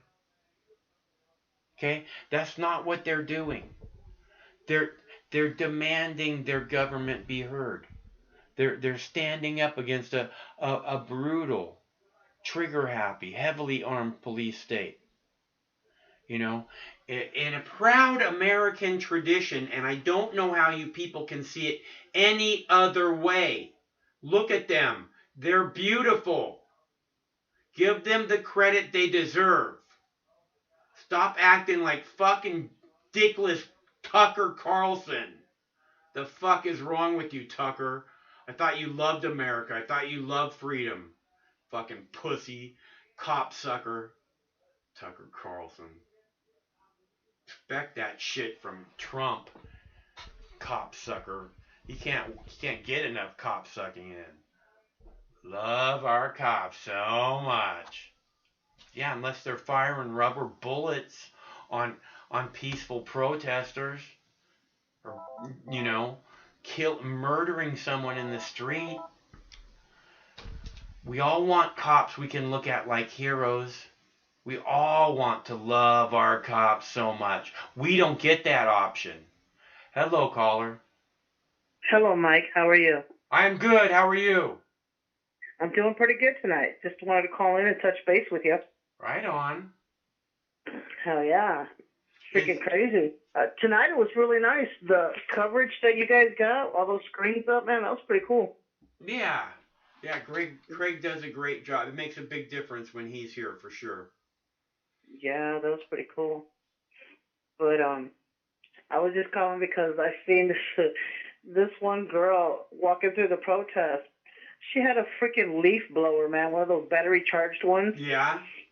And one of the independent reporters, not even from the mainstream media, but they went up to him and said, why do you have a leaf blower? And she's like, it's for the tear gas. I was laughing my ass off. I was like, these people are fucking hilarious. Like, they're smart as fuck. That's fucking like, brilliant, huh? Yeah, where would you come up with that idea? Take a leaf blower and blow away their fucking tear gas. Like, dude, man, oh, that was awesome. I was freaking cracking up. I love it. Mm-hmm. And they actually showed, they were arrested, I don't know if it was in New York or where, but they showed where they were arresting this one protester and there was two cops. One is back to the camera and the other one, you know, they got the guy down and the other cop that was facing the camera had his knee on his neck. The cop that had his back turned, you know, from the camera, he fucking actually, and I couldn't believe it, took his fucking knee and pushed it off of the guy's neck. Yeah. You know, moved the cop's knee. And I was like, well, shit, maybe they are getting it. Yeah. You yeah, know, that would be awesome. I would love to see that video. Yeah, I seen that. And I'm trying to think of what the hell, because I was watching all kinds of, you know, independent filmers there and shit, you know, like Unicorn Riot's a good one that I've been watching, and these guys have been all kinds of protests all across. Yeah. Like, oh. But, yeah, Portland's more tear gas. We got tear gas in Portland, if anybody's wondering. That's Portland down on the bottom right-hand screen. Again, the protesters have proved that they are not a threat, and they are now once again flashbang grenades and tear gas being used on them, which I love that they immediately throw back at the cops. Yeah, they do too. Yeah, they do. Oh yeah, that's crazy. And it's like I've been watching all kinds of footage from everywhere. I was just like, oh my gosh. Like over there, they showed where I think it was in New York, and they're showing this cop, and they're like ready to, you know, bar down and like push the people back. And you can see this cop right there in front, plain sight, like jumping back and forth, like he's getting ready to go in, you know, to a game in football and shit. He's just like pumped. Yeah. This cop's pumped. That's what I'm saying. That's what I'm saying. Adrenaline junkie, trigger happy cops. Oh man. And you could, I mean, and he was just all like, you know, you could see the smirk in his face. You can see how he's just all like, let me at him, man. I was just like, see? You're part of the problem, bitch. You right there. More than happy to get ready to beat down people who aren't armed. Yeah. You know, they have nothing. And once again, the cops show their true fucking yellow spine by going after people that have no weapons at all. Like, oh, you guys feel real badass now, don't you? Fucking going after them, those fucking concussion bombs and everything else that they're fucking doing to them, and rubber bullets and all this shit, mace and It's like, oh, you guys feel good. Oh, and whacking them with the baton while you shield your precious little face, you know, like, man, these guys, don't you understand that that's why they're out there for? Right. It's because of what the fuck you guys are doing. So the only way that that's going to fucking stop is you guys stop acting like fucking animals. How about that? Yeah, there's going to be twice as many people out in Portland tomorrow. I guarantee it. Yeah, it's fucked up. Yeah. And it's like these cops are looking at us like we're enemies, and it's like, do you not understand what they are marching for? I wish that they would say more of, you know, I can't breathe, you know, and all this shit. Like when say Floyd's last words where he's screaming for his mom. Say that out loud to them. Say it out loud to people. Start fucking chants like that. Let them fucking understand what you guys are out there for. You know, a man was begging for his life on this fucking country, on this fucking land, in the middle of Main Street with all to see in broad daylight, and didn't give a flying fuck. That's happening across this country. And they wonder why they're blowing up because It's all not, these... yeah, but I mean, but they're not blowing up, Michelle. I mean, there's these peaceful No, I don't protesters mean in the like street, that. and you don't even have to see the George Floyd video. You can just look at the peaceful protesters with their hands in the air, getting shot with rubber bullets, having fucking tear gas dumped on them. You know, this is an out of control police state, and it's got to stop. It's not. And but when I say blowing up, I mean like look at the people in the masses coming out. Yeah, well, You know? that's what I'm saying. There's going to be more. There's going to be so many more tomorrow in Portland. There's so many more than today. But you know, I mean, look, because when you push them, the people go, oh, well, we better get out there because you know they can't. The more of us there are, the less they can push us. You know, if you just let them do their thing, it's like you know they say, oh, we'll just let them tire themselves out. You know, that's what will happen.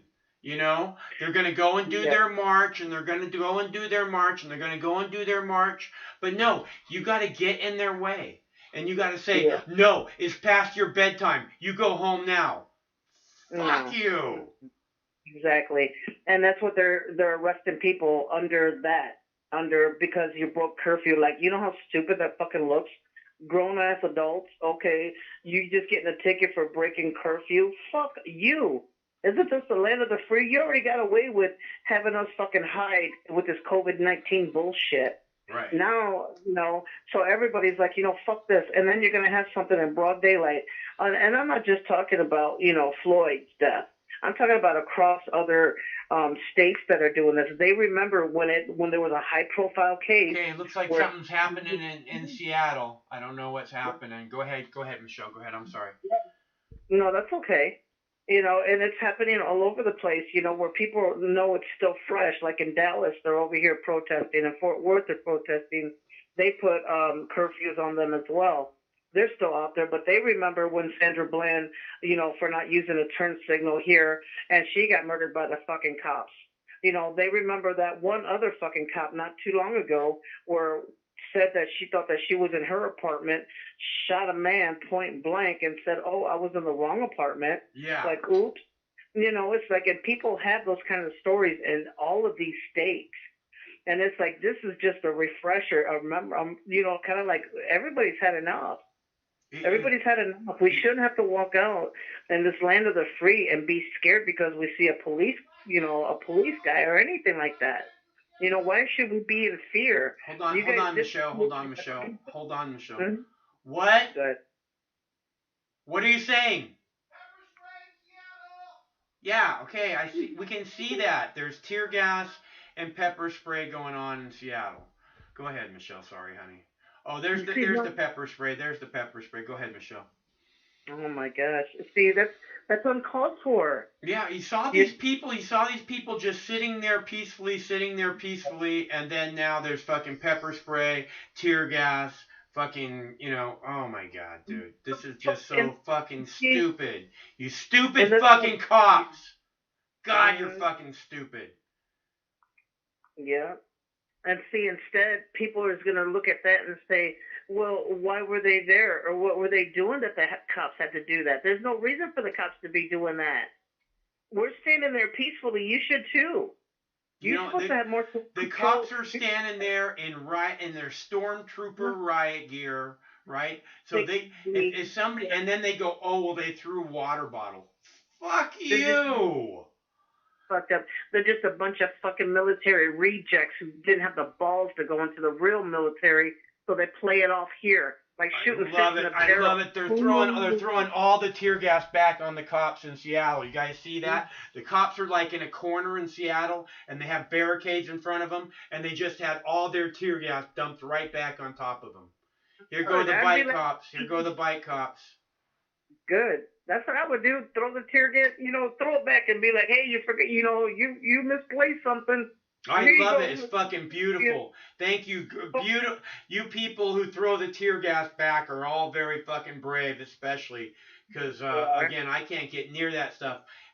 This is, thank you so much for being so brave.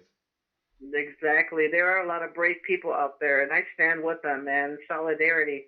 No one should have to be going through this shit of being scared to get pulled over if that cop is a good cop, bad cop. Motherfucker. And they need to start figuring out. You know what, Michelle? It's not even a matter of if they're a good cop, bad cop. It's a matter of like if they're having a bad day. If they're like their wife fucking, they didn't get any last night or something. Yeah. Yeah, exactly. Because that's going to determine whether they're going to be a good guy or a bad guy that day. This is the streets of Seattle flooded with tear gas. In case if anybody's wondering. That's fucked up. Yeah. That is so fucked up when they're doing nothing but exercising their constitutional rights. Yeah. Who are you to tell me that I can't fucking protest something that is so unjust? And then here you guys go doing something that is unjust to what you're doing to us. What that's what everybody is mad. Look how you treat us. And you still keep doing it. Why do they not stand down? There ain't nobody fucking doing anything. There ain't no looting. There ain't nothing. There was some of that going on in the beginning, which was sketchy of who was doing what. Yeah, I agree. It's very sketchy. Yeah, when they're standing there and peaceful protesting, just look at us. We don't even have to say a word. Just look at us. Look how many we are. We're tired. We're tired of this abuse. We're tired of you just fucking headhunting. Yeah, those people in Seattle, there was just thousands and thousands of people there in Seattle, okay? They were completely peaceful, and then whatever happened, whether the cops did something or somebody threw a bottle or whatever, the cops, if they can't handle that, if they think somehow it's okay to attack thousands of people because some fucking douchebag threw a bottle, A plastic water bottle. Oh my God, I feared for my life. Everybody must go down. Fuck you. Fuck you, man. Yeah. That's not good. It's a bunch of bullshit. But I am so proud of what everybody's doing, going out there and fucking, standing for us, standing for, we're tired of being treated like less than. This is not a third world country. This is not China. This is not a dictatorship. Craig, you got that local feed now? Hey. You got that local feed now, Craig? Craig, you got Como or something?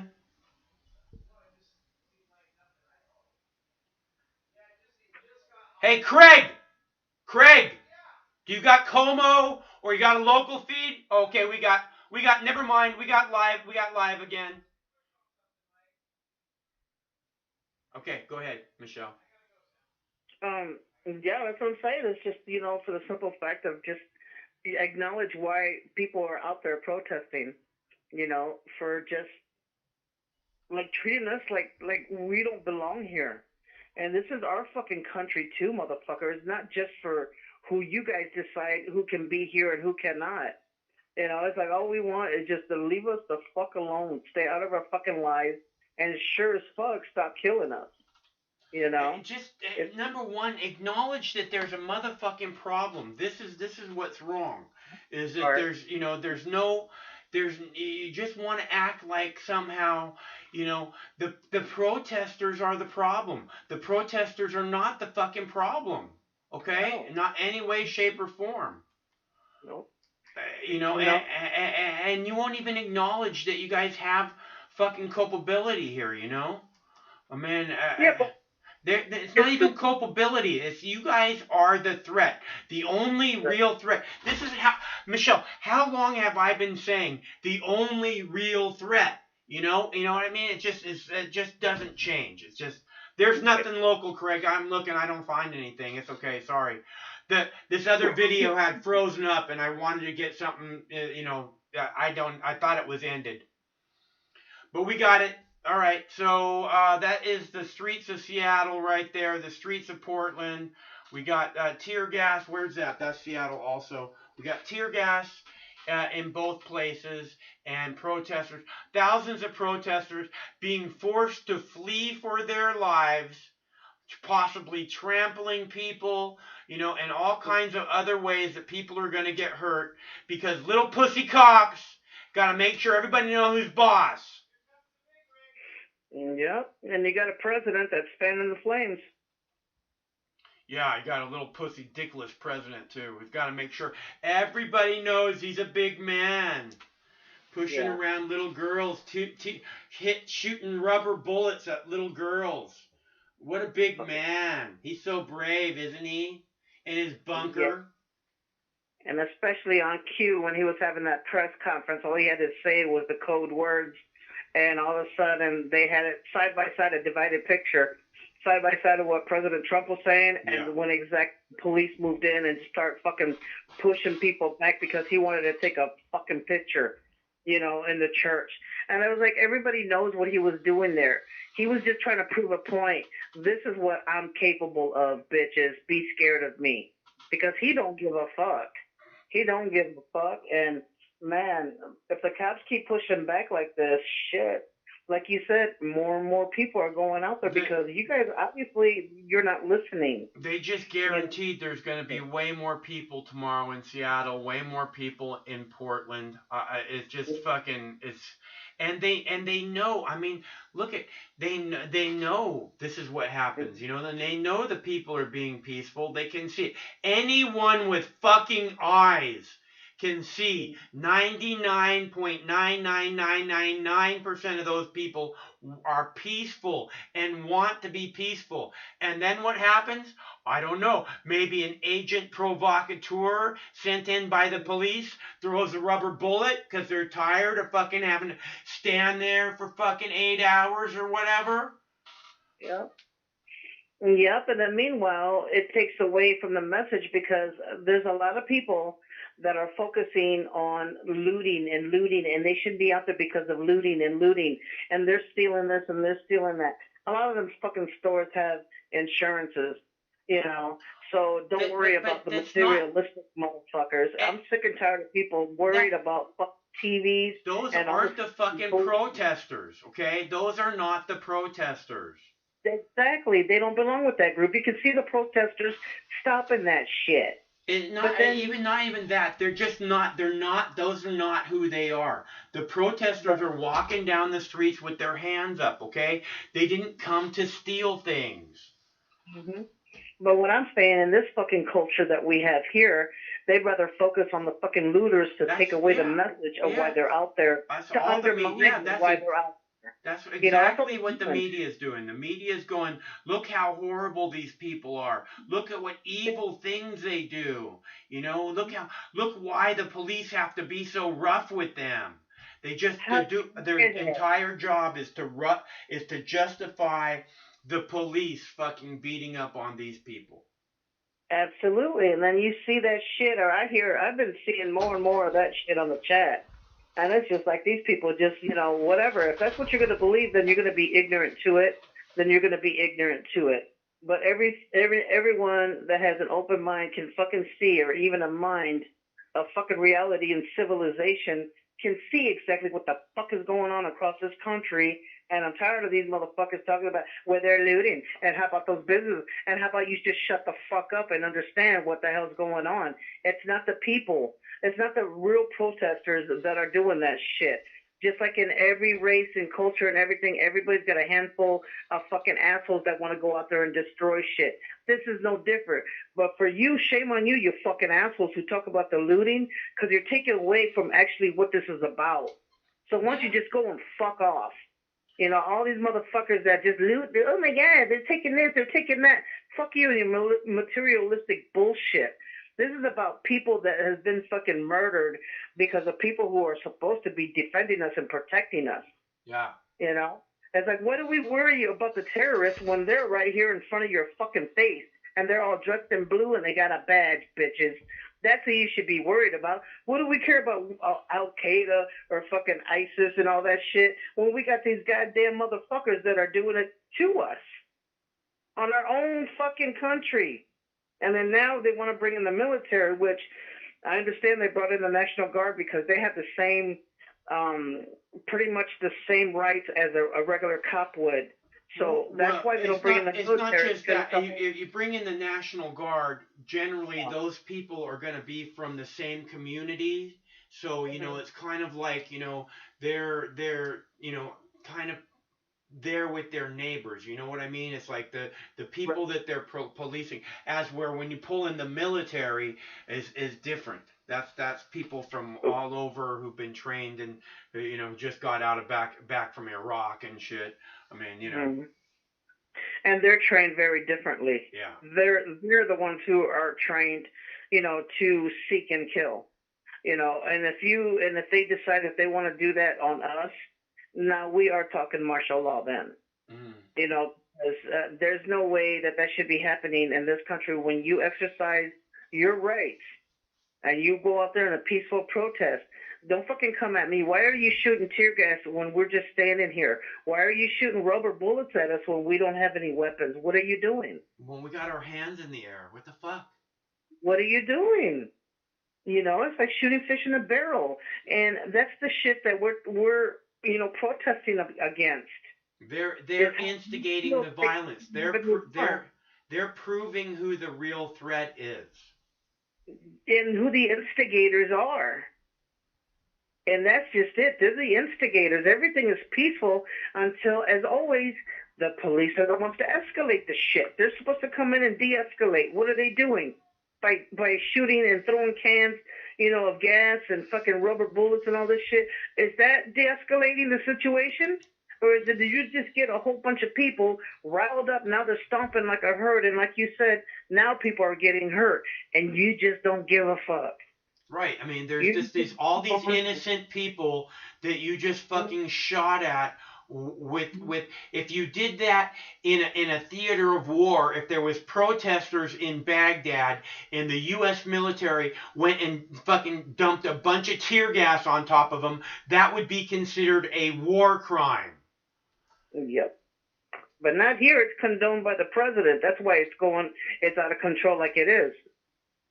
And where's anybody like like you heard Obama talking about, well, this has been decades, you know, in the making, and you know, we just gotta, you know, pretty much be with the people, but it's gonna be a long time before we you know, get this changed. Bitch, you almost had a decade in office. What did you do to make a difference? What the fuck did you do to change police brutality? You and fucking Biden. All you guys made it was easier prisoners for profit. That's what you motherfuckers did. They helped bring us right here to this moment in time, Michelle. That's exactly what they did. Yeah, and you know, and then Obama acted on like, you know, this is a time to just be peaceful. Fuck you, you had your time, bitch. And then they always announce it. Our beloved, you know, President Barack, beloved by who, motherfucker? By the Republicans and Democrats? Because I just sure as fuck didn't see anything change from him other than the same old, same old. You know? No. New boss. Yeah, no, he was horrible. He was horrible president, Michelle. Yeah. And then now he wants to put in this 2 cents. And he did this exact same thing to protesters when they went into the street under the Occupy movement. He called them terrorists. He fucking ordered the fucking police to go in with their fucking stormtrooper gear on and fucking bloody their heads and drop tear gas on them and pepper spray them and shoot them with rubber bullets. He did exactly the same fucking thing. Yeah. And then look what happened over there in Lansing. the state capitol, how they ran in with their AKs and everything. They walked into that building. Not one rubber bullet was fucking shot. No fucking tear gas there at all. Tell me the difference, you know? Why can they peaceful protest with guns and go into the state capitol in Lansing, Michigan, and nothing is done to these guys? Why? Because maybe militia, what, they were scared, or just they were fighting for the right cause? What's going on? And then you got these protesters that aren't armed. Yeah. You're coming at some fucking crazy force. Yeah. For what? For what? What the fuck is wrong with them? And until they get that fucking message, you know, shit, they're gonna be right there in your face, I guess. You know. But power to the protesters. You know, like I said, in solidarity, I'm with them 100%. You know, I have nothing but respect for them for fighting for everyone else and for people to wake up and say that this is not okay. This is not about fucking looting. It's not about nothing. It's about injustice in this whole fucking country that's gotten out of fucking control. Yeah, it's not okay, Michelle. They can't treat the people like this anymore. It's not about looting. I mean, again, we watched all those protesters tonight, tens and tens of thousands of protesters. None of them had television sets in their hands. You know, it's not about that. That's not why they're firing on them. They're firing on them because they are standing up to you know, people who can't stand to be questioned or stood up to. You know, this is how they always respond. It's how the police, and that's the issue, is that the police are the threat. Because the people have the right to challenge you. When you say, what the fuck are you doing? I'm not doing anything wrong. Then the police will go, you're resisting, stop resisting. You know, right. I mean, fuck you. Beating the shit. Yeah, they're beating the shit out of you. Or they got their dog fucking chewing your fucking leg, but they're saying, don't move, don't move. Stop resisting. Stop resisting. And the cop can't even handle her canine, you know, because, you know, or she can, but, you know, just all of a sudden that day, she just had a problem with telling that doggy to let go of that man's leg now. You know, it's just like it's dirty all the way around. It's disgusting, and it has no place in here in this fucking country. Yeah, everywhere you look, it's dirty, Michelle. Everywhere you look in the police is fucking dirty. Mm-hmm. There's nowhere it's squeaky clean or even close. Right, and like that video that you put up of that guy saying that from now on they're going to do it where if a cop sees something that's wrong, they have to intervene. Yeah. Or they can get in trouble too. Yeah. But the point is that we already know how that works. That's like the cop watching the cops. Yeah. Nothing's gonna change there. You can tell me all you want, but they're gonna be like, okay, here's the story. Okay, we'll stick to it. Good. That's not gonna solve anything. We need new fucking laws, new fucking ways of the police interacting with fucking people. Actually show them how to fucking interact with humans. Actually show them empathy. Show them that you're here to, you know, watch our backs, not shoot us in the back, motherfuckers. Protect our rights. Thank you. Yeah. You know, look what they're doing. Are they doing that now? No one was hurting anybody from protesting out there. And then now they're fucking tear gas, rubber bullets, and all that. Yeah. What country? What the fuck happened to this country of ours? Yeah. Like these cops are out of control. They're out of control. Again, like and I said, they can't stand being told. They can't stand being talked back to, Michelle. They can't stand be people looking at them and going, "You are the problem." You know. You know what? Then if you feel that way, then you have no place being of any kind of customer service. You need to be in a little fucking corner by yourself. If you don't know how to control yourself or be in self-control and have a conversation with someone, if it's I'm right and you're wrong, you have no business with a badge, let alone a fucking gun. Motherfucker, I don't even trust you with a stun gun, bitch. Yeah. You have a place in society. This society is not like that. We want to go out and live our lives and mind our own fucking business, and you mind your own as well. How about that? We don't need all these motherfuckers impeding in our lives for what? For what? You know what? When I want to see a police officer is when I call you. That means I need you. But if I don't call you, be on your way and go to other places to, you know, just cruise around, make sure everything's cool. Don't go hunting people. What the fuck is wrong with you? I don't get it. I don't fucking understand it. And, and everybody's sick of it. Everybody's fucking sick of it, and they're fucking mad. But they're doing it the right way. They're protesting in a peaceful way until, again, the ones who are supposed to de-escalate are escalating to everything as usual. Right. So I agree. Yeah, power to the people. Power to the people. Keep exercising your right, man. Like, shit, that's all we got to do. Like, fuck that. Hold them accountable. And until they stop doing this nonsense of throwing tear gas and making people run for their fucking lives, that's not the change that we're looking for here, motherfuckers. We're looking for you to stand down and to be patient and to understand why they're out there. Why are you mad? Don't you understand what happened? Don't you see what happened? Or is it that you really just don't give a fuck? And I think it's the latter. They don't give a fuck. Yeah. And that's dangerous people to have there when they're locked and loaded. That's dangerous as fuck. And it could be anybody. It could be a stray bullet. Goddamn, it could be anybody. But for us to fear because of the fucking police, it is. I mean, shit, look, the pandemic already got us into a police state. Everybody stay in, everybody stay in. Nobody can work. Nobody can earn a living. Nobody do nothing. Just sit there. And if the government decides to help you, we just want you to know the power of the government. You will not get anywhere unless we help you out. You see? Okay, so it's just like, wow, it opens your eyes. Like, you know what? Are we just going to sit here and just not do nothing because we're scared? If you're scared of the pandemic, stay home. But those who are not scared, who's going to be like, hey, I'm willing to fucking roll the dice because I have a household to take care of. I have family to take care of. We need to eat. We need to pay our bills, because they're not going to be like, well, it's okay since the pandemic's here. You don't have to pay your bills. No, they're still coming for you. But we should not have to sit there and just be at their mercy when we're capable of doing something. If you don't want to go out there because of the pandemic, don't go out there. But you shouldn't be shaming the people who are saying, you know what, fuck it, I got to do what I got to do because our lives are on the line. Everything that you worked for is on the line because the government tells you you can't do this and you can't do that. This is what this country has come to. Never would I have ever imagined that the government would shut down this fucking country just because they want to rape the fuck out of Lady Liberty, take all the money from all of us, and meanwhile we're just going to sit here for their shits and giggles. They can see how much we're suffering. They can see how people are having a hard time, making ends meet. And on top of that, be careful where you're walking or whatever, because you may just, come upon a cop that just has a bad day that day.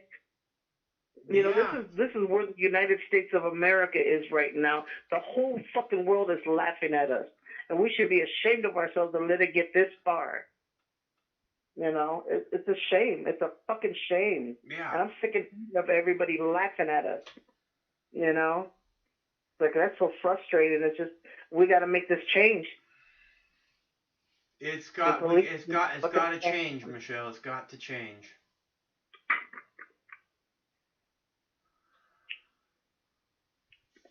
It sure does, Mike. But until then, we keep hoping and we keep reaching for what we're here for. To just live a good life and mind our own goddamn business. And quit being in other people's lives and leave us in peace, man. That's all we're asking. Yeah. Leave us in peace. What's so wrong, Let us live our lives, man. Just let us live our lives without a fucking boot on our neck. Yeah, let us live our lives. Enough of this grounding the whole goddamn country because of this fucking virus. They're still trying to push the virus. Nobody's listening to that shit. Just like Des said earlier, too, and how about those Hornets? They didn't even get their fucking 15 minutes of fame. We were cracking up. Like, yeah, all of a sudden this protest came up, and the hell with everything else. And then I've been seeing, like, snippets where it shows, well, here comes the second wave. Here comes the second wave of what, bitch? Yeah, no, there's like, the Surgeon General is very concerned about the protest possibly causing a spike in the coronavirus. Yeah, you see that shit? Yeah. I mean, trying from all angles. It's like all hands on deck. Anybody that can come up with something, come on. We want to hear it all. And that's their latest, with so many people together, it's like, oh my God, you're all going to die. Well, motherfuckers, we're dying on the streets now anyways, aren't we? So, hey, so be it. Let's roll the dice. Fuck it. Yeah. That's why I'm like, it's time to fucking just, do the right fucking thing, change the fucking laws. And the first where I would go is to where my first number one law would be, if there's a cop that murdered somebody and they find that he had something to do with his wrongful death, then I want the lawsuit and all of that shit paid by that cop. Let him lose every fucking thing. I, as a taxpayer, do not condone the fact that I am paying taxes to pay for these motherfuckers' lawsuits. Every taxpayer is paying for that shit. I want the fucking damn cop, whoever did harm, they should be held accountable. Start it there and see what happens. When you know that there's actually, you're going to have consequences, and that would be the number one right there. You kill somebody and you did wrong, motherfucker, you're going to lose everything just like that family member just lost a loved one that you fucking killed unnecessary. Let's start there. Taxpayers should not be paying for unlawful death, and then they have to sign a contract like you had mentioned to say the cop did no wrong. And then meanwhile, we have to pay for his fuck up? I don't condone that. I would never go for a cop who would do that. So why do I have to pay my taxes to that when I would rather pay it for the homeless or for something else that I believe in? I don't believe in that. Change it like that. Let's go. Let's get it moving. Do something like that. Hold them accountable. Don't be all like, hey, I'm going to Disney World. Bitch. Yeah. It's disgusting. And I'm tired of fucking bailing them out. Michelle. It is disgusting. You're right about that. And I'm tired of bailing them out on our taxpayer money when we could be helping so many other people who actually deserve that taxpayer money. Not these fucking cops, because they want to go out there and act like they can do whatever the fuck they want with no consequences and a paid vacation on top of that. Oh no, that has to change. That needs to fucking change. And that should be like one of the top fucking things they say. You fucking are found guilty, bitch, you lose your fucking life. It'll just take a handful of fucking cops to realize, oh shit, they mean business. I lost everything. That's right, bitch, and you should. If you're so quick to pull that trigger, bitch, pull the trigger on your whole fucking life. I don't care if you got kids. I don't care if you got family. I don't give a flying fuck. Just like you didn't care about that innocent person you just fucking murdered. Right. Touche, an eye for an eye, and we're going to do it civilized, though, Mike. We're not going to kill you. We're just going to take every goddamn thing away from you and fucking get in the slammer. Prisoner for profits, buddy. You're no different. You're a body. Get in there, bitch. Yeah. Get it? Yeah. Shit. No. So hopefully, things will change, and I just pray, for a better day. And my prayers go out to the protesters that are right there in the thick of shit, and just, more power to them. Power to the people, for real. For real. We, the people, we have wakened them up because, they're scared. They're shitting their pants because it's like, oh my God, a rise up. They never seen this shit since what? Back in our protests in 1950s? I think they look scared to me. I think they look scared. Yeah. They don't realize that we were ever going to fucking do that. They got used to it. They got, accustomed. I think you can just look at their government mouthpiece media, and you can see that they're scared. Yeah. And you can put a famous star out there to tell you, that please people back down. Fuck you too. Nobody's listening to you too. They're using everything that they can think of to get us to back down. And it's like, no, we've been listening to y'all. You all been running this show, and y'all have burned this bitch to the ground. Yeah. So since you guys can't fucking take care of it, listen to us, son. Yeah. Listen to us, and we're not just going to be here while you guys... That's your job. We sign your motherfucking paycheck. Listen to us. Yep. That's how it works. We are the boss of you. Yes, we are. Don't make us prove it. Mm-hmm. And tonight, Al said somebody in, I think, Iowa or Idaho, racist governor or something just got the primary or some shit over there. And it's like, that's the kind of shit that starts. Who you vote in, from the DA to the fucking representatives to the president, it all counts.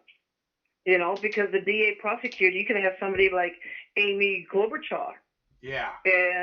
And not prosecute cops, because he killed 3 times before, but let's go ahead and give him one last kill with George Floyd. That's what happened there. She let him go. She could have prosecuted him. She didn't do that shit. So everybody's like, she better not have a seat in the fucking government whatsoever, because if that bitch didn't prosecute a killer cop, she allowed him to stay on the fucking street. So yeah, Klobuchar, motherfucking that bitch, her too, just like Kamala. They all pretend to be all, I'm about the people, but what did you do when you had the lives of the people in your hands? What did you do? Nothing. Not a fucking thing for us. You all did what you did, and you guys stood by the cops. You know, innocent man, you know, from Kamala. Innocent man, she had evidence to clear him. Until she was forced to give up that evidence, that man would have went to jail for a very long time. Yeah, and this is the point. This is the point about the police state, okay? This, you know, this is it. This is what I'm saying, is that it's broken. That's unacceptable. You know, if there's any evidence that clears someone, you know, the police state will do everything they can to cover that shit up. You know? Absolutely. So all they care about is fucking people's world, and it's got to stop. And it's got to be recognized before it can stop. And they won't recognize it, and that's where it begins. Until that happens, you know, it's just going to get worse. And did you see on George Floyd's death that already the fix was in? They had one autopsy that said that, well, he had underlying conditions, which is possible with what happened with the police. That's probably what happened. And then you have another autopsy done by the family, a private one, and they come up with like, no, it was asphyxiation? Uh-huh. No, it was from, you know, crushing the windpipe. And it was like already they were making it to where how they were going to help the cop by saying that he had already other medical conditions. When there was nothing wrong with him. The only thing wrong with George was that he had a fucking grown man's fucking knee on his neck. Yeah. And two fucking cops on his stomach and on his fucking legs. Right. That's his underlying condition right there, motherfuckers. But see how they were going to try to fix it for him, for the cop again, for the fourth murder? Yeah. No, I Four understand. times? Like, dude, oh my God. And like that guy with the umbrella, with the black umbrella, they said that his ex-wife fucking turned him in talking about, yeah, or fucking spoke out and said, yeah, that's my ex-husband. He is a cop. Ain't that a bitch? Oh, yeah, right on. Good, cool. Yep, and it's like, you don't see that on CNN. Yeah, for sure. You don't not see that on CNN. But good thing for cell phones and videos all over the place, because, boy, there's hundreds of different stations and just individual people that are just putting it out there like, everybody, look, this is what's going on.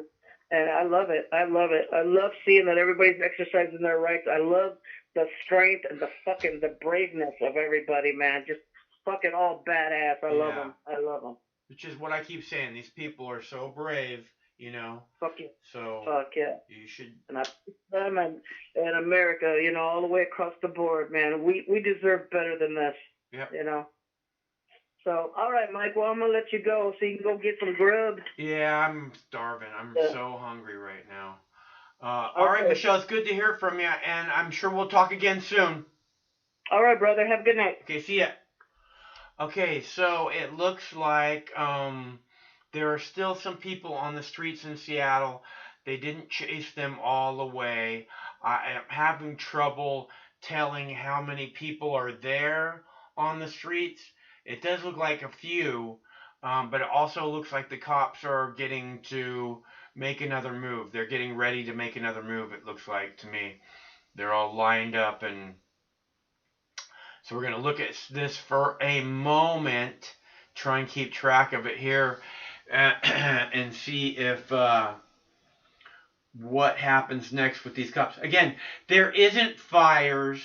These protesters aren't fucking really causing a problem. You saw them all standing. They don't have fucking televisions in their hands, right? I don't see any fires over there. You know, I don't see fucking rocks raining down on the cops, which seems like it would be appropriate, honestly. But there's nothing, and the cops are all dressed in their stormtrooper gear. Their armor. They have helmets and shields and fucking padded everything. Uh, you know, and they act like little fucking pussies. Like they're in the right to tear gas thousands of people peacefully protesting because someone threw a bottle. What's happening there? What was that? What was that? Something getting really happy? They're gonna do something here?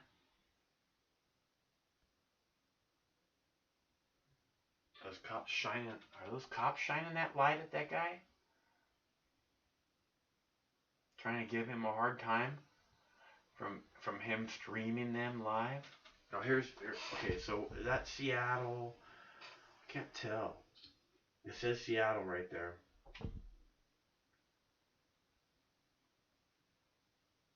Alright, so we're going to watch this for a couple more minutes. Portland, see, you had all the peaceful protests in Portland, and then you fuck with them, and now people are putting barricades up in the street. The fuck is that? Look at this cop in Portland. Fucking just smashing. Look at these cops. Oh my God.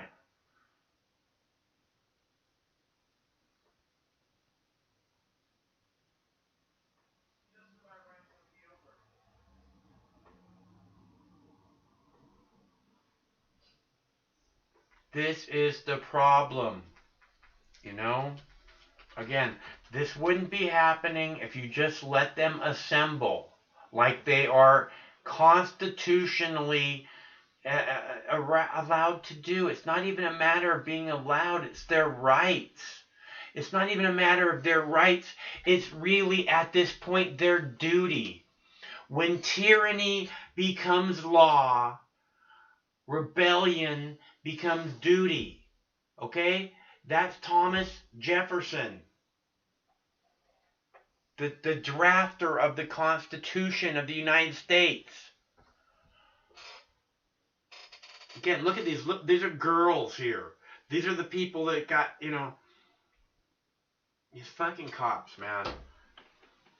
They got their fucking stormtrooper gear on, and they're threatened by little girls with their hands in the air.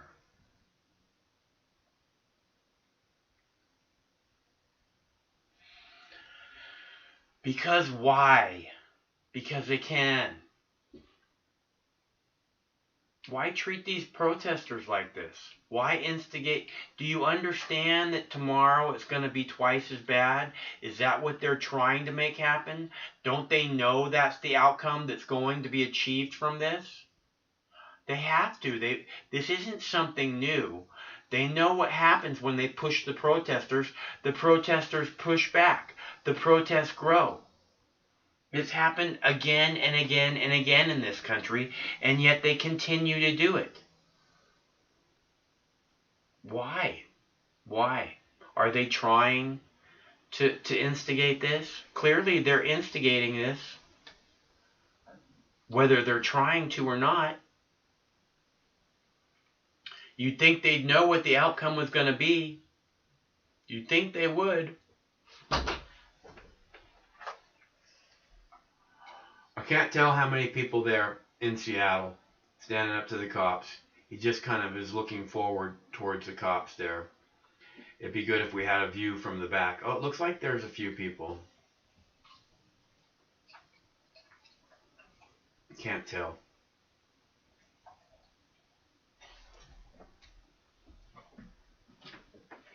Can't tell how deep the people go there.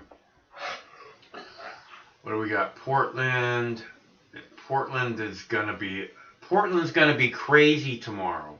Okay, you see, because they do this, and the Portland protesters they're serious, man. The Seattle protesters, they're serious, man. This isn't, you saw how many people were there in the streets of Seattle, in the streets of Portland. There's going to be twice as many tomorrow now. And there's no way that the police can't know that.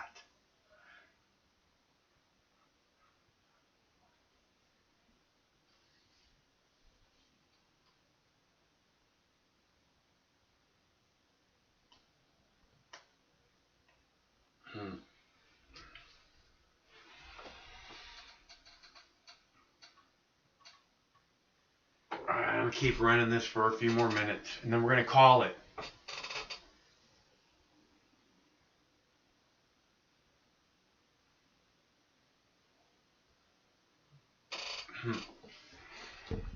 See, this is what a big threat these people are. They're playing a flute. They're flute players.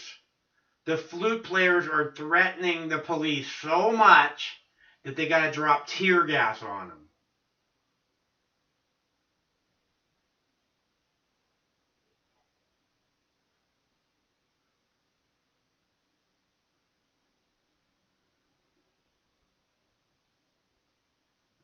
And I do want to point out, someone was saying yesterday that that if you notice, this is a revolution or a protest where there are no printed signs. So the people who say, that this is like a sponsor whatever protest, generally those people come out and they have all these signs and they just like hand them out to everybody. That's not what's happening here, and this has been going on for days, so there's plenty of time to get signs printed.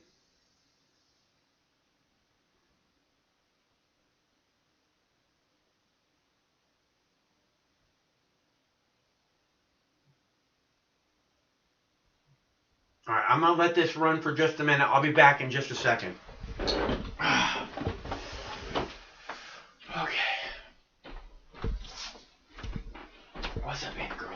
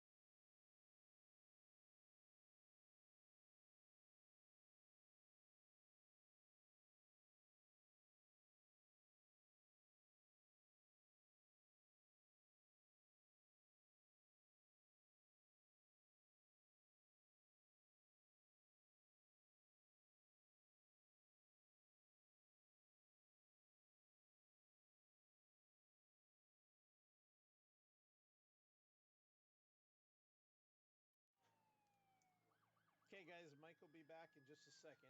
I told him that we've got some action going on the Seattle side, so stand by, and the host of the show will be back momentarily. He needed a break. He's only human, so bodily functions and nature calls. Stand by. Time to eat. Time for a piss. And just so you guys know, it looks like there's some crazy stuff popping off over in Europe. From what I can tell, Paris, France looks like they've we've got some stuff going on. There's stuff going on in Buenos Aires. Everybody's getting really irritated over the way that the United States is handling these protests. So I think this is going to go worldwide. But I'm not the host of the show. I'm just a fill-in. Okay, I'll keep moving. Media is my pass right. Media. And Jim Lester, you can lick my chode, just so you know. I've been watching you. I got my eye on you, buddy. Media. That's right. Keep it cool. Let's keep it cool. Media. Armored personnel carriers. Now they got We'll the see if we can get APCs. some other camera shots from other parts of Seattle right now. There's only a few guys live out there. They're on the street. This is media. They're reporting. So, Media like, you're gonna have to pot your microphone back up when you get up there. Yeah, they have me in the because we do the live stream from the street. Got media. I'm out here just reporting. Hold on, Mike is not hot. I'm gonna drop the air. The police are on the move in Seattle.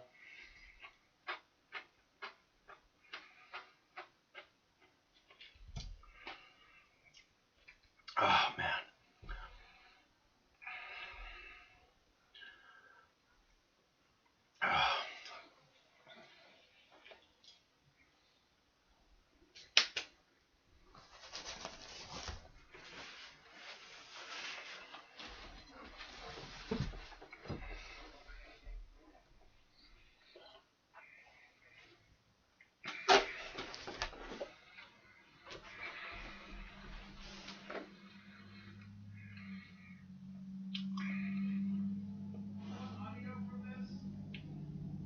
What?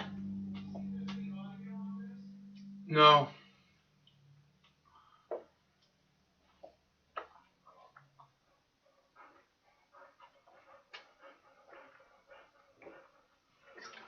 All right.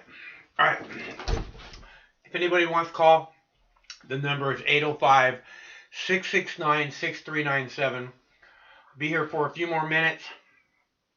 Trying to pay attention to what's happening here in Seattle.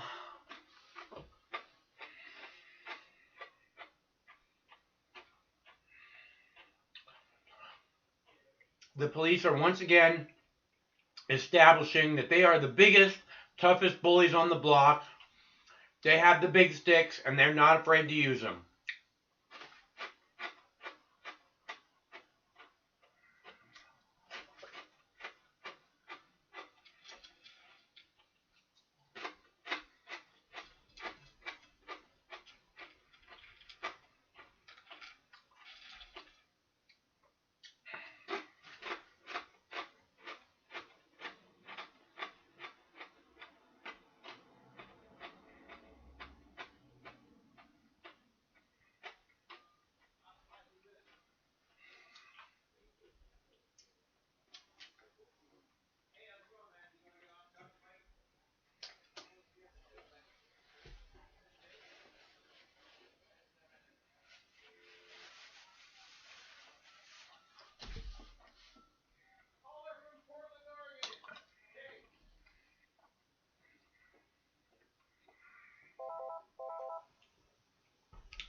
Hello, caller. Hey, how's it going, man? All right, how about you? Pretty good. Watching your show, just listening to you guys talk, and can't help but identify with a little bit of your message. Right on.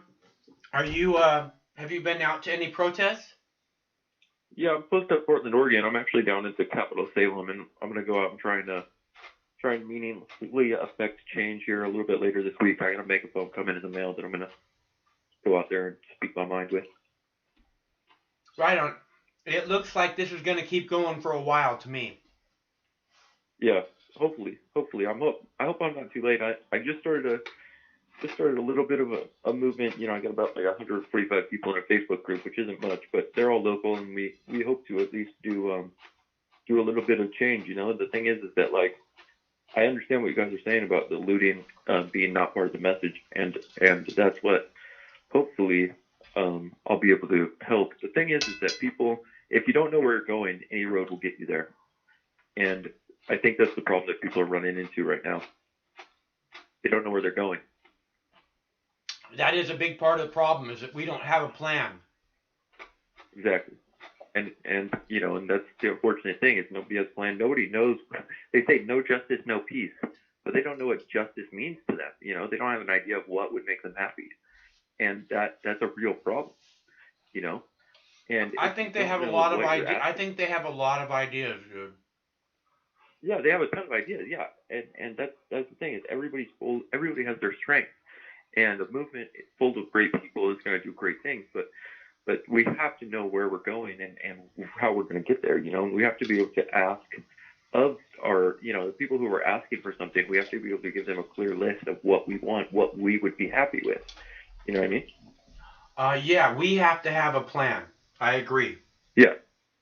Yeah, so I put a little bit of a plan together, and I'm going to go out there and see if I can locally affect some things, and hopefully do some stuff. You know, I wanted to call in and just kind of, You know, if you keep kind of give you a little I bit. think that's fucking brilliant, and I hope that you feel really good about doing that, because I hope that you keep doing that a long time.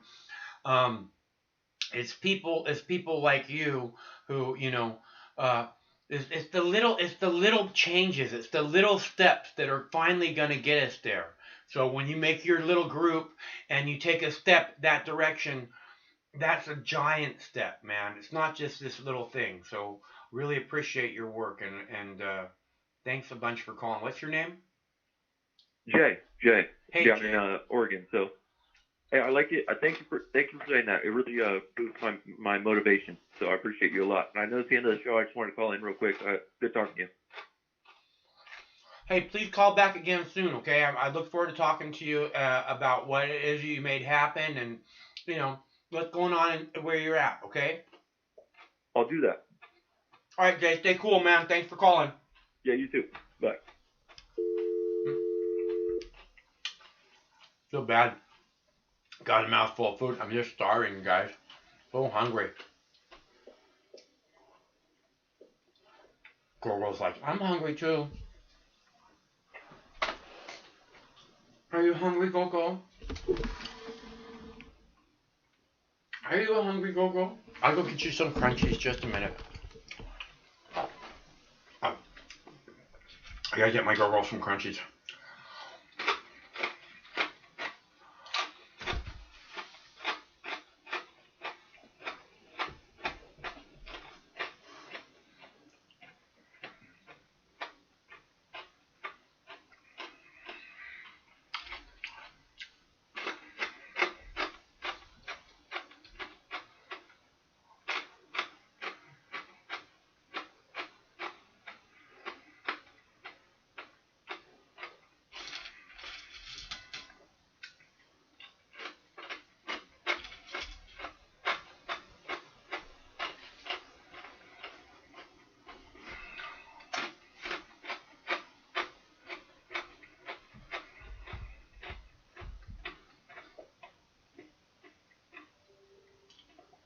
Well, it looks like things have quieted down here quite a bit. I'm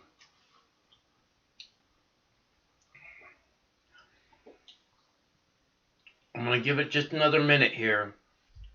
Make sure that there's nothing going on, and then we're going to call it a night.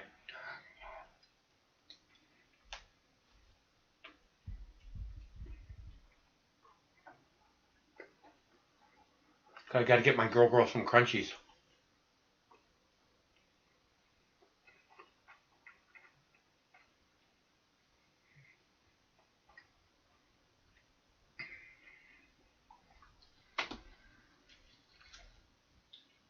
Ah. All right. I'm not seeing a whole lot going on here. We got Seattle.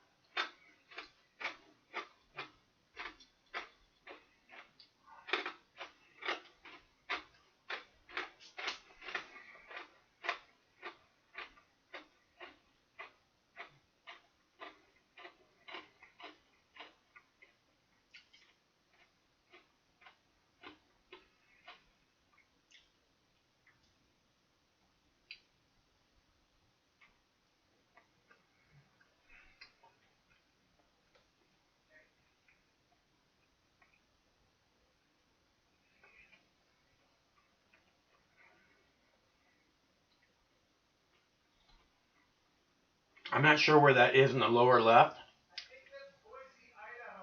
Oh, it looks a lot like that same color that the Boise, Idaho feed was.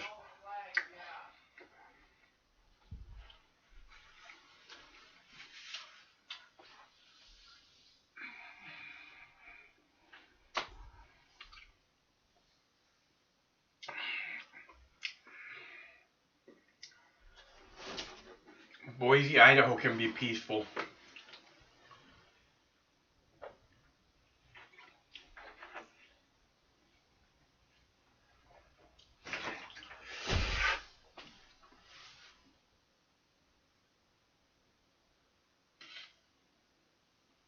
They look like the cops are intermingling with all the protesters there in Boise.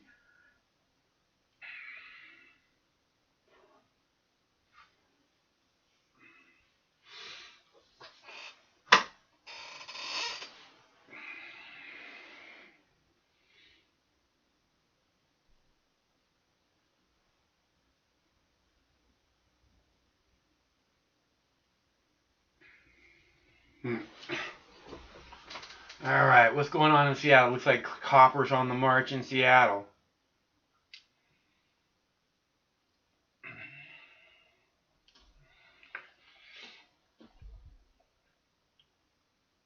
Having trouble keeping a live feed going. Oh, PayPal links, okay. PayPal links, let's see. Where's that at? PayPal.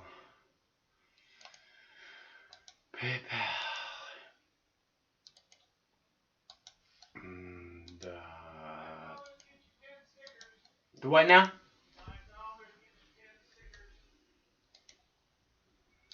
Oh, $10? $5 gets you 10 stickers. Craig says $5 gets you 10 stickers. $5 gets you 10 stickers. 10 for 5.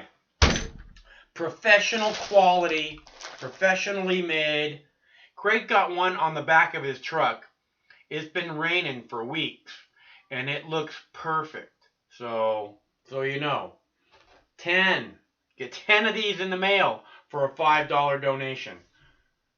According to Craig. And what's that? Oh yeah, you gotta include your mailing address.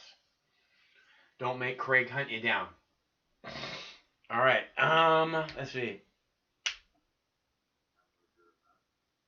Yeah, because I'll do it just like Jim Lester. Hunt you down. You're obsessed with that guy. Let's see. Okay. No, he's obsessed with me. Oh. He just wants everybody to know that I shouldn't get credit for all these videos because I'm stealing them from another feed. Oh. That's because we have resources. Well, we have our feed that we put together, and then we get feeds from all around the world. Craig's been trying to find some stuff from Paris. We get stuff from all around the world. So, you know, whoever it We is. have other content creators on Twitch and other places that are giving us details. Okay. That want to contribute to the show. Okay. So you know, you listen. You do things the way you want to do things, and we'll do things the way we want to do things. We don't come to your YouTube page and say, "Why do you do things like that? That's stupid. You shouldn't be doing things like that." Do we? Ever. Ever. So, if you can do it better, you go to your YouTube page and do it better. We're doing it this way, and I think we're doing a pretty darn good job, and Craig deserves a lot of credit for what it is he's making happen. All right, so, and we are looking for... Is that still Boise? Was that Boise? Yeah. Huh, pretty cool. And see, the cops, they're right there on the feet of the Capitol or wherever that is in Boise, and the cops don't have to be tear gassing them. You know, those people are the protesters are good people. It's up to the cops to be good people too.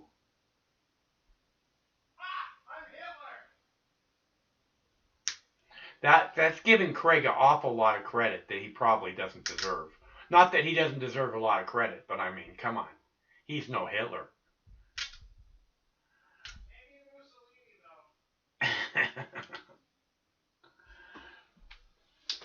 All right. Okay, so I'm getting ready for more food. Maybe a bong hit will help. I'm going to have a bong hit, and we'll go from there. Oh, there's that beautiful feed in Boise. There's the Boise feed. I really like what's going on in Boise. That looks like a fucking awesome protest. And so did all the other ones until the tear gas started raining down. The fucking protest in Seattle. I am so proud of you protesters in Seattle and being out there and standing up to the police state and demanding that your voices be heard and being peaceful. I'm so proud of you. So proud of all the protesters. And you should be too, because it's this proud American tradition. How does that not fill you with pride? Seeing these people on the feet of their capital, demanding that their government hear their voices. How does that not fill you with pride to be an American? I don't understand. Any of you cocksuckers.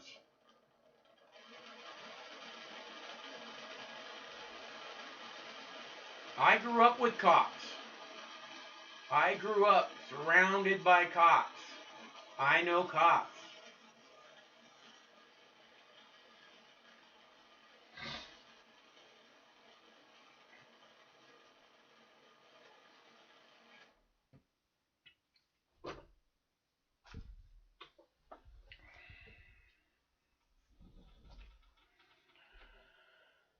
Alright, one more big fat fucking dab. One more.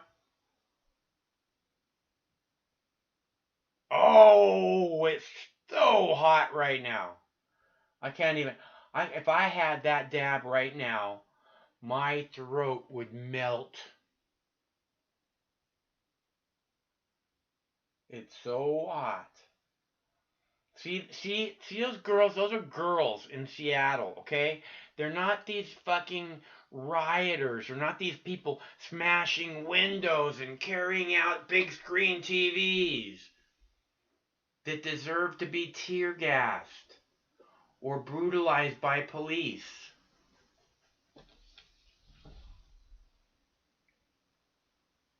You heard Michelle say that the guy in Minneapolis in the black trench coat with the black umbrella and the hammer smashing out the windows at the AutoZone, his ex-wife outed him as a cop. So it's a cop in, provocateur, starting shit. Okay, the cops are the problem. How dare they? How dare they do shit like that now? Right? How dare they?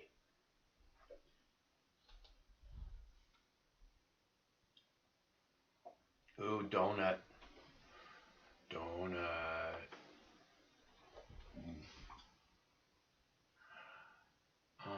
Okay, Boise is so beautiful. I don't know how you guys can see that as anything but beautiful. Is that Seattle in the middle, Craig?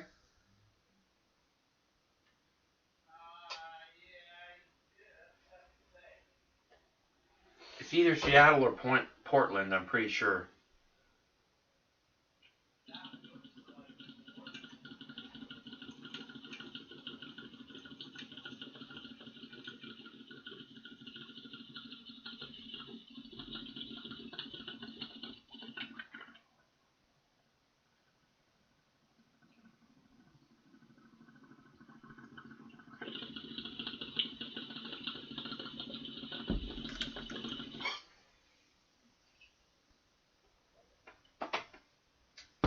Boise's on the move.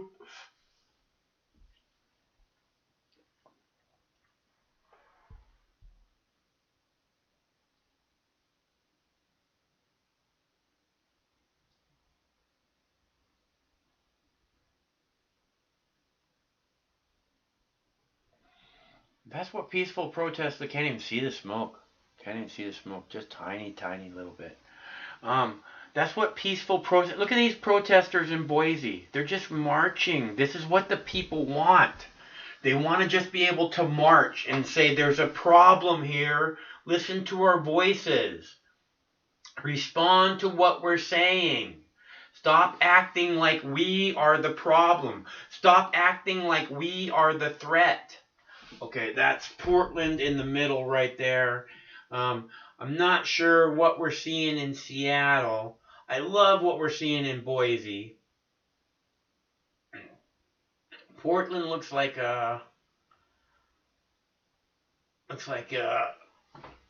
just a couple hundred people blocking an intersection. I can't tell. It looks like there's a lot of people in Boise, man. I've never been to Boise. I bet it's a cool place, though.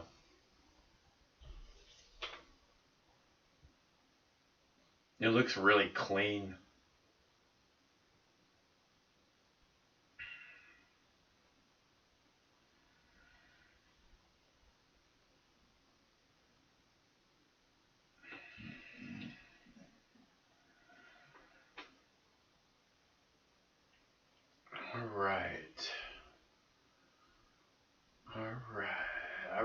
Alright.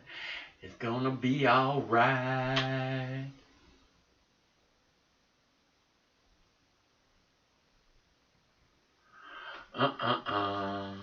Oh, hello. Hello.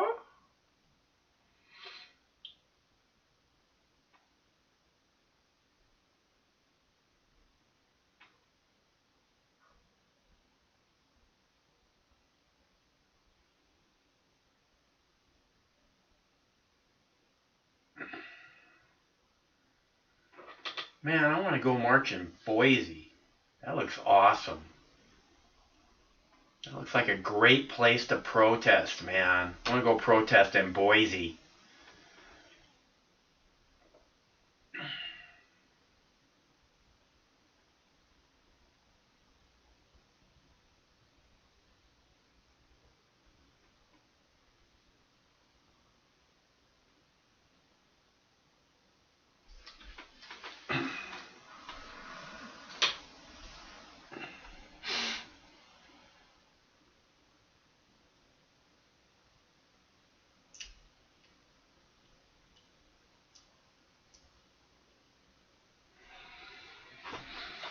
I'm still hungry. I love this Boise protest, man. I love what's happening in Boise. That is fucking beautiful. That is fucking beautiful. I just don't know how you people can think anything but that these people are just beautiful.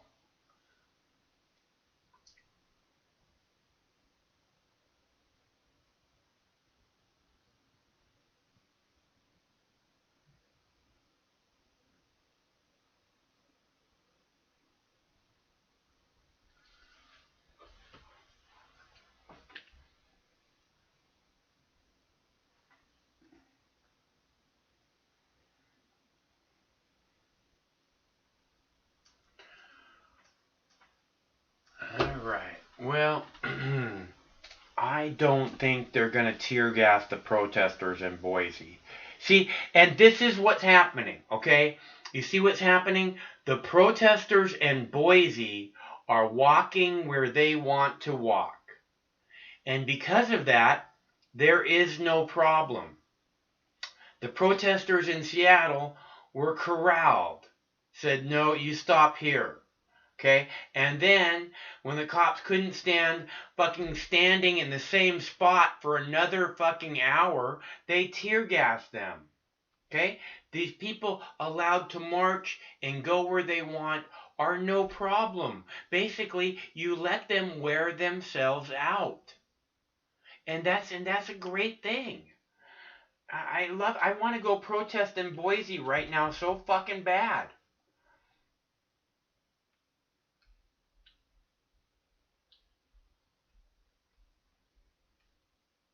This is how simple it is.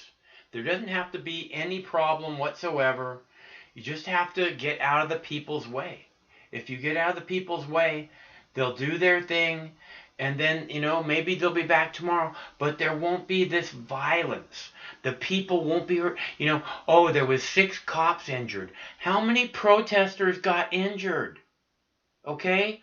Stop with this, 6 cops, 4 cops, 15 cops. I don't care. Unless you're going to tell me how many protesters got injured also, I don't give a fuck how many cops got injured. And why should I? You don't seem to give a fuck how many protesters got injured, do you?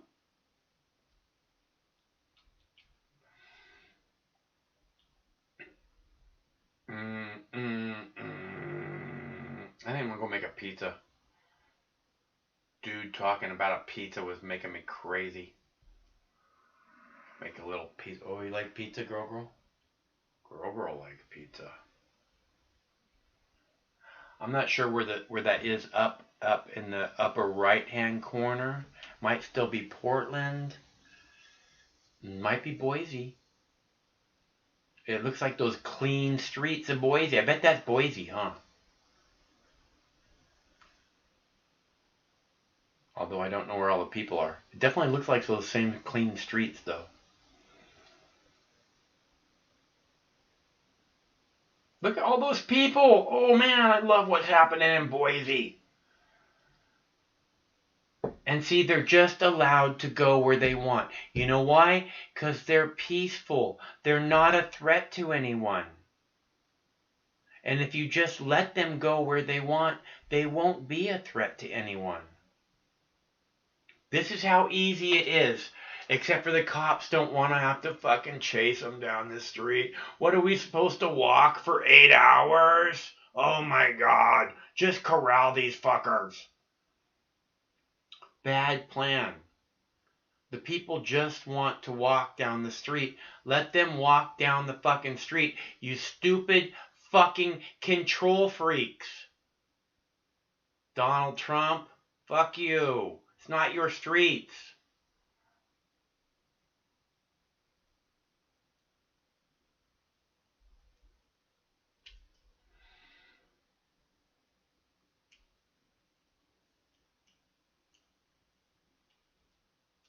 It didn't look like that many people were wearing masks in Boise either, huh? Boise. Oh, there's a guy. The reporter's wearing a mask.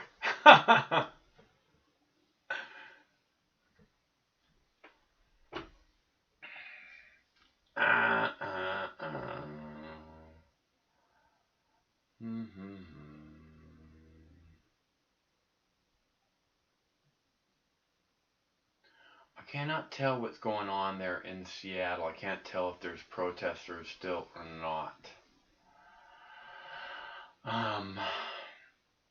Let's see. That's Portland, I believe. I think that's a pizza parlor we went to one time.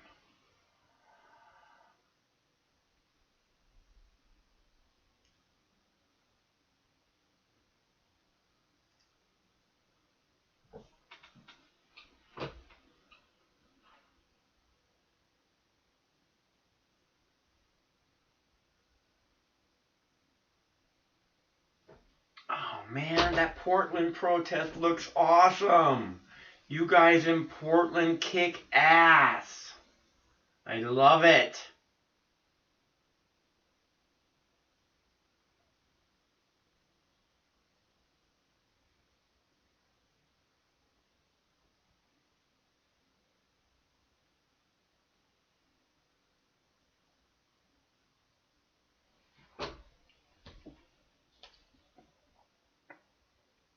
Portland. I think we went to that pizza parlor one time. It looks familiar.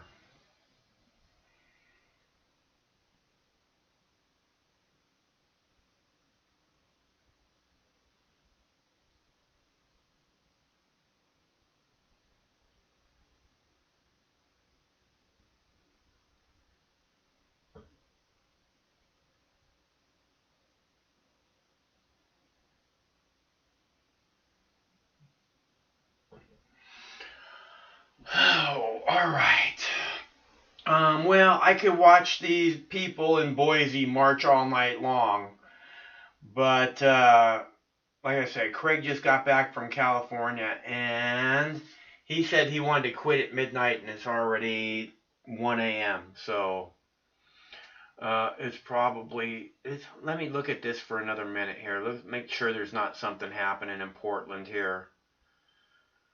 Something tells me the cops are going to move in here in Portland any second. Any second. But Boise looks so cool. Oh, look at it. Oh, we want to watch Boise. They're going to watch by the news cameras here in Boise. See? The cops don't get in the way. They don't go, nope, I got to stop here. They go, yeah, go ahead. You want to watch? You want to walk that way? Go ahead. Walk that way. That's fine. And that's, again, I don't see anybody with television sets in their hands. I don't see anybody carrying armfuls of merchandise.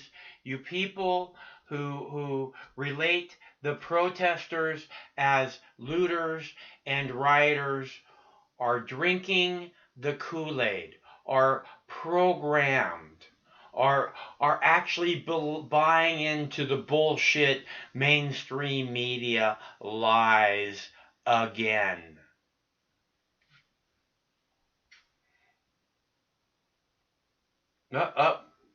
Bike cops on the move in Seattle. I don't know what they're doing. They're moving. They're moving in Seattle. They're marching in Boise. I got a feeling the cops are getting ready to move in Portland. Again. The Portland crowd is almost down to nothing, and still the cops are going to move in. The Portland crowd is smaller than the one in Boise, from what I can see. But we got to move in on those fuckers.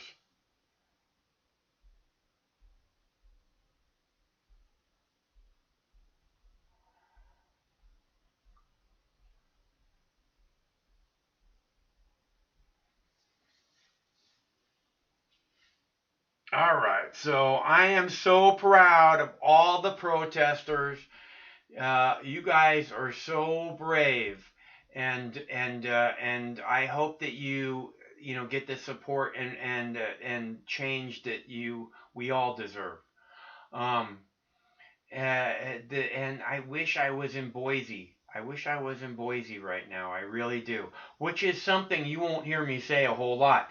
I don't ever wish I was other places. I really like where I'm at. But I would love to be marching down the street with those guys. Something tells me they are not going to be experiencing tear gas tonight. And why? Because the cops let them go where they're going to go, instead of treating them like a threat. Instead of treating them like they don't have the right to go where they're gonna go. Fucking cops. You're not the boss of me. You never have been for 1 second. And you hate that, don't you? Okay, let's see. Boise, Portland.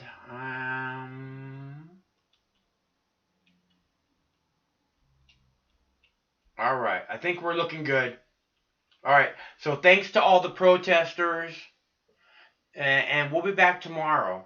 So be sure and make sure you're subscribed, hit the notification bell. You don't want to miss out on who knows what might happen tomorrow. It looks like basically they just doubled the size of the protest in Seattle tomorrow. They just doubled the size of the protest in Portland tomorrow.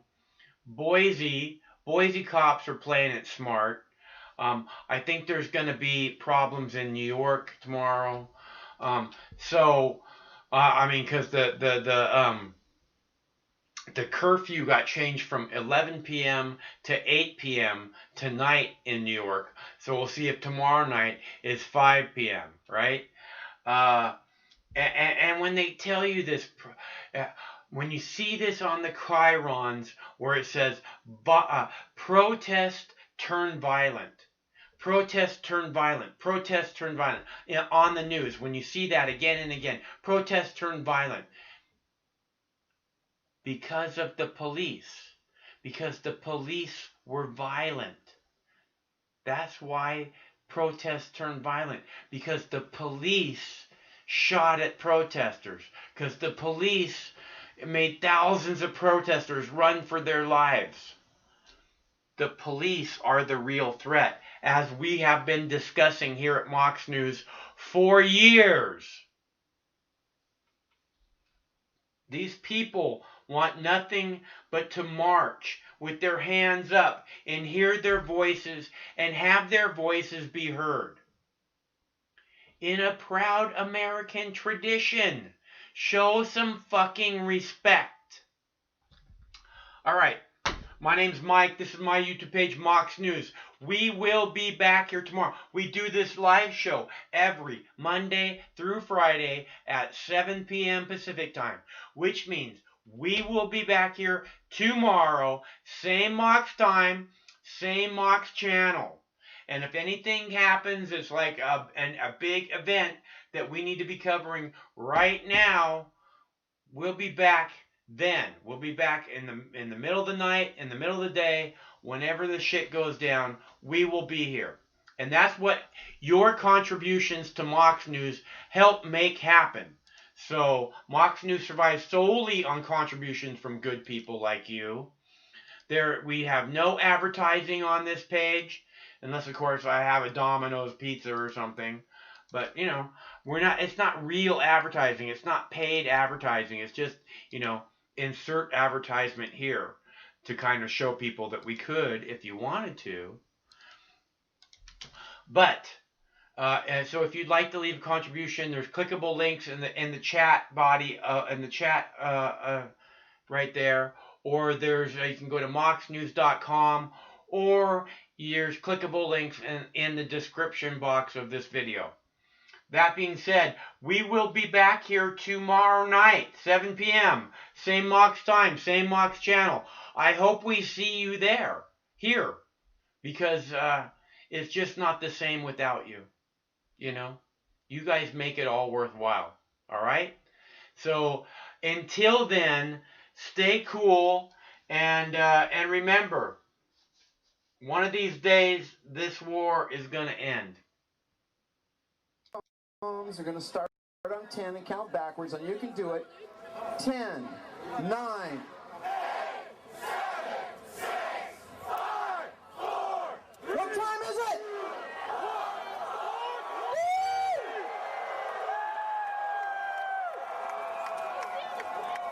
All right. Cool.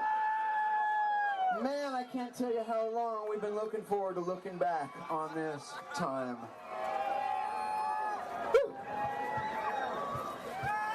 Okay. What time is it? 4:20. I want to remind you of a couple quick things that I have a responsibility to talk to you about. And do we have? I mean, we have fire extinguisher or something. I don't know what's going on. I want to tell you that we passed I-75 last year, making simple possession of Lewis police priority in the city limit.